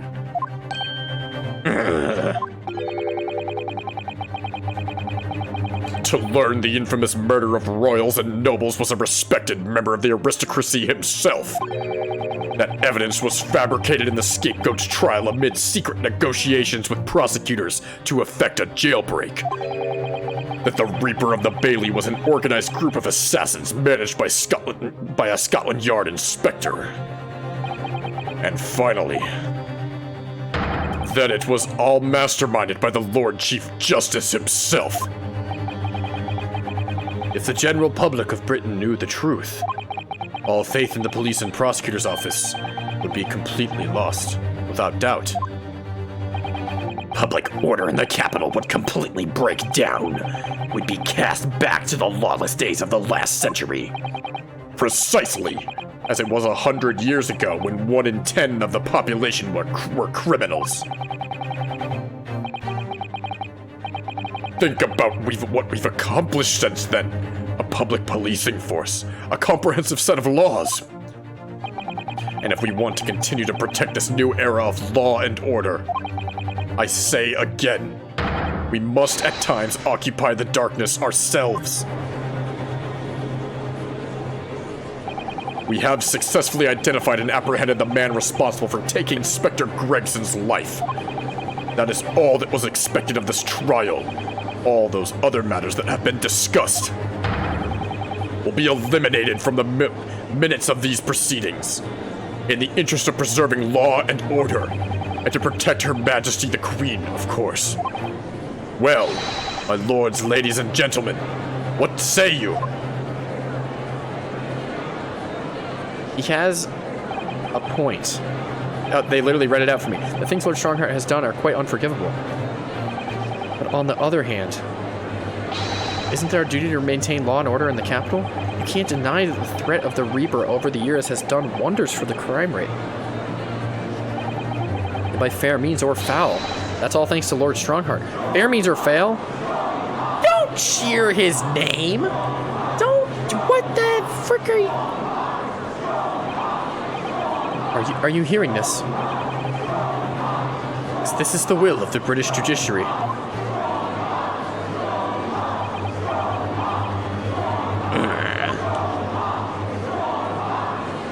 This isn't a theater performance. For your rousing response, friends, I express my heartfelt gratitude. Therefore, in accordance with the overwhelming wishes of the court, the record shall be erased. You have to respect the man's ability to turn a situation to his favor. Lord Strongheart really is a master of manipulation. You've conclusively proven his guilt. Yet still he manages to evade justice. I just don't know what we can do. Sholmes?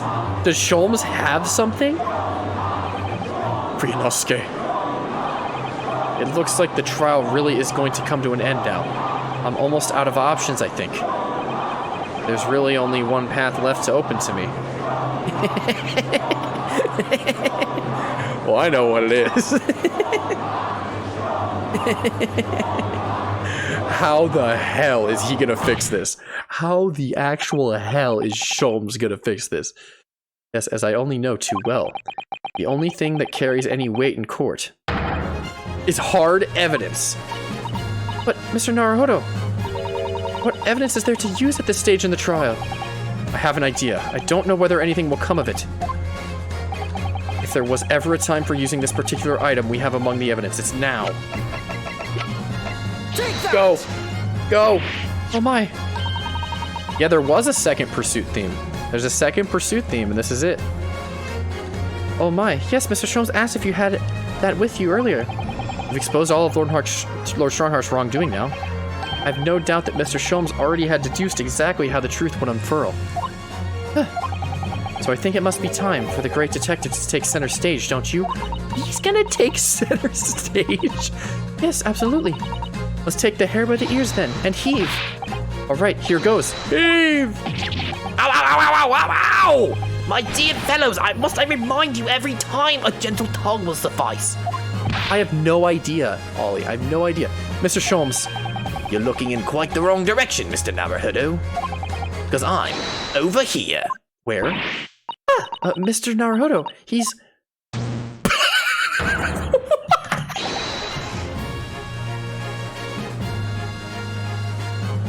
It's Mr. Sholmes. I thought he just phased through the wall. That's a hologram, okay? He's here. Sholmogram.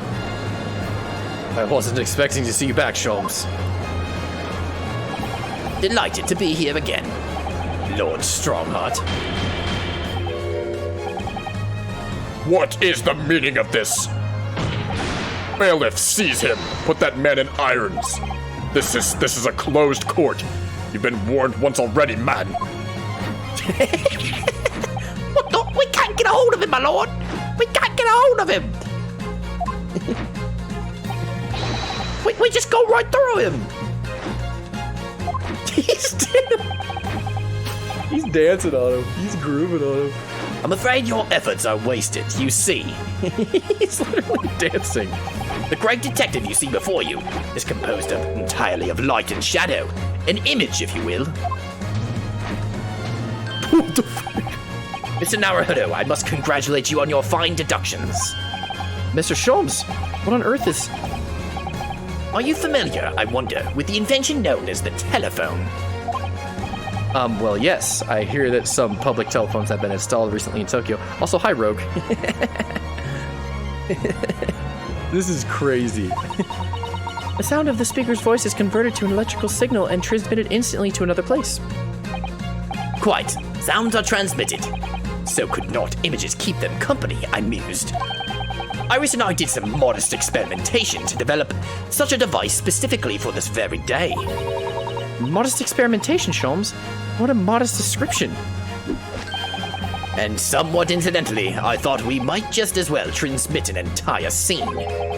Somewhat incidentally, Mr. Sholmes? Now you're just being immodest. Do you mean to say you're not actually here, Sholmes? No. Oh, I knew my trusty partner would have no trouble grasping the concept. Except he's grasping the stand to steady himself after your shock arrival. Poor father, he would have hoped he might have been forewarned, being the great detective's great partner. Leave my courtroom at once. Get out, or I swear to you. Dear me. You, on the other hand, Lord Strongheart, appear to have a very poor grasp of the situation. Allow me to reiterate, I am not here, which would, I hope, lead naturally to one asking, Where exactly are you? the very question I was awaiting. I'm at present enjoying the air in a rather splendid garden. Where is he? He's a garden? Garden. Where? Where is he? Should I know this, Ollie? Where is he? I'm just gonna keep playing. A garden? Not just any garden, you understand? A garden at Buckingham Palace. Oh! The Queen? Oh, that's not the button I meant to hit.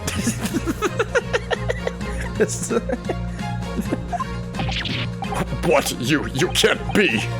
Buckingham Palace. What's Buckingham Palace, Mr. Sato? I've never heard about it. Do you ever read the news, Mr. Naruhodo? Mr. Sholmes. Is Iris with you there? Ah, well now, Iris is currently enjoying some tea. With the Queen? With Her Majesty. How did you break in? How are you not arrested right now? I mean, I guess you are Herlock Sholmes, so you're kind of cool as hell. They might have let you in. Her Majesty? Not just any Her Majesty, you understand? Her Majesty the Queen of the British Empire. What? What? Low battery? I don't care. Okay. What on earth is this all about? Buckingham Palace is Her Majesty the Queen's residence in London, Mr. Naruhodo. Oopsies.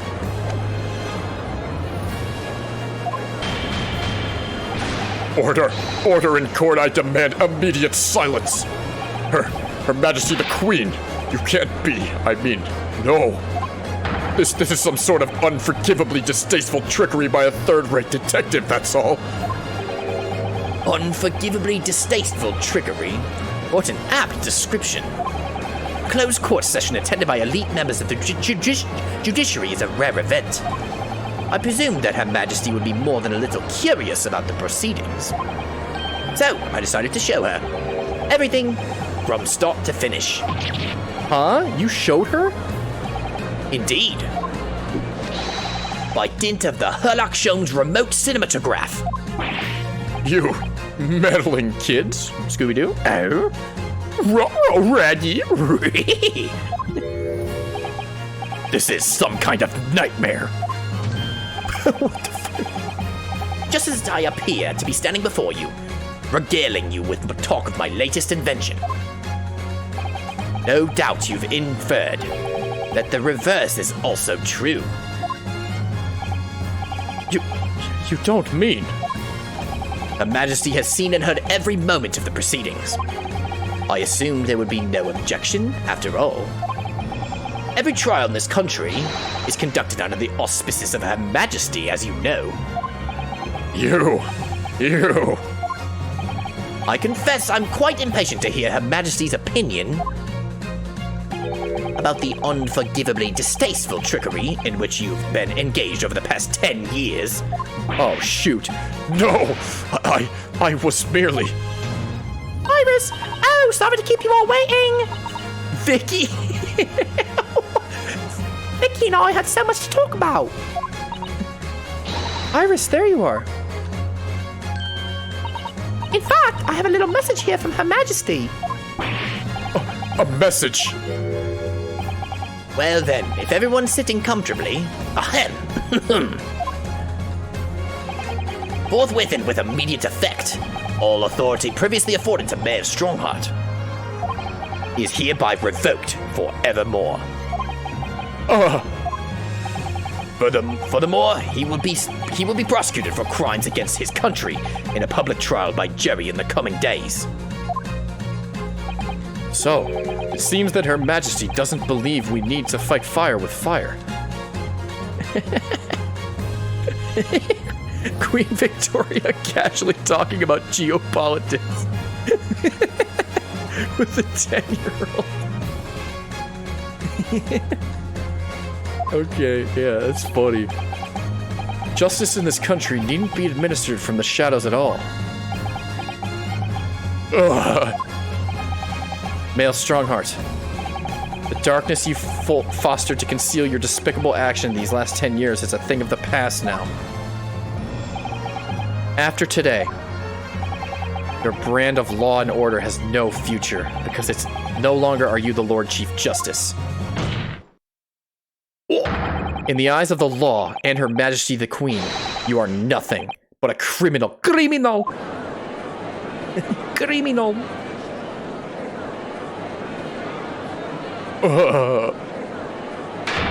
Adjourned! Court is adjourned! Oh my god! Holy crap! Are you good? Oh. Are you okay? Uh-oh.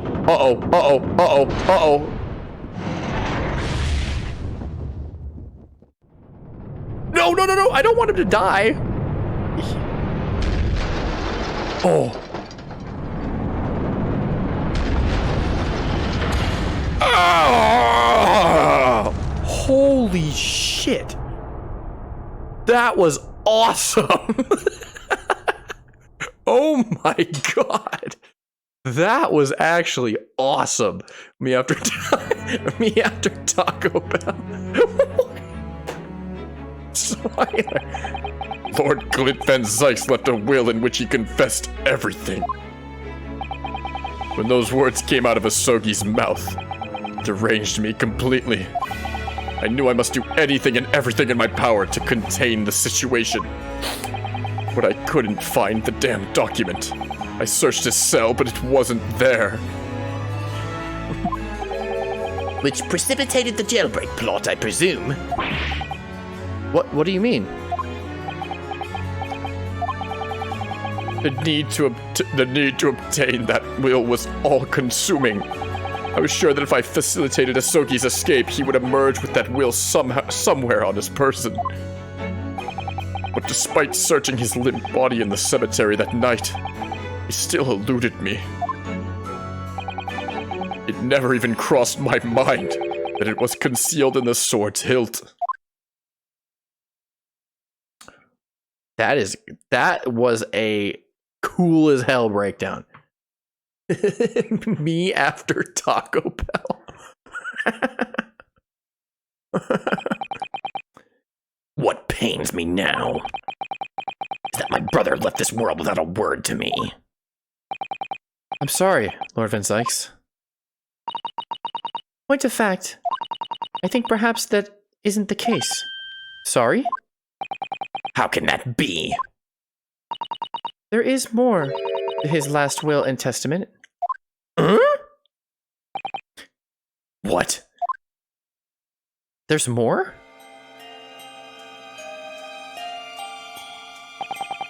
As I confronted the prospect of my demise, I feel a bitter regret for my younger brother. Beric, you have always looked up to me, and now you follow in my footsteps to become a prosecutor. It is my fervent wish that my unspeakable deeds should not hinder your advancement. I ask not for understanding, for none could understand my depravity. I ask only for forgiveness.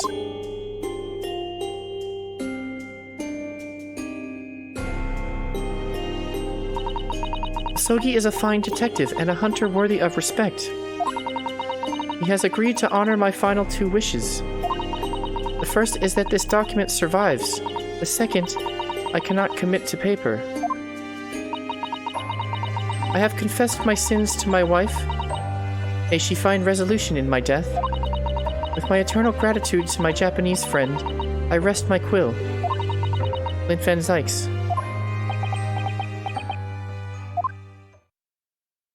Ooh. Clint.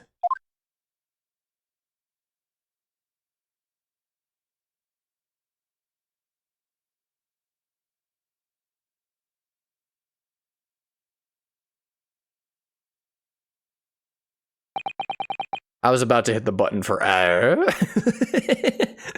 was about to, but I thought, no, this is not the time. I decided, no, we can't do it. All right, I'm joking. I'm going to hit it. Male Strongheart. Male Strongheart. You colluded with Sashiro Jigoku in a criminal plot so immense it spanned the oceans.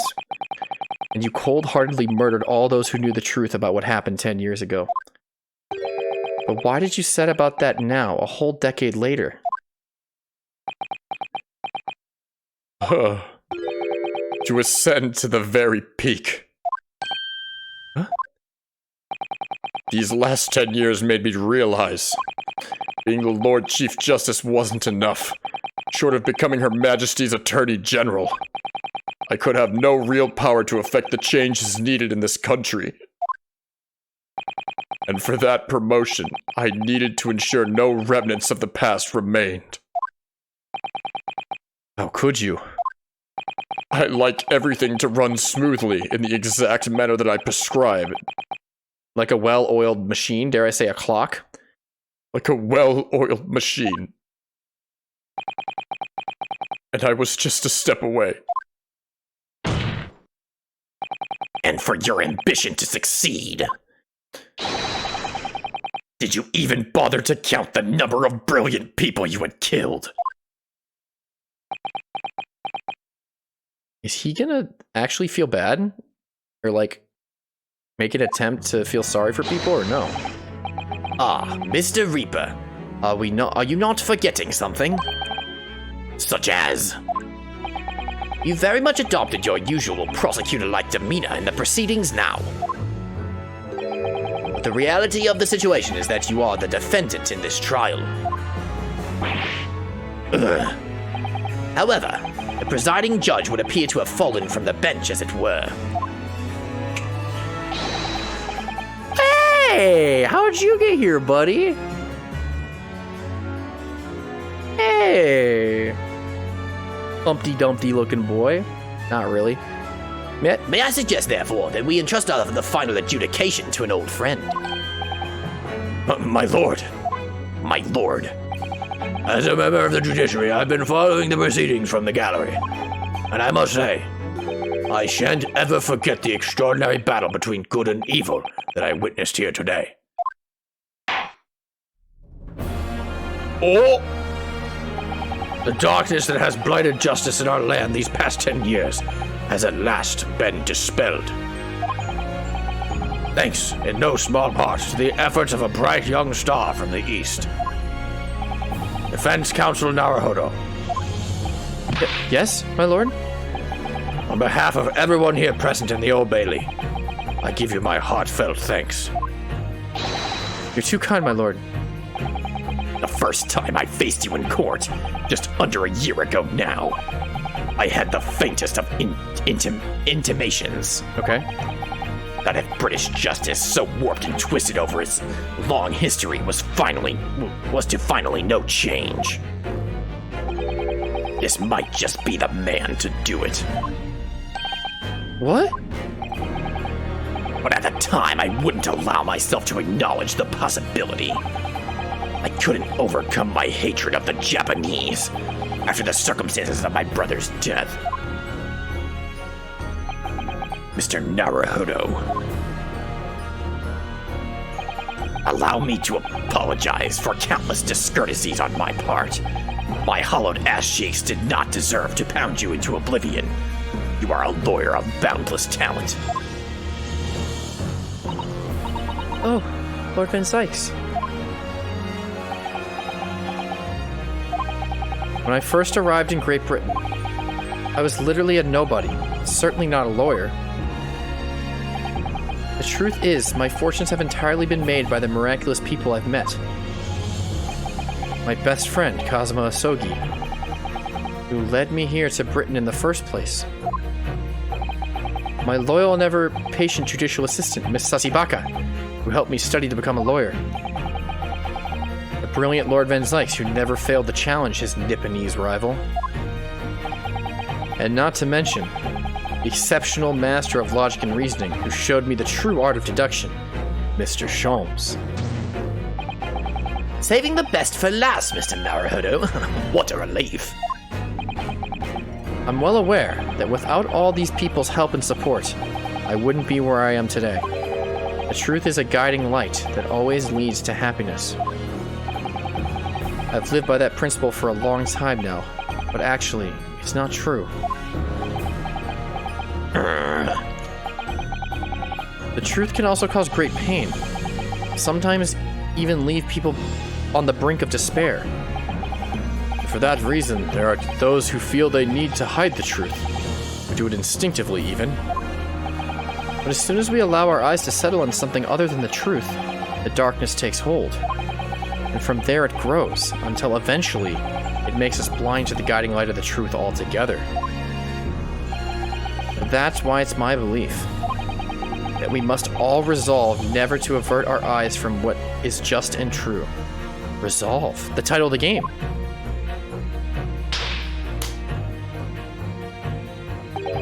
So that we can continue to walk the straight and narrow path ahead.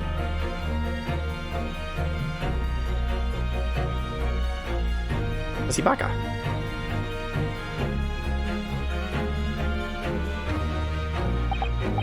Well, I must excuse myself now.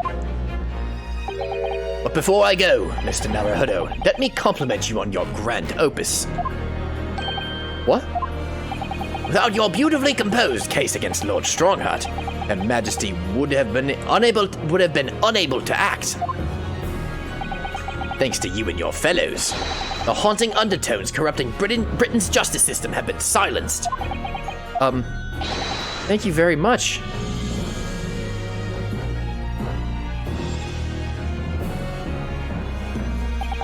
So, until our paths cross again somewhere. Gone.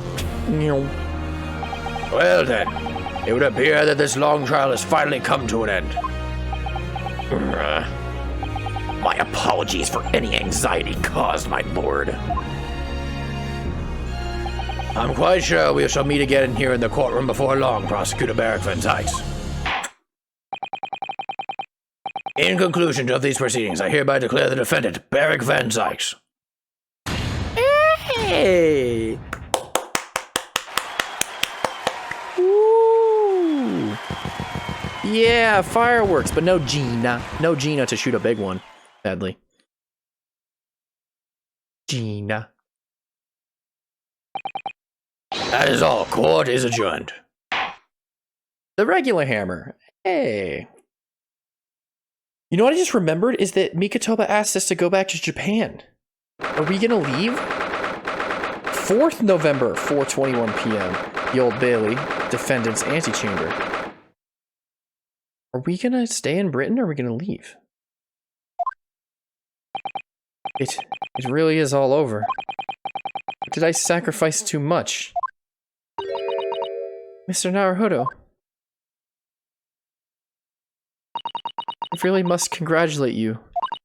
It was a truly splendid performance. Honestly, I couldn't be happier for you. Oh, thank you very much. There's a new victory theme. This is a new victory theme.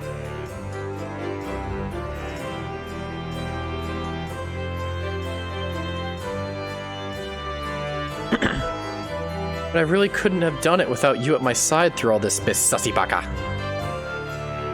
Miss Sussybaka. Oh! Your kind words mean so much to me. It really was a very splendid show, that, Naruhodo.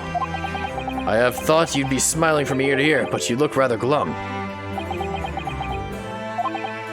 Well, of course I'm delighted about the verdict. But in exposing the truth, I'm afraid I've caused my client a great deal of pain. Yeah, I'm not really sure what a lawyer ought to be doing. Oh well, in that case, I'm quite sure that when you see Lord Van Zyk's smiling face, everything will seem much better. Oh. Smile, do it, you won't. Come on, Zykes. Come on, Zoinky. Come on. Either bring it in or give me a smile. One of the two. Come on. Come on, Zoinky. Miss Sussybaka. Everything seems worse. He has a face like thunder. Oh dear. I really shouldn't have presumed. Mr. Naruhodo. Yes? Almost a year it's been now since I first encountered you here in this very courthouse. For you to have risen to the level of excellence you demonstrated today, well, it's quite remarkable. But I exposed the most unpalatable truth you could ever have imagined in the court today. I feel as though I've robbed you of something you held so dear. What was it? What was it he said? To fight those who dwell in the darkness requires at least some of us to occupy the darkness ourselves. Huh? But that was just the feeble excuse of a coward. Only those with a steadfast eye for the truth have what it takes to fight the dark forces of crime. You made fine work of establishing that fact in court today. Oh. Well, thank you. What magnanimous words. I'm quite sure that Kazuma-sama would have a smile on his face at this very moment if he were here. Kazuma. Oh, he is here. Hey, bud. She's wrong again. They're both of them are just not happy. Miss Sazibaka. There's another face like thunder here. Oh my, and he really was here.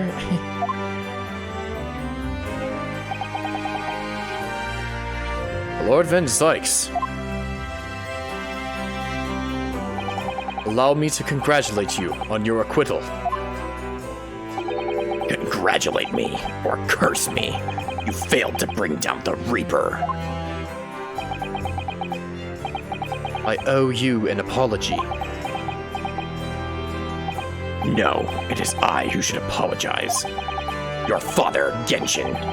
If I had been stronger, then perhaps. I made an unforgivable error of judgment. I can offer no excuse. And I can offer no forgiveness. That said, I suppose you fought for justice and the truth. For that, at least, I can't withhold respect. Your words mean more to me than you could know. I will hold them dear. Kazuma-sama. I must say, there's one thing that's still bothering me. What's that? The will that Lord Clint Van Zykes wrote before his duel with my father. Oh?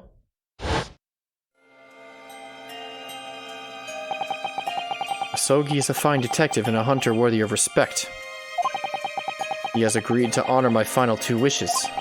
The first is that this document survives. The second, I cannot commit to paper. I have confessed my sins to my wife. May she find resolution in my death. With my eternal gratitude to my Japanese friend, I rest my quill. Clint Van Zykes. What can the second of his final wishes have been? That your father agreed to honor, you mean? I think perhaps... Is this Sholmes? Oh, no, okay. Well, it's one of the partners. I might be able to shed some light on that. What? Father? It was 10 years ago, as you know. The day before the execution was scheduled. I went to the prison to say my farewells to Genshin. Oh. Why aren't you putting up more of a fight, Genshin? If you'd only agree to it, Seshiro and I would gladly petition the government. We've been through this already. You don't need to worry about me. Anyway, Yushin, I have a favor to ask of you. Something of great importance. What is it? You're one of my greatest friends, Genshin. Whatever it is, consider it done. I'm going to tell you an address. I need you to go there at once, in secret and telling no one. You'd find a lady of the Gentry in hiding there. A lady of the Gentry? Gentry? The Lady of the Gentry. She's not in a good way, and she's with a child. The birth is imminent. Iris! Iris! As a medicinal man, I'd like you to attend to her, please. You're her only hope. By any chance, is the child yours, Genshin? Don't be daft. It's a favor that was asked of me by a man I knew, as his dying wish. No? Who was it? My goodness. I swore to the man that I would help. And I would do whatever I could for his wife and his unborn child. Clint?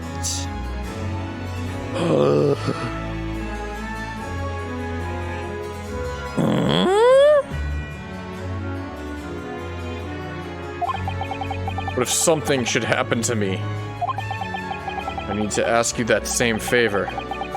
The only person I know I can truly rely on. What did you say? If something could happen to you. Tomorrow night, you're going to be...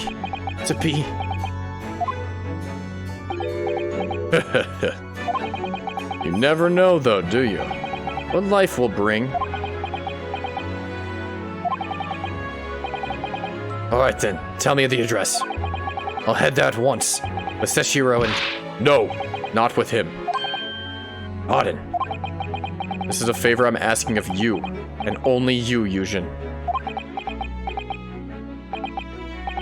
Right, I see. Very well then. Yo.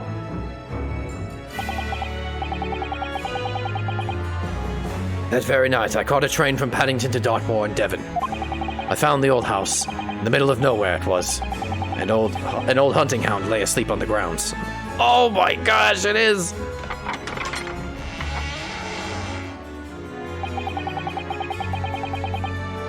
The poor woman was on the floor in the back of a darkened room.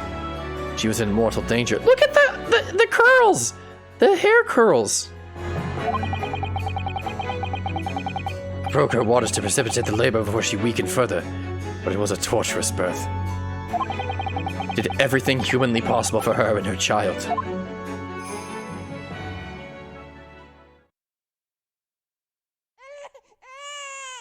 Baby. And in the end, I was lucky enough to welcome a new life into the world. But tragically, my efforts to save the mother's life were in vain. I held the healthy newborn girl in my arms and wept for longer than I care to remember. Eventually, in something of a daze, I looked around the room. There was precious little in it. An old travel trunk caught my eye. It had been clearly well looked after for the years, made of top quality leather with fine stitching. It was when I saw the emblem on the side of it that everything dropped into place. B. B for Baskerville. Baskerville? I mean, the woman was the wife of Lord Clint Van Zykes? That's right. The newborn was his daughter.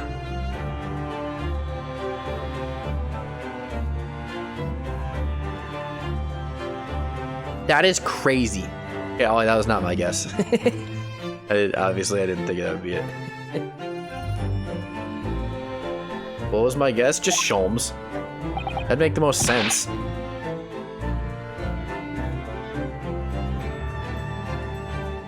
But that makes no sense. Why on earth wouldn't Clint have entrusted the child to my care in that case? I was completely unaware that he even had a daughter. I suppose he didn't really have a choice. What? Well, your brother said he confessed everything to his wife. So she must have been beside herself with worry for the child. If the true identity of the professor were ever to be made public, the girl would be forever branded as the daughter of an infamous mass murderer. So the only solution was to distance the young girl from the Van Zykes family as much as possible. I don't believe it. I imagine that in his final hour, Lord Clint Van Zykes made the obvious choice. He would have thought to himself, this Japanese man here is someone I can trust.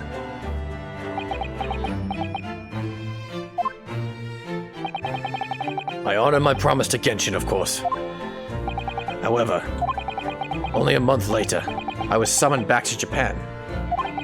And without disclosing the parentage of the child, I couldn't obtain permission to take her with me. Wait, let me reread that just so I'm not sure.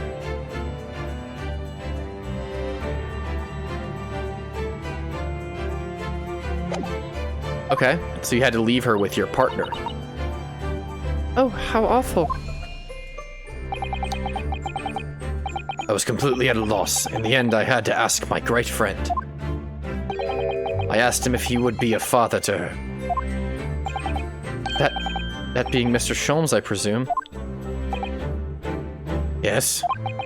He took one look into my eyes and agreed to it on the spot. Mr. Sholmes, he has a heart of gold. Really, all it can be said that I did for the child was to give her a name. Oh? When I'd come to Britain, I was trying to escape from the grief of losing my darling wife. Though it was her name that I gave the little girl.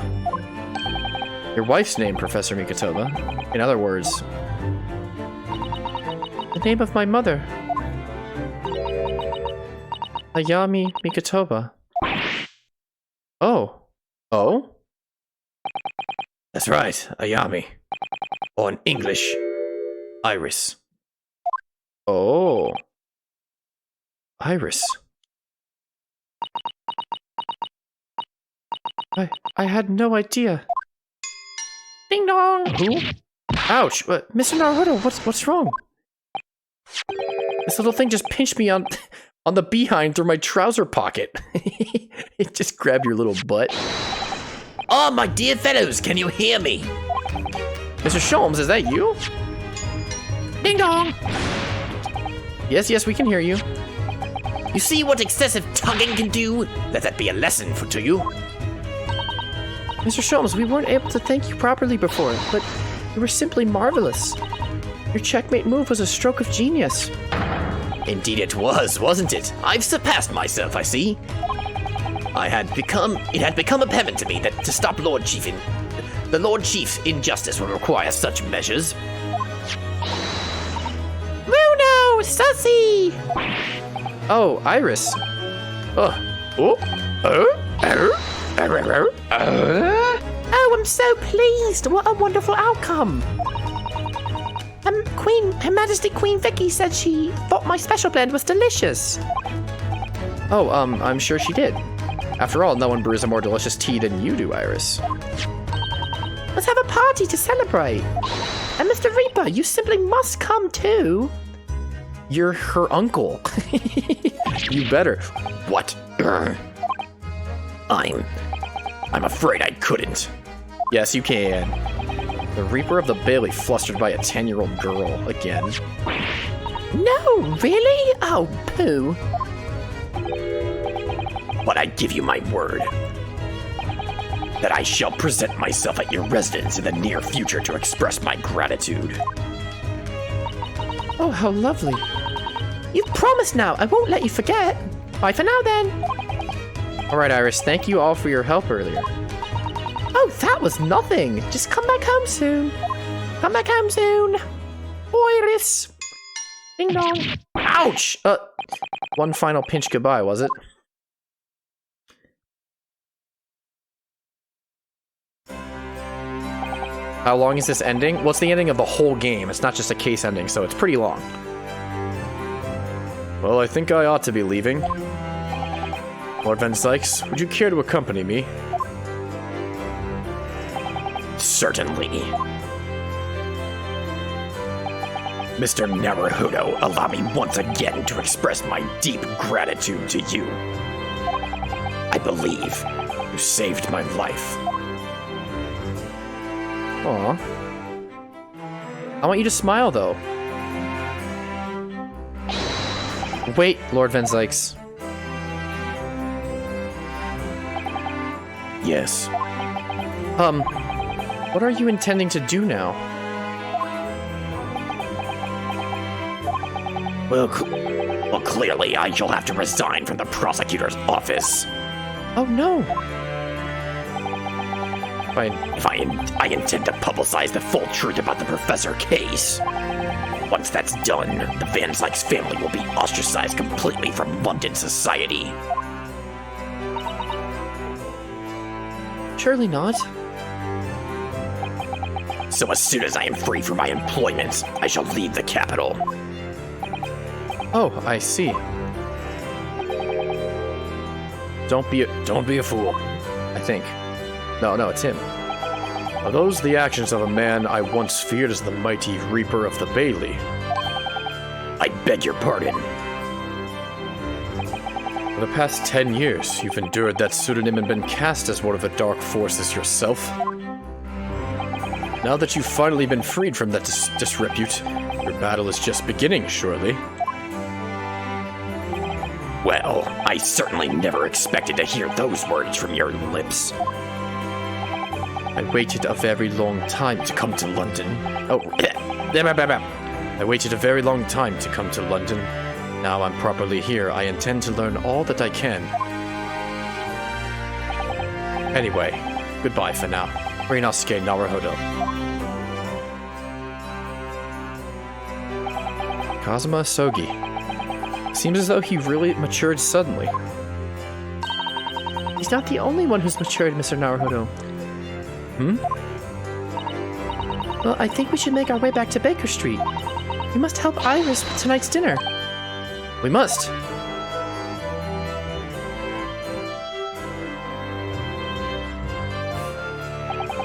It was then that I came to an important decision about my future. What are you gonna do? Are you gonna stay here? Or are you gonna go back to Japan? Dinner. I love this, like, poorly cropped chicken. It's very funny to me. Or just like super low res chicken. Or turkey or beast or whatever it is. 4th November, 6:25 p.m. Strom Sweet. I'm home. Yeah, roast beast. Gina! Ow, ow, ow, ow, ow. What time you got here? We've been waiting ages, Aldo. What are you doing with that colorful piece of history? There's a party in it. It's got to go off with a bang. I mean, fireworks, ideally. But when you ain't got fire, smoke's the next best thing, ain't it? There's a girl on Fresno Street who could help you with that, I think. Venus. Alright. I'll remember that. Gun. You don't have to reload that thing every time I speak. Wait, Sholmes? You really must quite hear this. It's quite the most extraordinary thing. Oh, I assure you, it will defy your expectations. Take down every detail now, Mikotoba. Ah, the world-famous great detective, regaling his partner with the tale of his adventure. A sight to behold. Would you care to hazard a guess? Where do you suppose the fiendish runaway had concealed himself? Would you believe? Inside the trunk I found abandoned in his cabin. He was there. What are you talking about? I would believe it, yes. I say, Mikotoba, I detect not a hint of surprise. I wonder why that is, Maybe because I was there at the scene as well? Miss Sholmes? What? You were? Then why the deuce didn't you say so before? Not quite the sight I was expecting to behold, but still. It's hard not to feel privileged to see it. Hello, Mr. Sholmes, Professor Mikotoba. I'm finally back from the Bailey. And not a moment too soon. A feast prepared by Iris and Miss Sussy-Baka awaits. I must say, I haven't seen Sasata looking so happy in a very long time. Oh, Bruno! There you are! Dinner's on the table, everyone. Please do come and take a seat. Time to fill me boots. Don't fill your boots. Don't do that. That's a bad idea. Not in the boots, please. Goodness. Is that really true, Gina? Yup. I'm losing me copper's clobber and going back to what I know best. It's a diver's life for me. You're really leaving the police force? But why, Ginny? Well, boss ain't around anymore, so... I think you have to make their voices more similar. No. I'm not doing that. They're like the polar opposites of voices. They're literally, I cannot think of two more opposite. Colonel, my quaking ass cheeks will defeat all evil in court. I don't want to say that about a 10-year-old. I really don't want to say that. I'm not doing that. And anyway, no matter how hard I try, that Reaper ain't gonna accept a driver turn dick, is he? Maybe. Well, people can change, you know. Bruno, Sussy. I baked a pie for you.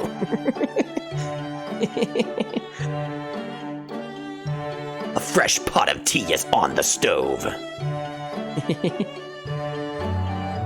Well, people can change, you know.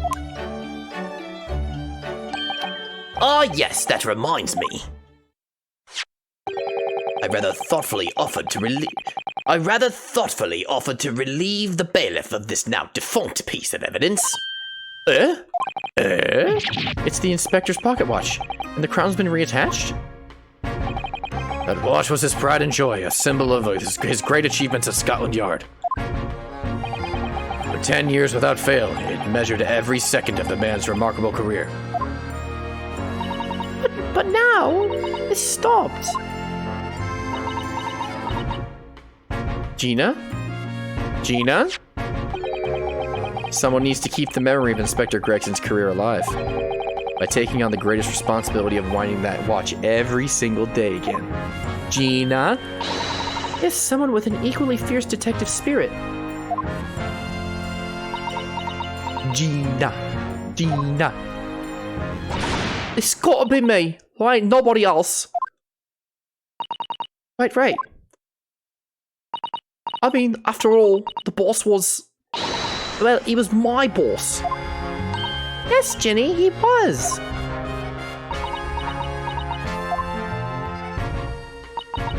Oh yeah, and I made you a promise and all, didn't I, Iris? That I'd become a proper detective one day and track down your old man. Oh. Alright then, it's decided. I'll do it. And I swear. I'll find your dad and bring him kicking and screaming. His dad's dead. Dad is dead. I'm not entirely sure that would be appropriate. Yes, I think, Gina, it might be best to, well... I think I'd like you to forget that promise, Ginny. Iris? Well, obviously I've always wondered about who my real daddy is. Of course I have. I've wanted to know where I've come from. I thought it might tell me something about myself. But I've caused such a lot of trouble trying to find out. For so many people. Ellie, Bruno, Professor Mickey. Oh no, not at all, my dear. Really, you owe no apology to anyone. Well, anyway, I've decided to give up on it because I finally realized that you have your own family right here? oh, maybe my daddy is the greatest in the world. I don't think it matters what his name is or where he's from. Don't you agree, Ellie? Yeah.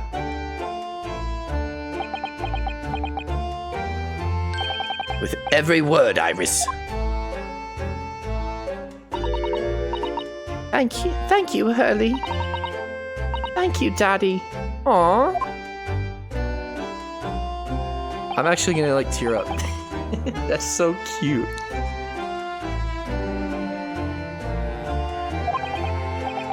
I think, Mikitoba. Yep. Well, just a little bit, not too much. I think, Mikitoba.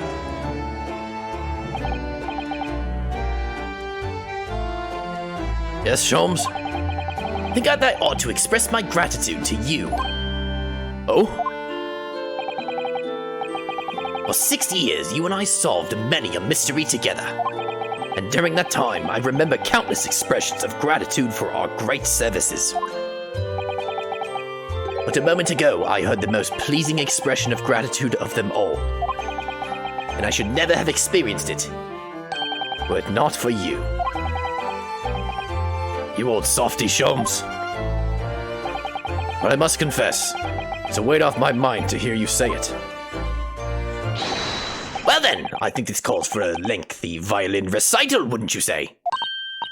Oh, well, the food would go cold. That's the only problem. Maybe next week, Hurley. Spin.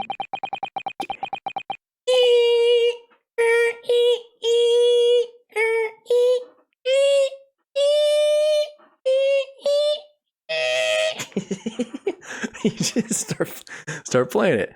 Are you sure a week is long enough, Iris? Maybe not long enough. Even amidst the most troubling of cases, even reeling from the most shocking of revelations, returning in the evening to this suite of rooms, there's always warmth and happiness to be had. The home of the world's greatest detective. My home too, with my greatest family.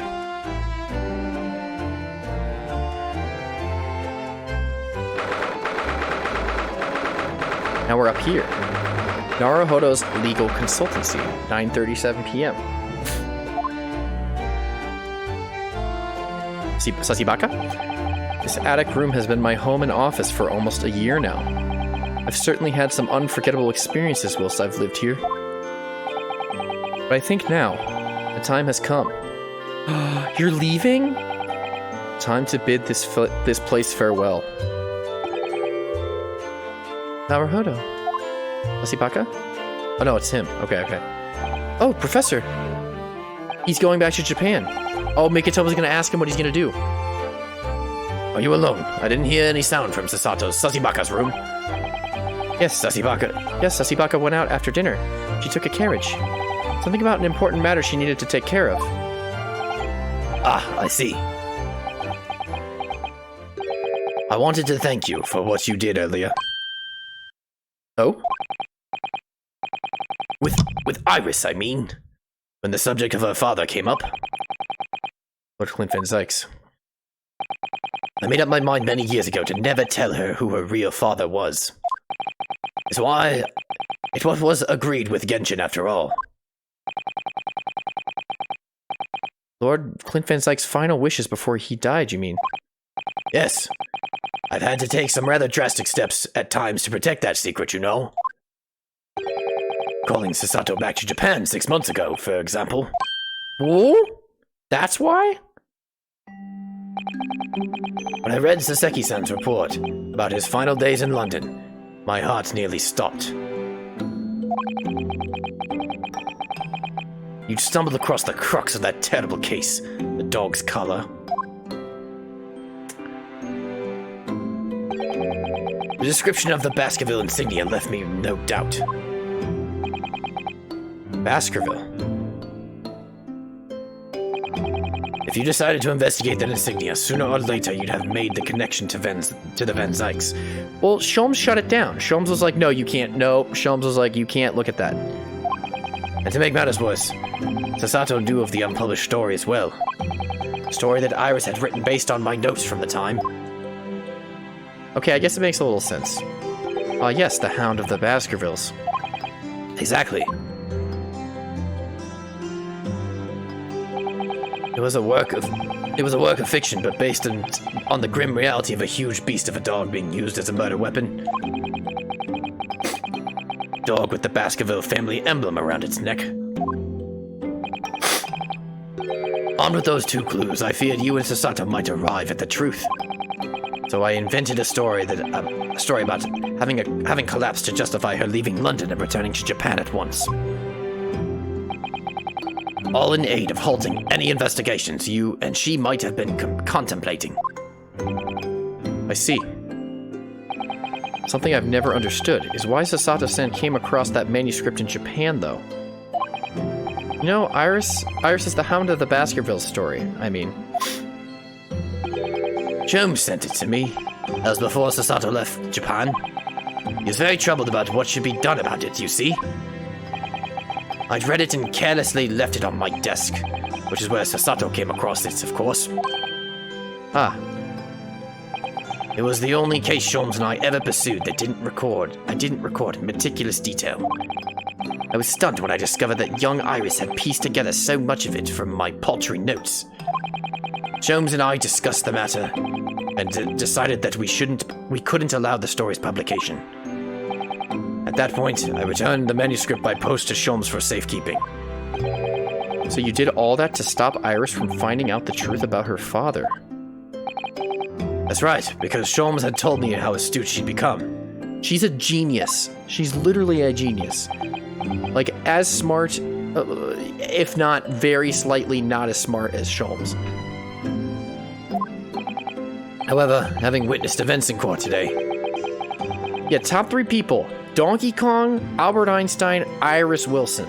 That's the list. Maybe Spencer from iCarly. However, having witnessed events in court today, I must say my opinion has somewhat shifted. Oh? I think at some point in the future, the time will come for Iris to know the truth. And when it does, well... Donkey Kong, why? What do you mean? Look at him. He's very smart. Yeah. And when it does, well, I believe it will be for the best. I think so too. Actually, Professor, I wanted to talk to you about something too. judging from that expression, I'd say you've come to a decision, have you? Yes, I have. I will be returning with you to Japan. Are you quite sure? I'm really only here as a substitute for Kazuma. But he's here in Britain now, as originally intended. Locum student Naruhodo Esquire. Locum student Naruhodo Esquire doesn't really have a right to stay, I think. No, you have a right. It's just whatever you want to do. I see. Looking back now, when I first arrived here in February...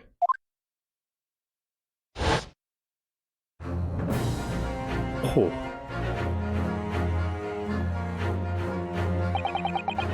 My becoming a lawyer just seemed to be the way that things turned out. With Kazuma, Sasato-san, and Mr. Sholmes all gently pushing me in that direction.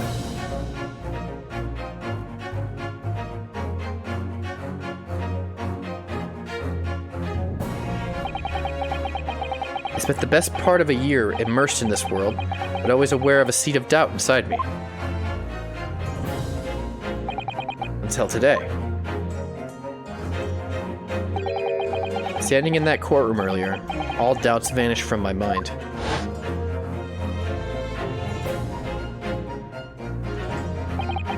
I was totally focused. I was sure of my belief in my client, and I was sure I could see the trial through. And at the end of it, I finally realized. No one else chose this path for me. I chose it myself.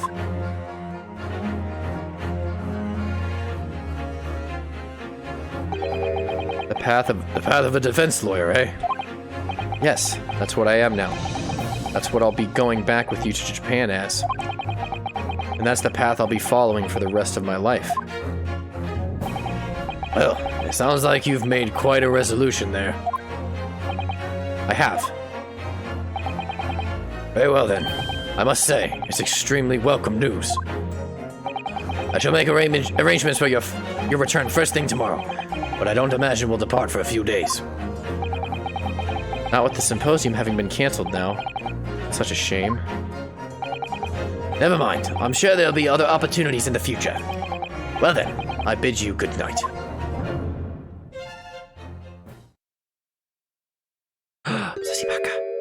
Sasibaka. Hello, Baka. Sasibaka. I just wanted to let you know I'm back. You were listening, maybe? Are you coming with me or are you staying here? Because you could stay with Kazuma. Did you, hear what your father and I were discussing? I'm sorry, I did. Yes, I couldn't help, but... Oh, how much did you hear? Well, from the part about Iris's real father, I think. In other words, from the beginning. So you've made up your mind. You'll return to Japan and continue working as a defense lawyer?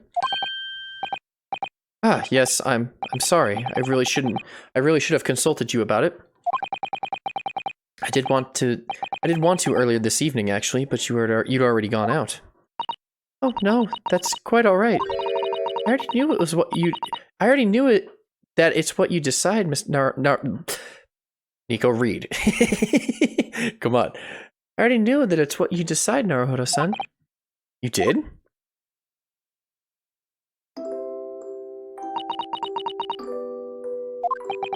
Ooh. Ooh. Sasibaka. Ah, yes? I suppose this means it has to be farewell soon. I suppose. You'll be a great help to Kazuma going forward. I mean, I know he's a brilliant lawyer, but he's new to the British courtroom.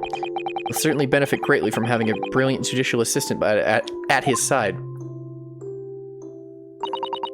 I'll do my very best. I wish I could say it, but I just can't. I can't ask her to come with me. After all, she was always supposed to be coming to Britain as Kazuma's assistant. It's growing late. We should both try to get some sleep. I'm sure you must be exhausted after today.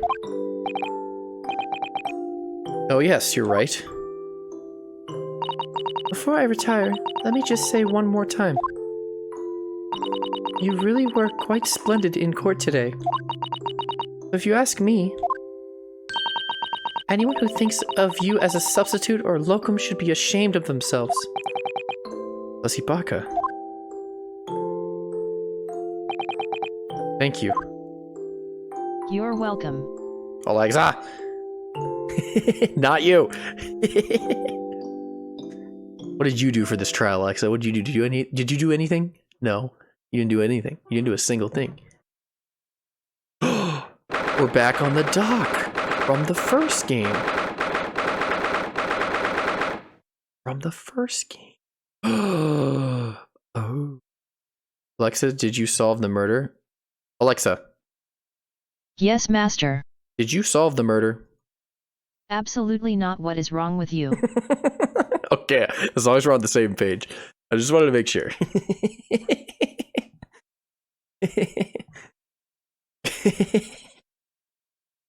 That fit really well. 7th November, 5:42 a.m., Port of Dover, Quayside. I can't believe this day's finally come. You're really leaving then, Runo? I'm afraid so, Iris. Thank you so much for everything. I don't know what I'll do with without your wonderful cooking and delicious tea. Oh, I wish you weren't going. But you'll have to come back and visit. Say you will. Of course, I promise. Hurley?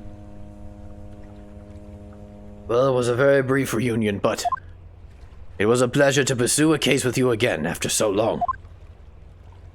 For a while at least, it felt like old times. Yes, I suppose on reflection, there's something to be said for it. Having a little fun once in a while. I'll just go and say goodbye to the professor as well, I think. Alright, Iris, you do that. Bonk. What are you doing? Did you come to say bye-bye? Well, we get voice narration. Okay, I'm gonna be quiet. I've just checked, Naruhodo-san. Your luggage is already on board. Thank you. Such a beautiful morning. Perfect for embarking on a journey, isn't it? Yes. I don't want to get my hopes up, but are you coming with me? Before I set off, I'd just like to say how thankful I am for everything you've done for me. And give my warmest regards to Kazuma, please. Actually, I think you ought to give him your regards in person, don't you? What is that supposed to mean? Sorry? What is that supposed to mean? Ryunosuke. He's here. Kazuma! What are you doing here? Okay, so my voice wasn't that far off for him. Do He's you like a really little think deeper. I'd miss my best friend's departure? Yeah, okay. I don't know. Thanks. Aw. To be honest, I'd been looking forward to our wild time tearing up the streets of Her Majesty's capital, but, Well, we'll have to save that for another time. Personally, I'm looking forward to facing you in court again. Ooh. Me too. But, we're both defense lawyers, so, I'm going to become a prosecutor. Ooh. I'll stay in Lord Van Zeek's tutelage for the time being, but Tutelage. before long, Tutelage. I intend to be just as formidable as the Reaper himself. Ooh. oh, I see. Actually, Ryunosuke, I have a favor to ask. Another favor? We already did your favor. What's your favor now? Name it. No way. I'd like you to take care of this for me for a while. Why? Karma? Why? But why? Because I've seen it now. I've seen what's inside me. The demon that reared its ugly head that day. No, don't say that. No, no, no, no, no, no, no. Don't play this music. I mean, you did threaten Gregsy. It was only for the briefest of moments. The last time I came face to face with that inspector. But it was unmistakable. I wanted to kill him.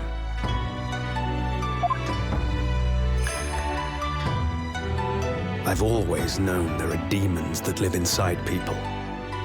And now I know there is one in me. The fact that it very nearly consumed me is something I'll carry with me until the end of my days. No, no, no, don't be so hard on yourself. I devote my life to fighting those whose demons have got the better of them. As a prosecutor. See. So, that's what you've resolved to do, is it? Until I'm ready to face the demon within me. To slay it once and for all. I leave this in your care. Aw. If you'll take it. I mean, you have to accept, but Of course I will. that's... I'll keep it by my side. Always. I'm surprised.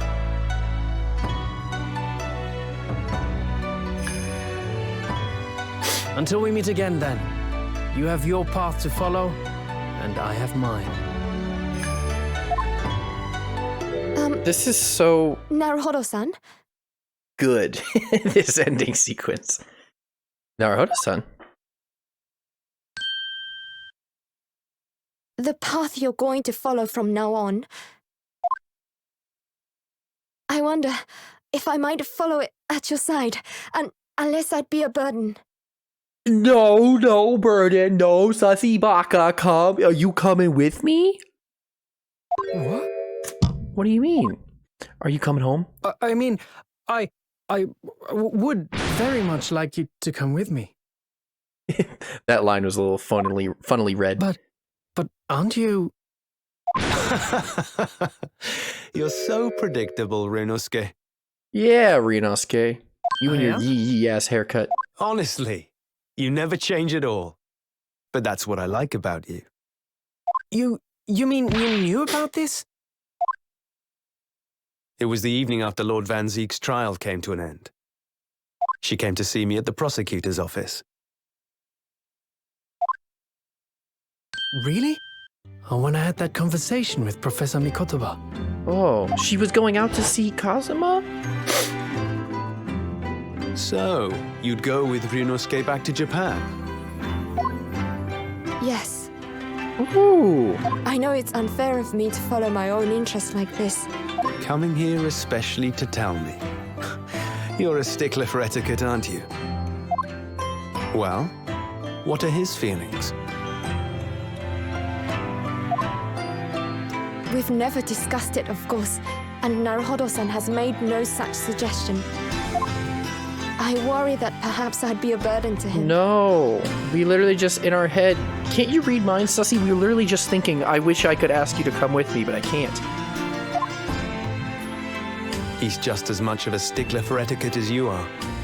He'd never say anything before he was asked. But I'd feel happy knowing you were with him. Look out for him on my behalf, will you? Aw. Of course. Sholmes had a motive to say he died when he didn't. Ollie, yeah. Susato-san. What do you think, Naruhodo-san? Yes, come with me, please. With you by my side, no trial would seem too daunting. So if you're willing, I'd be honored if you'd come with me. Together we can take on the world. I'm terribly incompetent, but Why do you if say have me, that? I'd be delighted. You're literally so competent. Maybe No, one of the most no, competent. If anyone's terribly incompetent, it's me. I like that reading. Ah! What's wrong? Your luggage, Susato-san. There's no time. The ship's going to set sail any minute now. Huh? It's all right. There's no need to worry. As it happens, my luggage is already on board too. Oh, you're coming? Your fine judicial assistant has everything in hand as always, I see. No. Bruno, your ship's about to leave. Bruno, your ship's about to leave. My voice really wasn't that far off for being a dude in his 20s voicing a 10-year-old girl. Time to go then. Look after yourself, Ryunosuke. I will, maybe. What if I get into all sorts of shenanigans? Draw your sword. Oh? Are we gonna duel each other?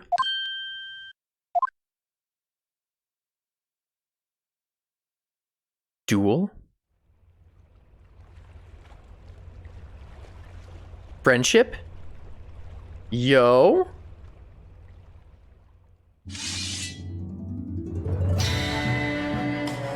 Ooh. What is this? One day, when our paths This song. cross once more, we'll fight a duel of words across the courtroom.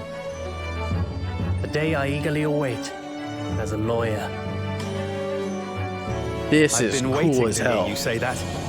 Partner. Partner!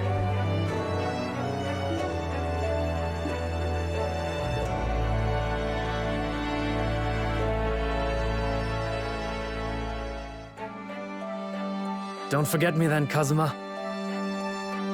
As if I could, Ryunosuke. And Mr. Sholmes. Sholmes? Thank you so much. Does he have lines I'm he reads very out? much indebted to you. Indeed, Mr. Naruhodo. I believe you are. He has a little less of raspiness, but I'll never forget all you've done for me during my time in London. Quite. I should like to think you will remember your debt of gratitude. yeah, a little less raspiness, and I think I was actually like spot on. Especially when I visit you in your country. What? Yeah, you coming to me? The truth is, although many are ignorant of the fact, the world is far smaller than most folk realize. Oh. Well, I'd be delighted if you came to Japan one day. Oh yes, would welcome you with open arms, Mr. Sholmes.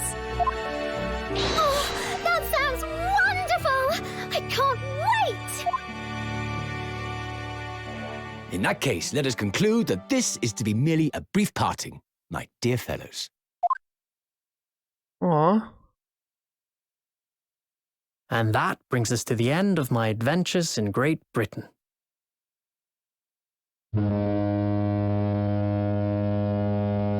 Oh, look at this. A peculiar twist of fate brought me halfway around the world those many months ago. But that was just the start of my journey. Who knows where fate will lead me next? Still, I'm confident this won't be my last meeting with the friends I've made in London. And when we're together again, no doubt the first words I'll hear will be,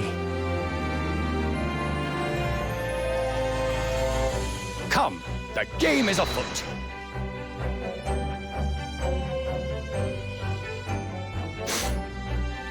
The ship, with our friends from the east, sailed steadily towards the distant horizon. But Sholmes' face was alight with joy. The times may change, but a steadfast friendship will remain true, Wilson. We have but to gently close our eyes, and we are with our companions once more.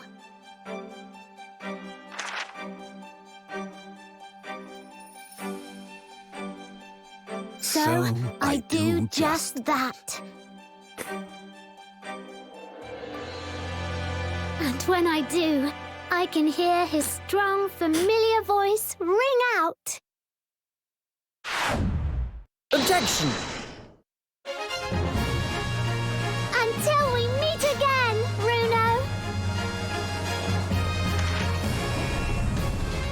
Holy crap. What a game, dude.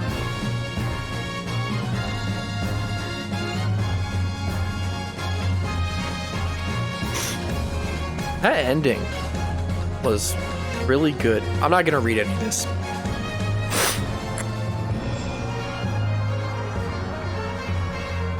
But I will read it, like, to myself. Oh. The last, like, 2 hours of that. Oh my gosh.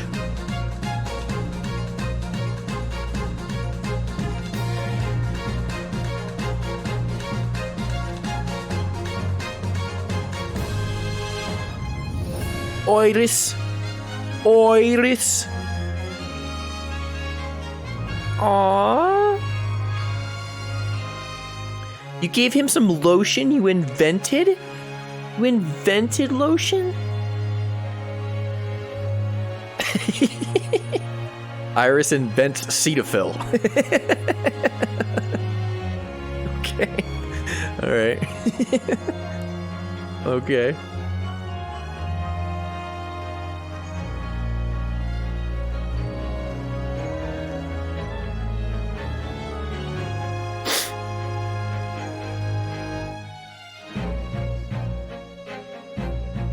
Oh, listen to the music. I'm gonna turn it up. Ooh!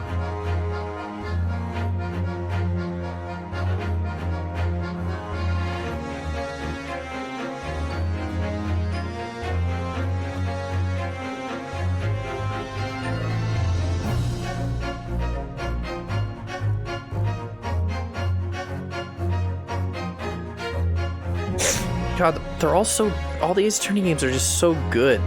Especially the recent ones. I mean, all of them, but you know what I mean.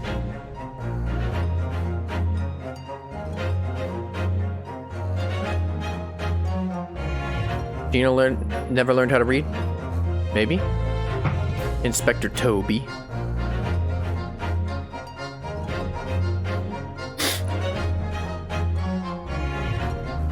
Toby. Ooh! Is the cross-examination theme? Luigi! Gina, the truth is I'm not the upstanding fellow you think I am. I'm not gonna read it. I'll do one final run-through of all the impressions at the end, because I'm pretty sure...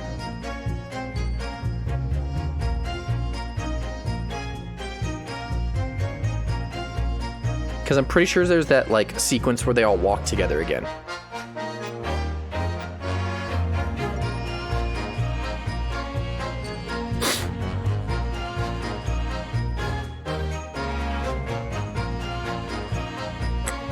Gurgzy. Well, Ouchie, screw you. Osanaga's on trial right now? What? Objection, please. Wagahai! Was that Wagahai or was that, like, Wagahai's children? There's goblins. Hello, goblins.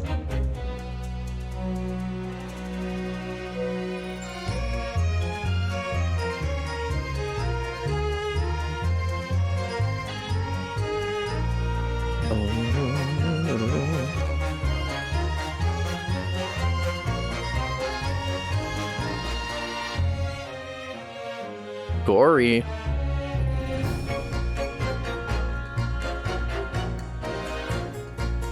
A new song just keeps on coming on, and I'm just pogging the whole time.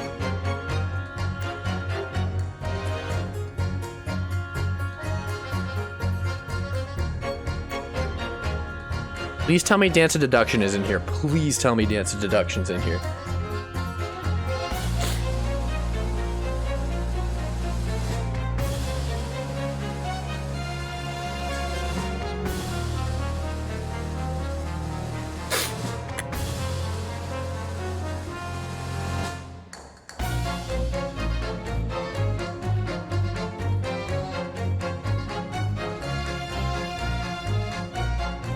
Wait, one more time. Comically large bell. There it is. The comically large bell.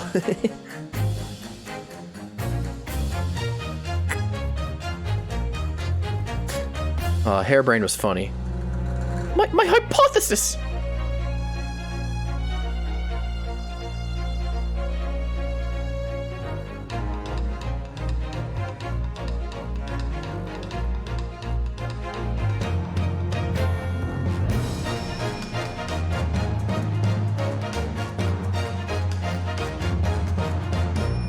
I was gonna be quiet through like this whole thing because I want to listen to the music, and also just I'm in a mood and a half right now.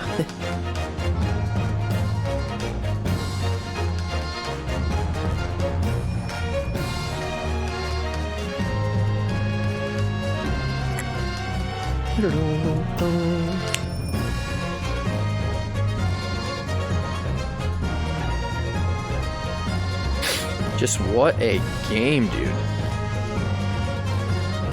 Jaunty little tidbits. Everyone calls me a Pepino. I sell the spaghetti. And then more than my head. Pepino. Oh, Peppino, shut the fuck up. I will kill you, Peppino. Shut up about your spaghetti. Peppino. No, sir. This is ridiculous. Peppino, please stop.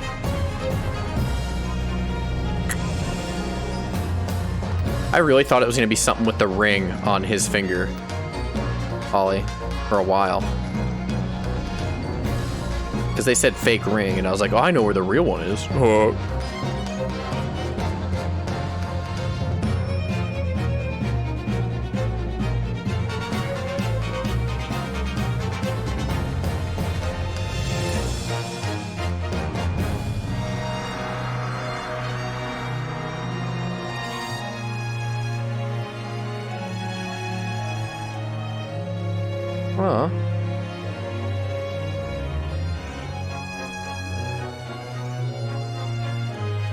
This is like the first ending theme. They're bringing the first ending theme back to the second ending theme?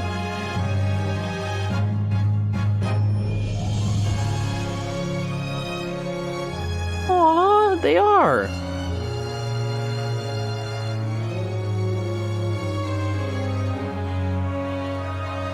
Chicken? Chicken? No, this is ours. This is ours.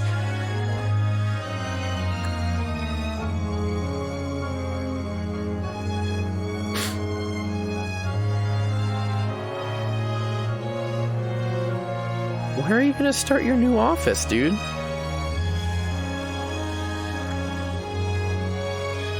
A great ace attorney, some might say?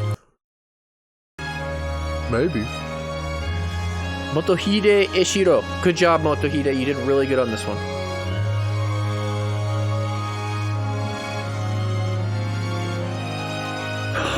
Oh, the Daruma doll. They took it. Wagahai! Oh, get out of the way, everybody. Look at the show. The show is back. Oh my god, the show. I love it. Get out of the... Everyone, I don't care. Get out of the way. The show is here. All right, is it gonna do the everyone walking thing? Oh, yep. Okay, one more round of impressions for every character. Here we go. Here we go.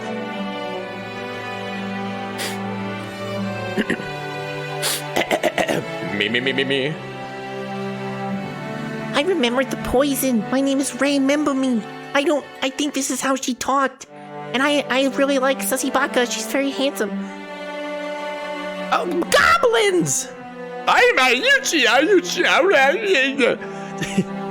Well, you see, I'm cool as hell because I'm a reporter. Look at my suspenders. Yeah. My suspenders. I can't tell you what I'm thinking. Mr. Naruhodo Esquire, look, I'm student Mr. Naruhodo Esquire. Thank you for giving me these goblins. Oh my goodness. It's me, Sussy Baka. I solved a murder, and now I'm wearing a kimono, and I am very cool and very useful, even though sometimes I think I'm not. Iris Wilson is proud to present Biscuit Extraordinaire. Iris, we cannot reveal those to the general public. That is a national secret. Oh, I'm Olive Green. Olive Green. Oh, Shamspear, doth have you jumping my name? Oh, my goodness.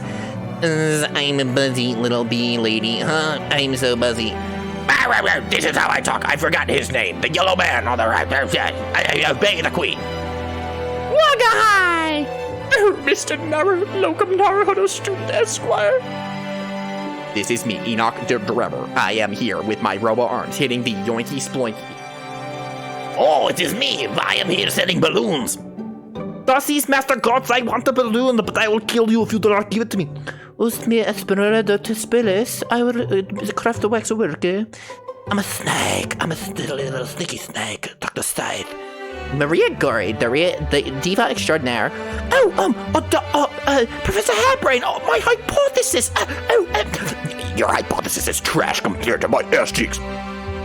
It's me, the sandwich. I am here now. Gosh, I got a little tidbit for you. Oh my gosh. I'm so cool. My name's Venus. Oh my god, my husband's so hot.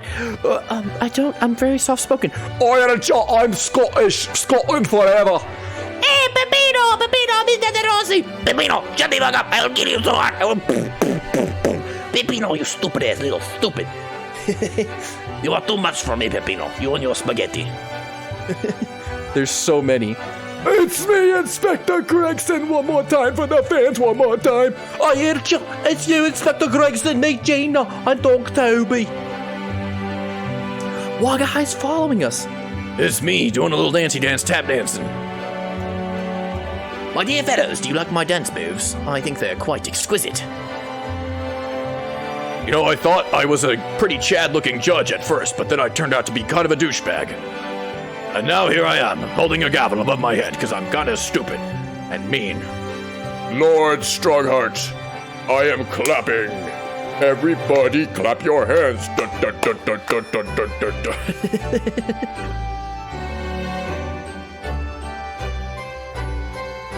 Is that everybody? I have faith in you, Rionardo Naruhodo. Ryunosuke Naruhodo. I said Leonardo again. Wagahai! Wagahai! I didn't get a zoom out on him, sadly.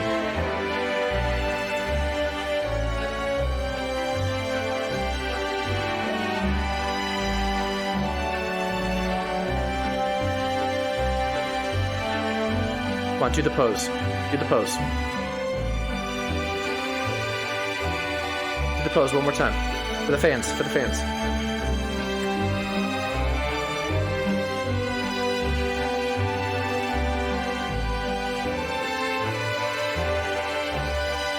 Are they back in Japan now?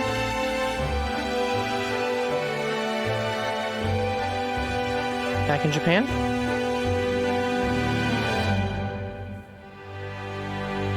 Oh. The Great Ace Attorney 2 Resolve. Take a screenshot, because that's cool as hell.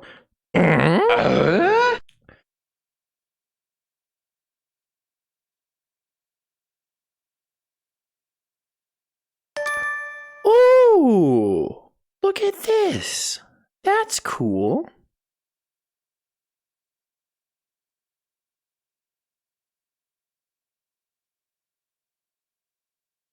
That was phenomenal, by the way.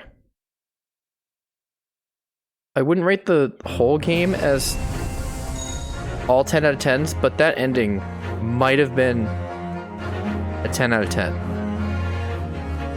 I don't think they could have done at least the 2-5 any better. I can't think of any way. For other cases, I could definitely think how they could they do things better, but for that last case, that was near perfect.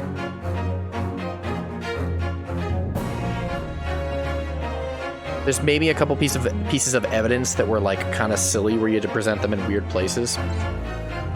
But wow. I can't even describe how I feel about this game in like, I don't know. What time is it? It's 12:21. I'm gonna go to bed soon. I finished before I thought I would. I'm 5 hours and 45 minutes in. I thought I'd take 7 hours. Damn. All right, well, let me turn this down a little bit. This game. Oh, I don't know, Ollie. I can't. The minute I finish something, whether it be a movie, just any piece of media, where I have to rate it, I cannot rate it immediately. I cannot rate it immediately. Because I feel like I'm very biased if I would say, this is the best Ace Attorney game of all time. And, like, maybe it is, but I need, like, a good month to decide that.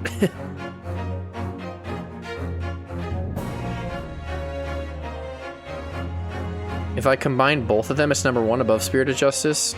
Spirit of Justice is really good in every way except for the 4th case.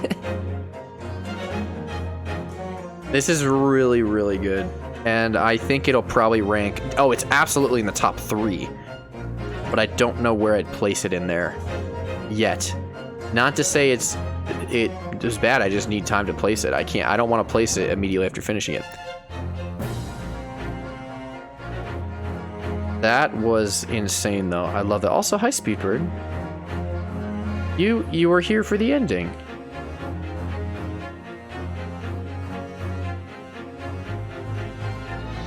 I can't remember a game that has made me cry the first time seeing the ending since Xenoblade 2.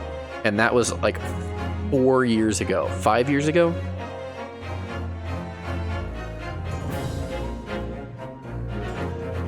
And that's with any piece of media almost. I never would have thought this would have gotten translated. Well, the trilogy was very successful. The trilogy was very successful, and Shutakumi was like, "We have this game made. All that needs to be done is it's translated, and we can sell it." And they're like, and Capcom's like, "Okay, we'll do it. And if it doesn't sell well, there will not be another Ace Attorney game." And I think the sales numbers just came out for this game. It sold better than expected, but in the grand scheme of it, is really not that much. Because it sold 300k copies, which to me, this is a game that should sell 1 million copies. To me. But 300k copies was what they expected by the end of the fiscal year, which would be like March. Fiscal year, not like calendar year. They expected 300k by the end of the fiscal year, and it sold at least 300k already. So better than expected, but not crazy. I want to buy it, but I have no time to play games. That's me, except when I stream is my time to play video games. That's the only time I play video games. Almost the only time I play video games. Very rarely there's a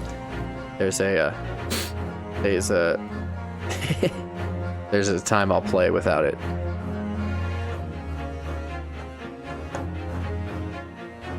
Nico, do you have every VOD downloaded? Because you gotta start on that. Yes. I do. Well, no, I don't. I have half of Case 3 of Resolve downloaded. And all that's left is like 4 more streams after that. I think. Maybe 5. But I'm definitely, they're not close to expiring. Don't worry, we're good.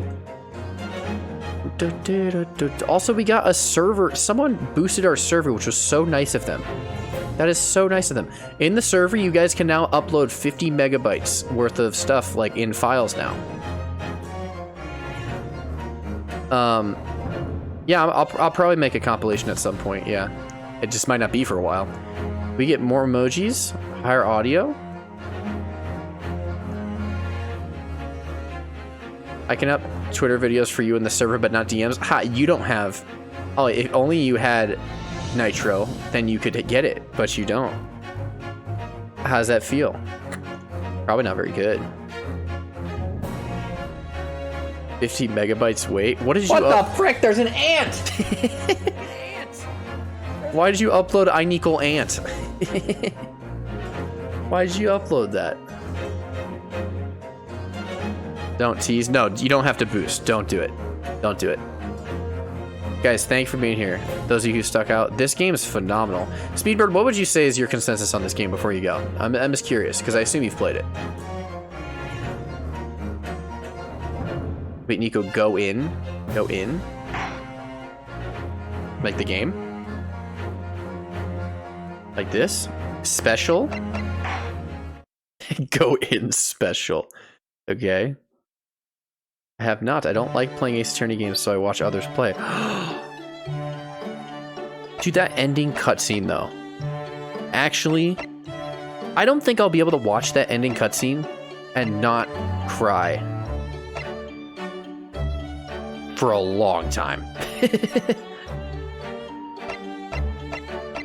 Not the, like, before the credits. The credits are great, and the little post sequence is awesome.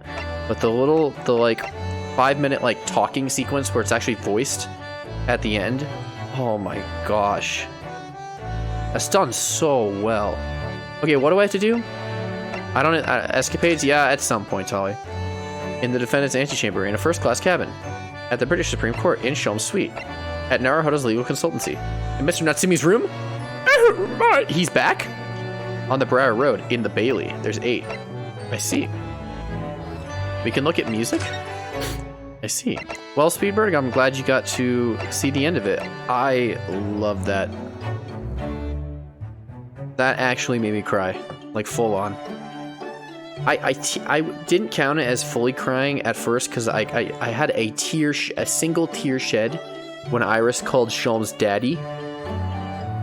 And then there was like one more a different time. But then the ending, I was like, oh my god. That's so good. Instruments? Ryunosuke Naruhodo unused. Whoa.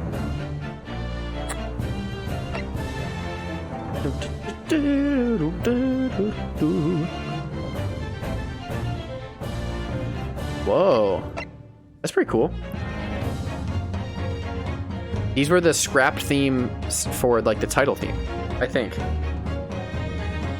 Yeah, because this is the title theme. Yeah.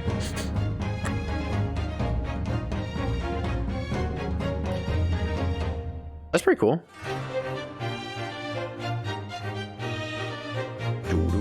Let me turn it up a little bit. Thank you, Speedboard. I love doing the impressions. Part of me is so glad that I'm done doing impressions because it's really hard to do them all. But part of me is also really sad because they're really fun to do at the same time. This is literally just the first one.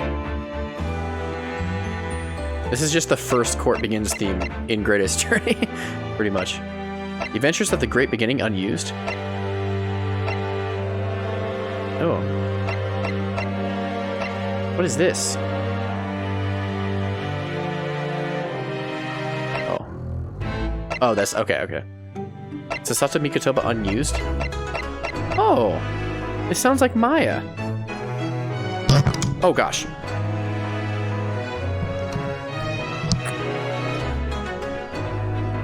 It sounds like a true, like, Maya theme, almost. Alright, guys. Let's see. Did Nico win ranked? Here it comes. Mario Kart Tour. Did Nico win? Uh-oh. Ranking results are on display. How'd you do? Did I win? Yeah! Wow! Wait.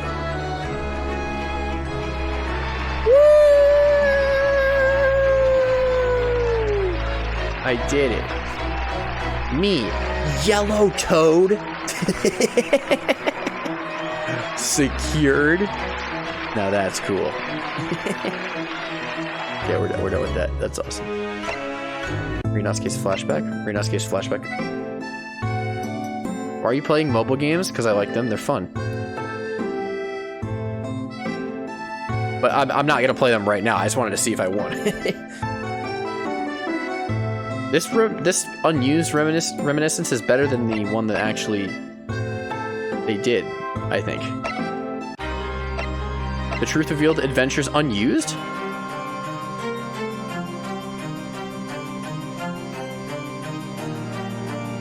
Oh, this sounds very traditional.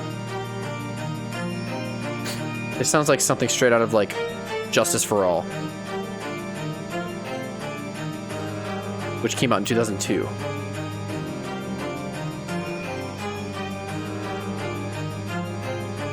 This is my first attempt at the Truth Revealed theme. Reviewing the feedback I received, there was a comment that the repeating strings refrain was a little monotonous. I was listening again now, and I feel the whole piece lacks impact. I mean, it's still good. All these are every single one of these unused themes is really good still.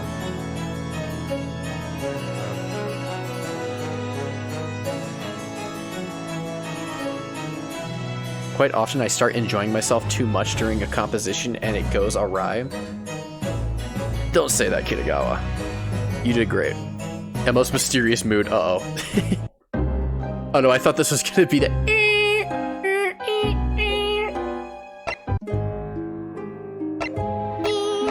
Iris Wilson. This is the ever-cheerful Iris' signature tune that was to have a steampunk feel. I was concerned about how to achieve that with a principally orchestrated piece. There's an unused Iris theme? Oh, this is very beat-boopy. Hearing that Iris is an eccentric character, I thought that a synthesizer might sound fit the bill perfectly. But everything in this version, including the drums, are full synth, but that wasn't quite right. That's very... It's Kazuma Sogi Samurai of Destiny? Something elegant but emotional, but also elegant. What's the request? Elegant but emotional, but also elegant. Mr. Takumi and Mr. Nuri pointed out this version sounded like something you might hear at the public baths in a Ryokan hotel. What? This is an unused Kazuma theme? This is elegant, but it's not emotional. I will say that.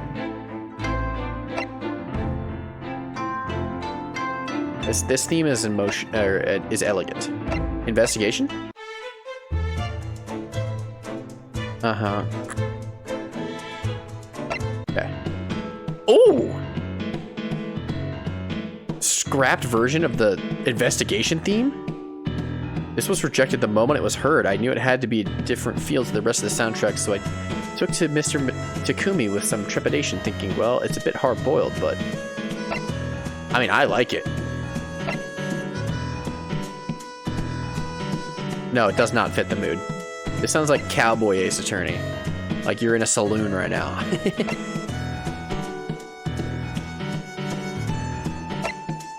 Lord Chief Justice Strongheart. No. For some reason, I felt the burden of fate placed on my shoulders by Strongheart as I composed this theme. Why? I have no idea, but imagination is a powerful thing.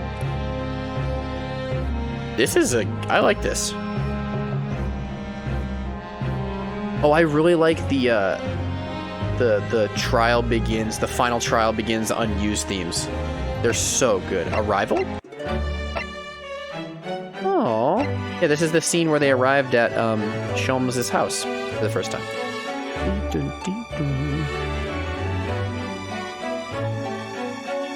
I like it. Arrival. The pizzicato brings out a nice warm feeling, but this piece needs to really invoke the delight of arriving at Sholmes' place of residence. I see. Gina Lestrade? Gina. Oh, the unused version? I produced quite a number of different variants of Gina's theme. The inner city overtones of this one were a little too strong, detracting from the vivaciousness I was after. I see. The Great Ace Attorney Adjudication? Okay, yeah. Even though at first this sounds like it has the makings of a fitting piece, it was slightly lacking as the grandiose nature of the adjudication scenes, so it didn't make the grade. I see. This one sounds really good. I've never heard this.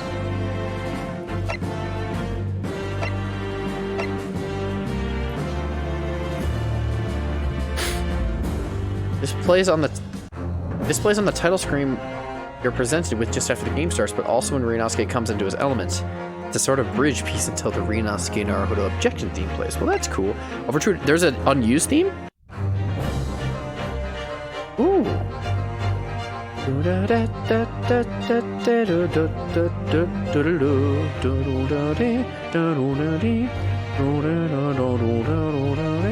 This one's pretty good, but the first one is better.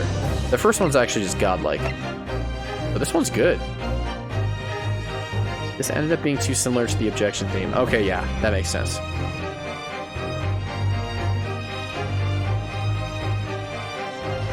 Oh, there's multiple pages. Oh. There's a lot of pages of this. From the vaults. There are story spoilers in the downloadable content. It's recommended you finish. Ooh. This is the first version of the piece. There's nothing wrong with it musically per se, but given when it was to be played, I thought that perhaps it would be better to make the melody distinctly audible from the start, so I cut the first 30 seconds or so from this. Wait, does this song ever play in the game? Oh, does this ever play in the game? Ever? I don't think it does, right? I think it's just title screen. That's what I thought. Curtain Rises Resolve version. I wish they used the Curtain Rises thing for every single case and not just the first cases. Because that's cool. It would like play with the title card and then it'd go like it'd do the thing. Like, why didn't it do it for every case? Oh no, case 5 should not have it. I agree. Case 5 did not need it. Of this game. The Great Exhibition unused.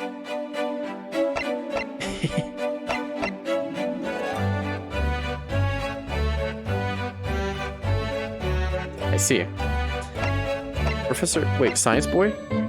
The Science Boy theme is unironically so good, and it's really not a piece of music I ever want to listen to outside of this game. Outside of this game, I don't want to hear this theme. But in the game, it's like, that is Science Boy's theme.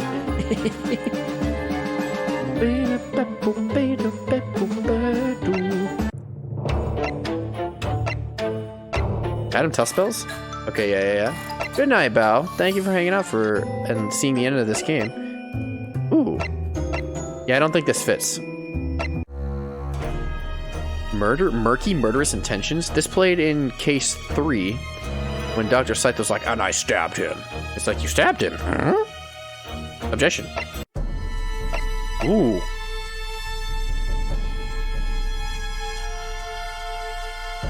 I like this. This is kind of really scary. I agree with the writing. Swirling Void of Nothingness. Just another one?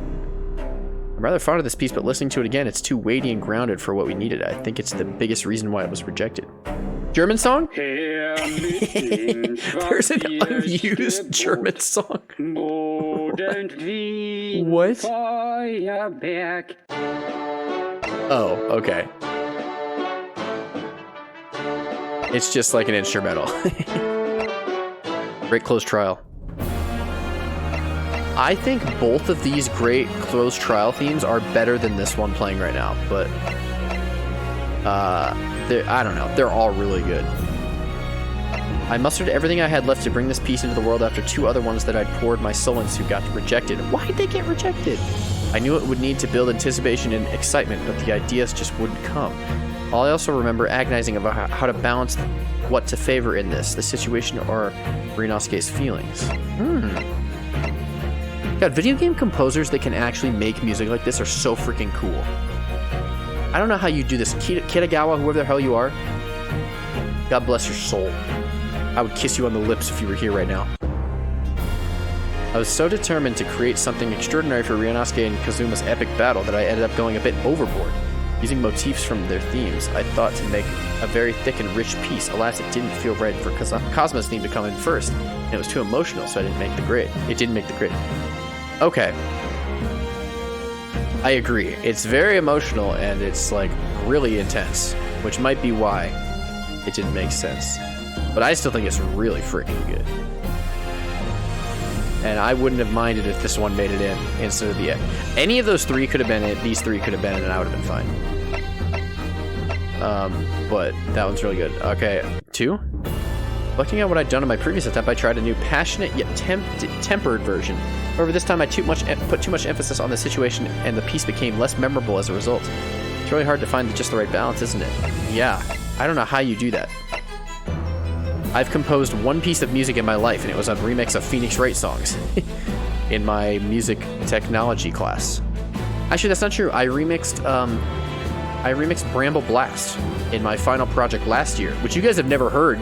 Guys, there's unreleased Nico music made like in the stew that you guys have never heard.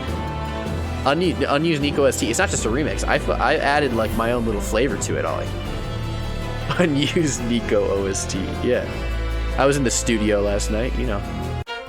Partners, the game of the foot. This is the first piece I composed for Resolve, and it's one with a lot of memories for me.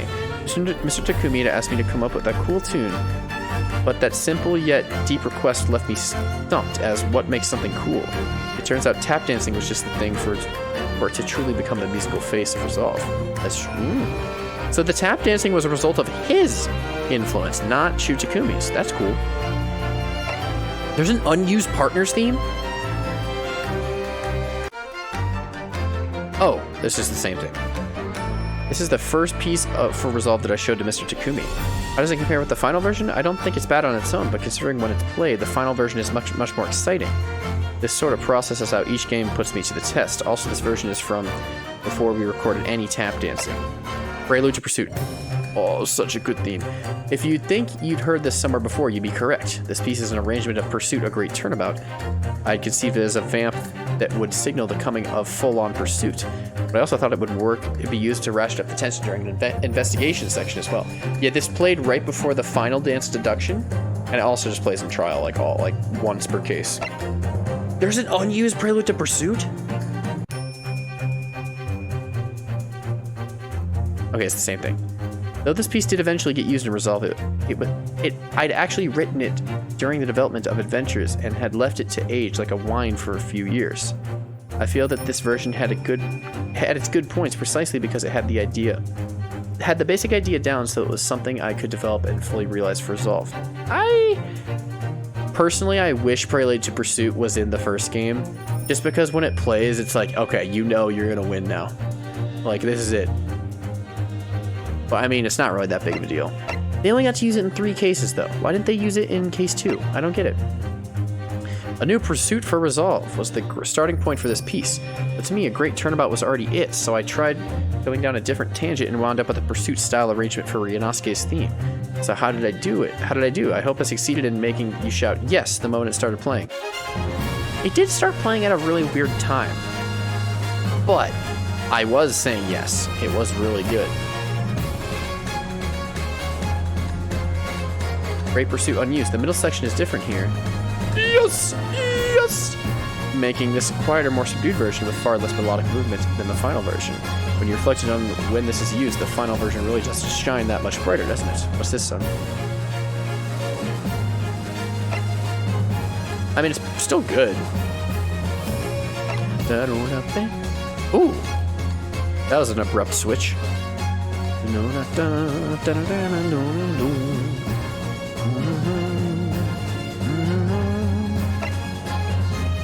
This piece holds so many memories for me that I can't even begin to put them into words. My intention here was to make this feel like a further developed version of Mr. Kitagawa's victory theme of Adventures. Oh, it's really good. Both victory themes are good, but I think the second one's a little better. Just a little bit. Victory unused. Ooh, this is a victory theme? Compared to the final version, this feels like it has a bit of every emotion in it, doesn't it? Well, except anger, I guess. LOL. He wrote that. He wrote that. That's funny they translated LOL. The final phrase felt like it belonged in a great victory piece, so I transplanted it in a slightly different form to the final version. Oh, and these are so good. The Baker Street Ball is really good. I've heard both of these at the end. In fact, I started the stream with this, right here.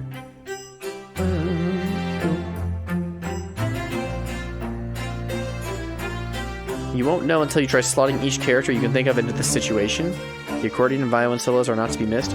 I could not have guessed that Mikotoba would be a partner. I don't think I could have, period. Until, like, the case of. And even then, it's such a long shot. I know they do. They do, Ollie. The new piece that exudes the warmth of 221 Baker Street was commissioned for the credits of Chronicles.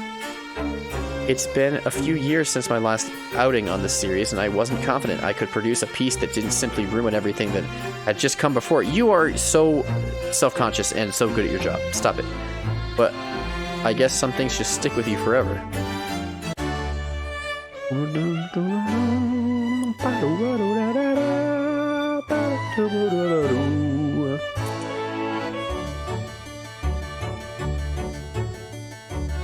Yeah.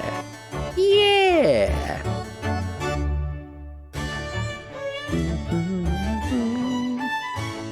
Good song. And actually, like, real instruments. There's no MIDI here. And then the final theme, Partner's Arrangement. Oh. The Partner's Arrangement is so good. It's like all live recordings.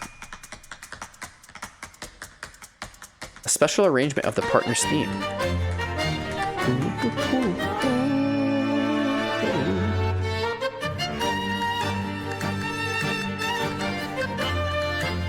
Ollie, what did you share with me 2 minutes ago on Twitter? Ollie, what does this mean? Ollie, what does this mean? This is what Ollie sent me. What does this mean? Oh, we gotta go back to the solo. Or not the solo, but just the music.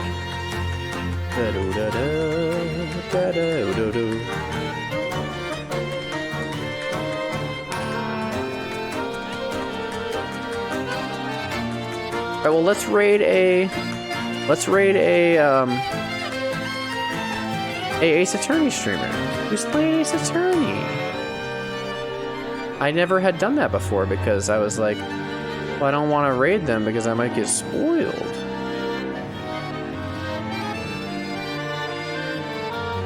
But this person's playing Resolve with Jack and Landon, and they're on the Shamspear case. And Shamspear is in trial. So I think we should hop over to them. Gaming Stooges.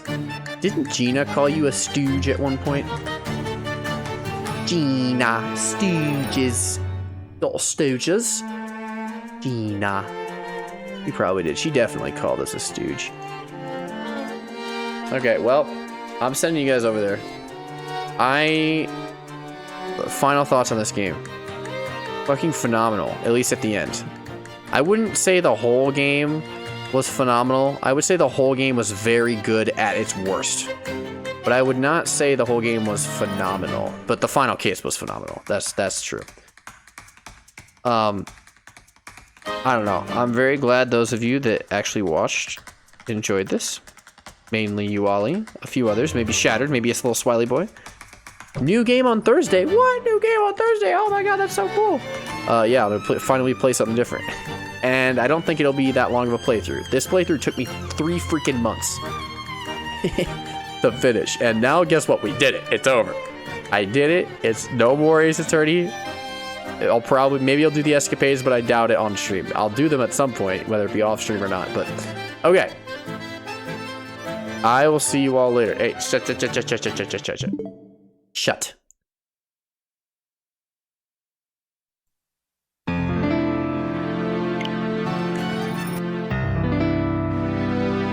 I will see you all later. Thank you for coming to my stream. Can you send me a million tier lists? You can do whatever you want, Ollie. Okay? I will see you all later. This was very fun. I freaking love Ace Attorney. I hope they make more. Say goodnight. Oh, guys, do you see my new plush? Look. And her and Big O and the man and Delfino man. Alright guys, go say hi to Gaming Stooges. I'll hang out for like 5-10 minutes like I said. Okay? So go over there and drop a smiler or just, you know, chill. They're on the Shamspear case, so I will see you then. Okay? Thank you for being here. New game on Thursday. You're cool. Bye bye.